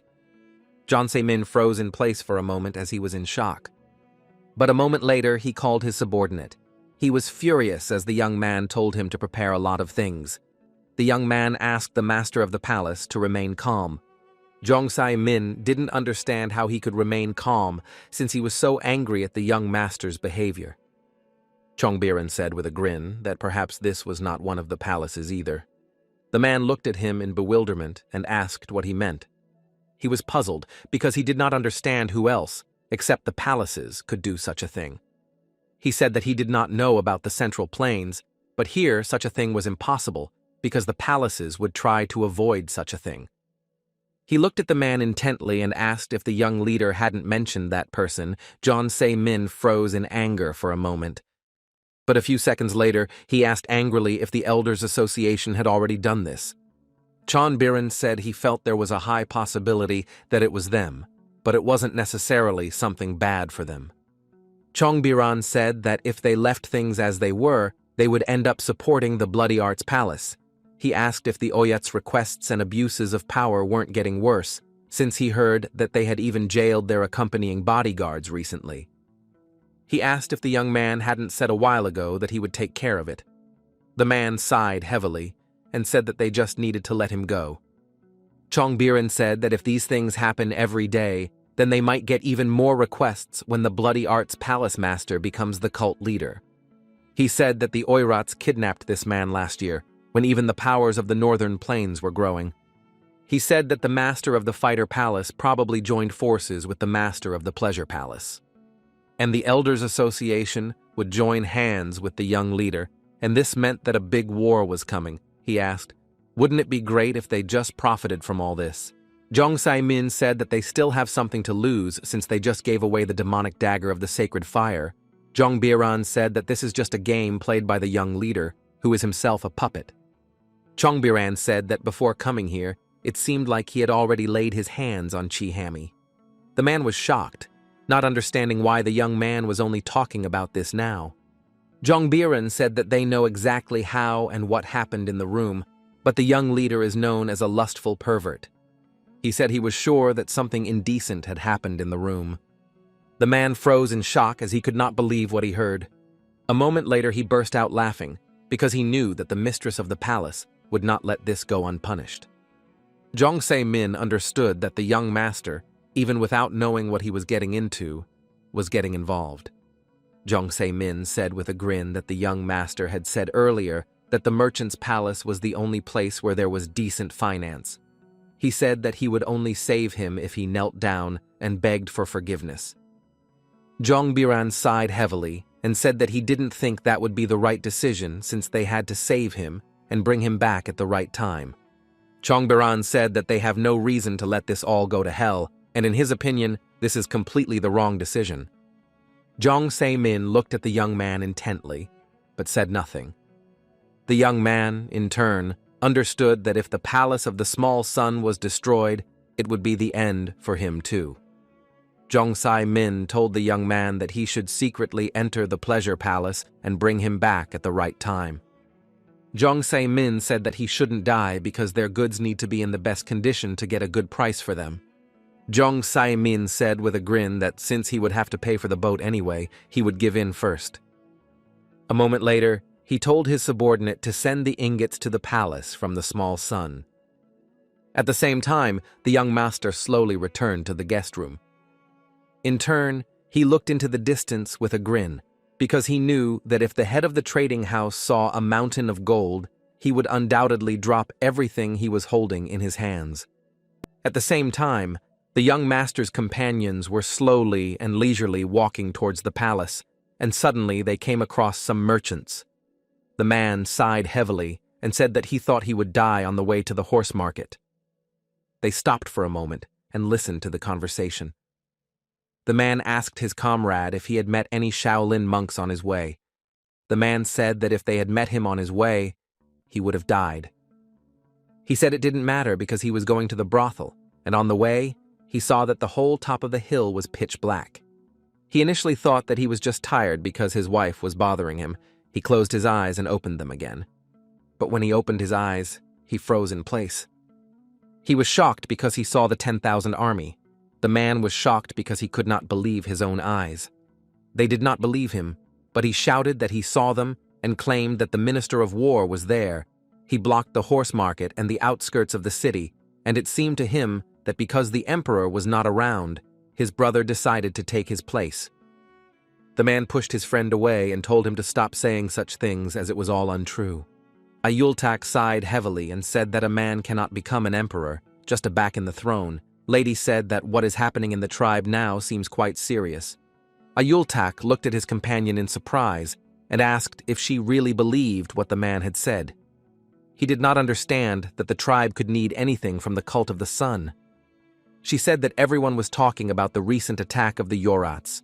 Yultak sighed and said that they were all lying and that what the guys from the brothel said could not be believed.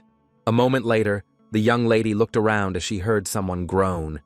She looked at the man with concern and asked if he was okay. He sighed heavily and said that he was okay. A moment later, he asked angrily if it looked like he was okay. Teshik told his daughter with cold fury that she should not pay attention to people like that man. Ayultak told the girl that she could not afford to show compassion within the sun cult. And besides, the man looked like a member of a nameless squad that had retired, and most likely he was wounded because he allowed himself too much. The man angrily told the young man to shut his mouth. As if it weren't for Yorata, nothing like this would have happened to him. Ayultak told the man to be more careful with his expressions and also asked what about the tribe. The man sighed heavily and said that the people of the tribe block the Silk Road and kill anyone they don't like. He shouted furiously that before they wouldn't have dared to raise their heads, but now they were behaving like this only because the head of the cult was not there. He was furious because he didn't understand what the bloody palace was doing at all. He shouted that the tribesmen were the first to swing their swords, and they hit him just because he looked at them. Yultak was in shock and asked the man why they needed all this.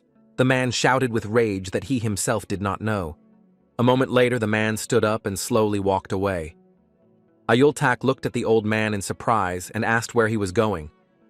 The old man stopped and said that all the warriors who had recently turned 30 had said that those at the top would listen to the brothel dwellers rather than to them. He reported with cold fury that he had been told to simply run. He shouted that those upstairs were not paying attention to the old cripple who had come out of the brothel. He shouted that he had to do something, even if he went alone, and he was going to save those who had been captured. The young people were stunned for a moment and were unable to say anything.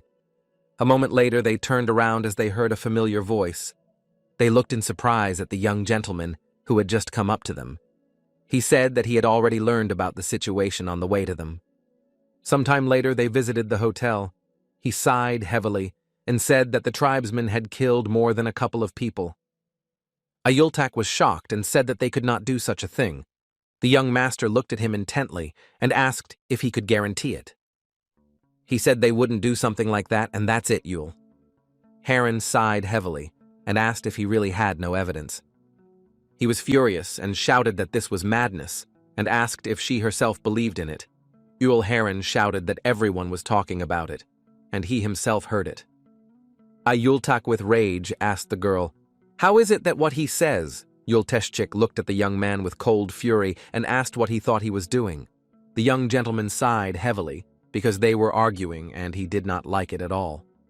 A moment later, the young people accidentally let it slip, and everyone present froze in place because they did not expect to see the young master. He sighed heavily and, looking at everyone present, told them to sit down immediately. For a moment, the young people froze in place, and everyone else sat down in their places. He looked around in surprise and wondered if they weren't going to leave. Ayultak shouted that even if the people of the tribe allowed themselves a lot, they were not so bad. The young lady was furious and asked how he knew this. A moment later, he shouted that he had grown up among them. She froze for a moment in surprise. He sighed heavily and, looking away from everyone, said that he was illegitimate, and he knew this because his mother was from the Oirats, but still, he did not say that the tribe was wonderful. He sighed heavily and asked why the Oirats and the Palace of Bloody Arts would suddenly get involved with the cult of the sun. The young gentleman, in turn, thought about everything for a moment. He understood that the head of the trading house did not seek to become the leader of the cult, so he did not try to harm him, but he wanted them to be at odds with the Palace of Bloody Arts. He understood that if they were feuding and the tribe was involved in it, then the tribe was most likely collecting prisoners on the orders of the Palace of Bloody Arts. He looked closely at everyone present, as he understood that they had to save the captives. He knew that even though they were a demonic cult, he still did not want war and intrigue. A moment later, he told his friends that they had to leave. A moment later, they leisurely left the hall. They left, but everyone present sat quietly and motionless, not knowing when they could get up and leave. They whispered that he was probably hiding outside and was going to cut off their heads as soon as they got up. The next day, the young man slowly entered the master's room. He looked around the room in bewilderment, but did not find the gentleman. Ayultak sighed heavily because I did not know where his master had disappeared to again. But a moment later, he was taken aback as he saw a small note on the table. He looked at the small parchment in surprise. He was shocked because he read the note, but in turn, he wondered if his master was going to go there alone. Oilharan looked at the young man closely and asked if the young master had woken up already. He sighed heavily and said that he thought the master had become calmer, but it seemed like he was still a psycho. A moment later, he handed the young lady a note that the gentleman had left for them. They began to read slowly. He wrote to them that he had understood a lot during the night, and they should not worry, so they had better return to the small palace, because a storm of criticism could fall on them if they did not return periodically. So he apologized for his sudden disappearance and asked them to take care of themselves. The young man sighed heavily, as he did not understand what was being discussed. He was furious, as he knew that their master was missing. The father and daughter in turn did not listen to the young man because they admired the work of art that their master had left them. Ayultak shouted that now was not the time to admire the inscription since their master had disappeared. Ul the technician looked intently at everyone present and said that there was no need to worry about the gentleman. Ayultak was furious and did not understand how the man could say such a thing, and he could not guarantee that the master would return safe and sound. Ul. The inspector held the parchment paper to the young man's face and said that this was the master's order. He looked at the young man intently and said that they would return to the small palace of the sun immediately. A moment later, the parchment of paper caught fire. Ayultak froze in place for a moment in shock. I am Yultak. He wondered if the master had used the purifying fire. He was shocked and wondered if he had regained all of his internal energy, and that was why he had acted so defiantly. The man looked intently at the young man and asked if he was coming. I bowed to Yultak and said that he would immediately follow him. For some time, the young master leisurely looked around the mountains. He was surprised how huge they really were, and someone could actually die searching for the demonic cult. He looked into the distance, as he had heard that the tribe was located in the northwest of the hot sea. He thought he would find out when he got there. At the same time, on the Oirat Great Plains, everything was quiet and calm. I, Yuljin, slowly approached the tent with my legion. The man looked at him angrily and told him to stop, because he did not understand what a man from the Khan clan was doing here. With lightning speed, the young lady raised her weapon and told the menacing men to let them pass. The men were furious because they did not understand how she dared to openly threaten them. She looked at them with fury and said that if they wanted to live, they had to let them through. A moment later, she attacked them with fury. The men were shocked, but in turn defended themselves. The lady struck the man with lightning speed. A moment later, she glared at the other man who was about to strike her. She managed to defend herself, but still trembled under the onslaught of the man's strength.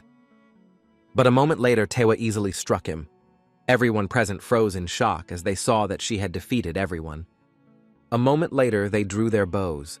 She looked at them with fury, for she knew that they were mere fools. A moment later, the men took aim at the uninvited guests. A moment later, a man from the tent told his subordinates to let the guests through. Yahello, looking into the distance, told his subordinate to raise her head. A moment later, they walked proudly into the tent. They saw the leader of the tribe, Grand Master Jason, standing in front of them. Yahello looked closely at the man and said that he was worried that something had happened to him, but it seemed that he was okay. Jason chapter. Numerous tribes with impressive strength, comparable to the Tang dynasty and the northern plains. A moment later, the man rose and looked at the guests with cold fury. He looked at them intently and asked if the young man thought the title of Grand Master suited him. Yahello froze for a moment and looked intently at the leader. Yahello looked intently at the chieftain and said that it sounded to him as if he was going to become a Khan. A moment later, Jason said that nothing was impossible for him now. Yahello looked at the man and said that now that he had stated what he really wanted, he should stop making all the noise that was useless. Jason looked at him in surprise and asked if Thoth was really talking about the trading end now. He said with a grin that he thought he should pretend he didn't know anything. The young man looked intently at the leader but said nothing. Moments later, he sighed heavily and asked menacingly if this was really what his father wanted. The tribal chief looked closely at the young man and asked if he knew how to use a bow. The man looked closely at the small bow and thoughtfully said that he had heard that the commander had made a bow out of ivory and used it just like this one. Taking aim at the young man, he asked with a grin, as a man with the blood of the Khan in his veins, whether he thought this bow suited him best. In turn, the leader was puzzled and did not understand what the difference was between them, living far away in the mountains, but with the blood of the northern imperial dynasty in their veins. And to those who are not able to continue the great Yian family. A moment later, Jason turned and told the young man to return to his father. Yahello, with the speed of lightning, drew my dagger and threw it at the chieftain's bow. In the blink of an eye, he easily tore the bowstring apart. Yahello looked at the man intently and said that if someone is unable to take hold of something, then he should know when to let go. He said that he heard the Minister of Military Affairs had set up a line of defense, as he was going to block all the exits to Beijing, and as the Grand Master, he had captured their emperor and given them a reason to increase the size of their army. Yahello looked at the man intently and asked if he was really going to become the Khan of the northern plains, but a moment later he sighed heavily and told the man that he could do whatever he wanted because the Sun Cult would take care of the central plains. As he left, the young man said that this would be on the condition that he release the followers who were in captivity, and he also promised that he would tell his father about this. Turning around, he said that he would also like to discuss the rudeness they had shown today. With lightning speed, he inflicted one wound on the young lady and, looking sideways at the chief, said that he proposed to stop there. The man looked at the young man with cold fury but said nothing. As I was leaving, I told Yahello that they were now returning back. The leader looked closely at the young people. He knew that the young man was just a tiger cub who did not obey anyone. He understood that his life was not sweet. A moment later, the man called his subordinate. The young man approached his master with lightning speed and bowed. Jason looked at his man with a grin and said that he would plunge the whole world into horror as soon as he became Khan. He said that first they had to use the emperor as an offering, so they had to go to prison. Sometime later, the young man and his comrades stood at the edge of the cliff and gazed into the distance. Yahello sighed heavily and said that he was going back to the palace. The lady said that she would definitely accompany him. He sighed heavily and said that she should sit down because she was still bleeding. She was surprised, but in turn said that she was fine. I asked Yahello if she was trying to show everyone where they were. He said that she should sit down and stop the bleeding. Tewa sighed heavily and bit her lower lip. But a moment later she thanked the young man. He said that it was for the good of the emperor's family and there was no need to thank him. Passing on crimes is a curse and a foolish way to preserve the bloodline of the Northern Leo imperial family, a family that would rather have their subordinates take punishment in their stead. I, Yuljin, in turn, was puzzled, because I didn't know how far he and his father would go. A moment later, the young man shouted to everyone present that someone was nearby. I, Yuljin, turned around and froze for a moment because I saw a man. I, Yuljin, wondered if the man was lost.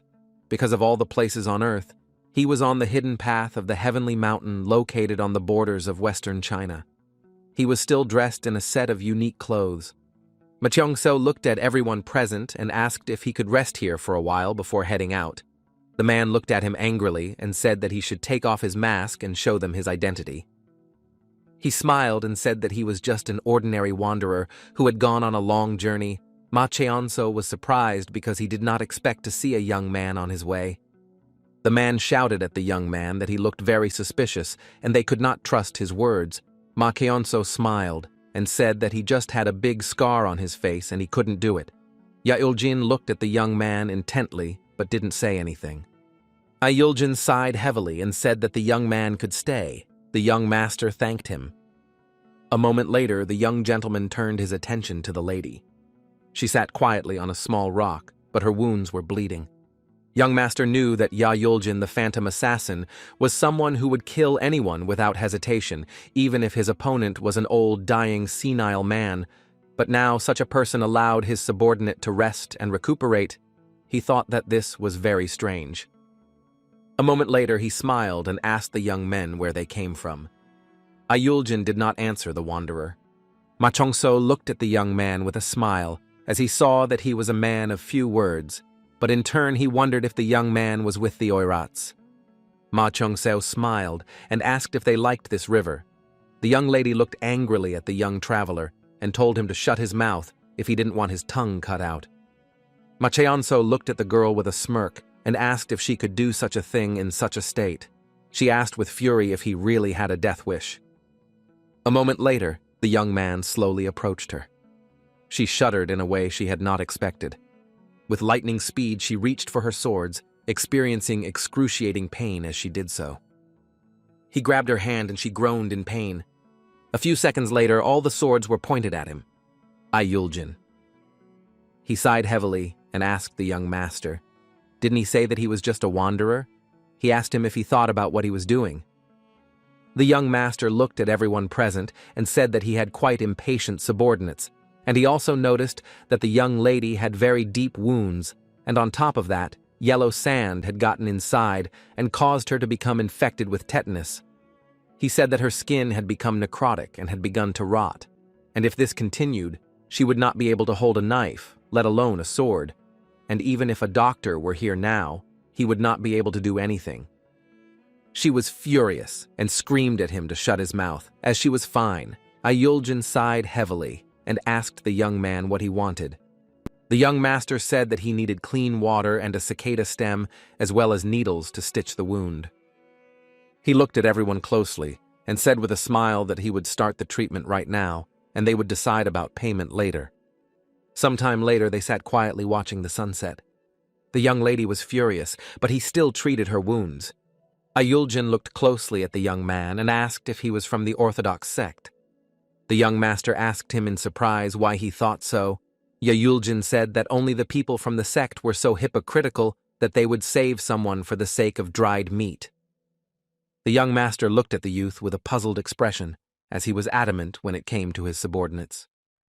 Yuljin looked at the young man and said that he had nothing to worry about. He said that he had not yet reached the point where he could start killing his benefactors, and he sighed heavily and wondered what the central plane was like. Ma Cheong-so looked at the young man closely because he thought that the demonic cult would have no business in the central plains if it weren't for the war, the invasion, and the massacres. Ma Cheong-so smiled with the corners of his lips and told the young man that if he went out and walked along the river to the southeast, then soon a huge lake like this one would appear in front of him. He told the young man that if he looked at the order from the pavilion, he would find that in these places it was truly beautiful. There were people there who were different from the martial artists here, who came from all over, and they talked to each other and asked each other about their affairs. Ma Cheong-seo said with a smile that sometimes they shared stories about how they lived and drank wine together, and the stories they shared could cross the river and spread throughout the continent. He looked into the distance with a smile and said that this is what the Central Plains are like. He knew it was a place where people gathered and shared their own stories.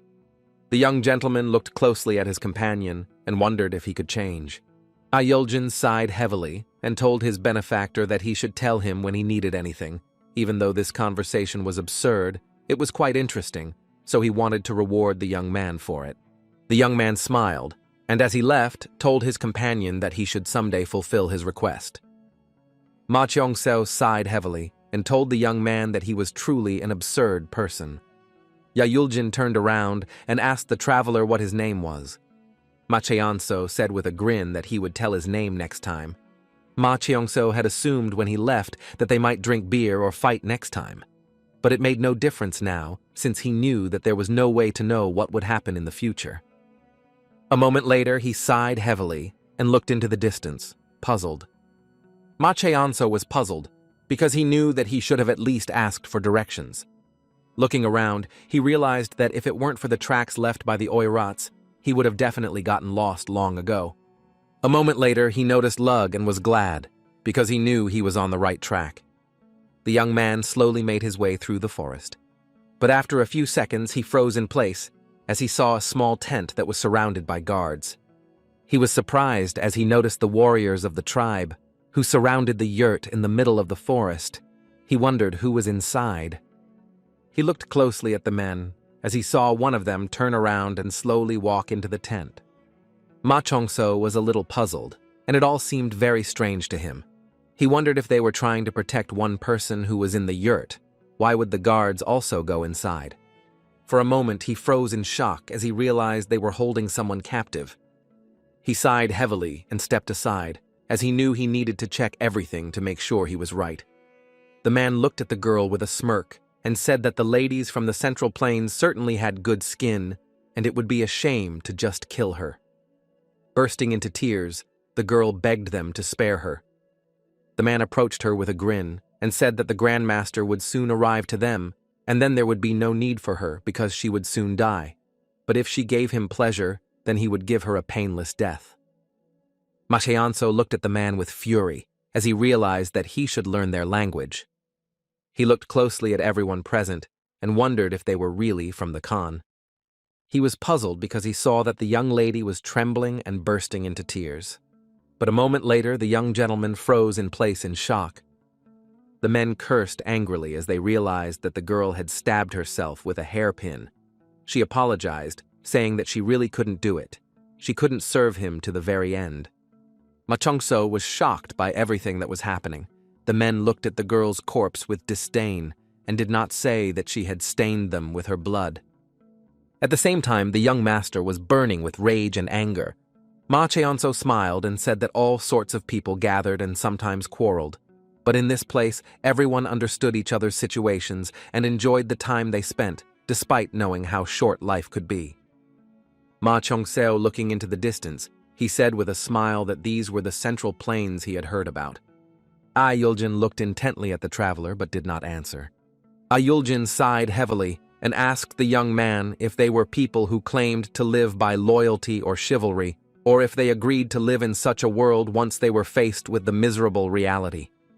Ma Cheong-seo told the young man not to come to that conclusion on his own, but to simply look at the Central Plains, talk to the people there, and try to get along with them. The young man sighed heavily and asked if this was possible. Ma Cheong-seo looked at him intently and said that even if not, he himself must make it possible. Many people sacrificed their lives, and in order to overthrow the Yuan dynasty by uniting with the Ming dynasty, at that time it did not matter whether a person was from an orthodox or unorthodox sect, since as long as a person could hold his sword, he had to fight with everyone equally. A world where scholars would despise martial artists and masters, then gathered in their own world known as Murim, and then as the Murim Alliance and the unorthodox assembly gained strength, they began to endlessly fight each other. The young man was puzzled. because he understood that the same thing applies to the demonic cult. As the number of people with the same thinking increases, the same thing will soon happen, because everyone will try to force the other to belong to him. Ma Chionso looked at the young man closely, as he hoped that they would get along in the future. Ma Chongso looked at all the atrocities with cold fury. He was burning with anger, because he did not understand how they could be so cruel. The man was furious and shouted, "There was a girl who had stained his pants. His friend said that he was an idiot because he should have lied and said that he would save her life." The young gentleman looked at the men with cold fury and asked if they were even human. The men froze for a moment, not understanding who was in front of them. Ma Cheongso, burning with anger and fury, asked the men why they had gone so far. The men noticed that the young man did not look like a person of the Sun cult. The man asked with a grin where the young man was from. Ma Cheongseo, contain your anger, asked if it was really that important. The man said with a grin that there was no particular need for it, since he had seen everything. A moment later, the men rushed into battle. They were furious, and they knew they would have to kill him. He looked at them with fury, as he did not understand how they dared to do anything after all the atrocities they had committed. The man stood frozen in shock for a moment when he saw the young man and his strength. He attacked the man and all his followers with fury as he saw their angry grins. The man fell to the ground with a thud and began to scream in furious pain. They looked at the young man intently, for they knew that they had to kill him, but still he was not as simple as he seemed at first glance. They froze for a moment when they saw the young man floating.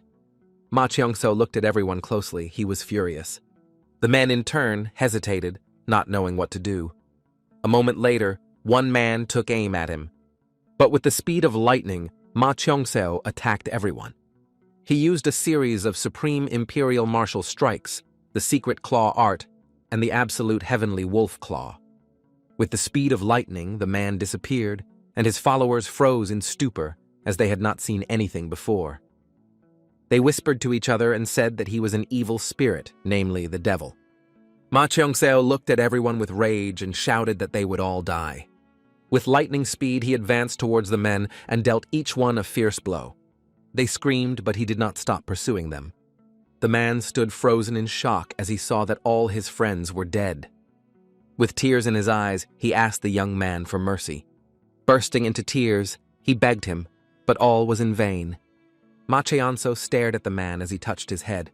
He had no intention of sparing anyone, and a moment later, with his eyes burning, he furiously told the man to disappear. Using his power, he made the man disappear forever, but at the same time he heard a cry of despair. Ma Cheongseo, with fierce fury and ease, destroyed all his opponents. He was shocked because he lost control of his emotions and committed a massacre. He understood that the heavenly demon was the incarnation of the devil himself. But after all, he realized that he needed to improve his skill, since it was dangerous for him to use this power until he mastered it. He slowly approached the tent. A moment later, he entered the tent and looked intently at the young man. The young man looked at him in bewilderment and asked who he was.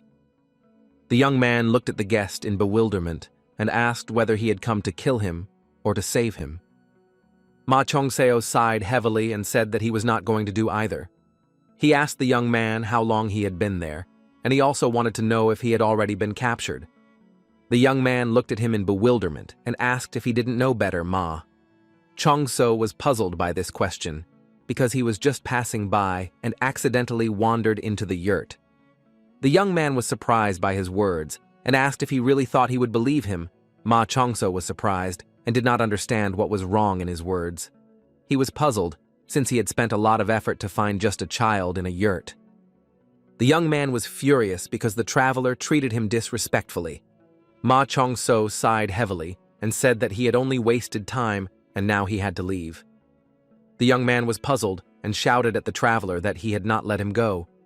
Ma Cheongseo turned around and looked at the young man with bewilderment, since he was burning with ognev, and a little more, and he would have burst into tears.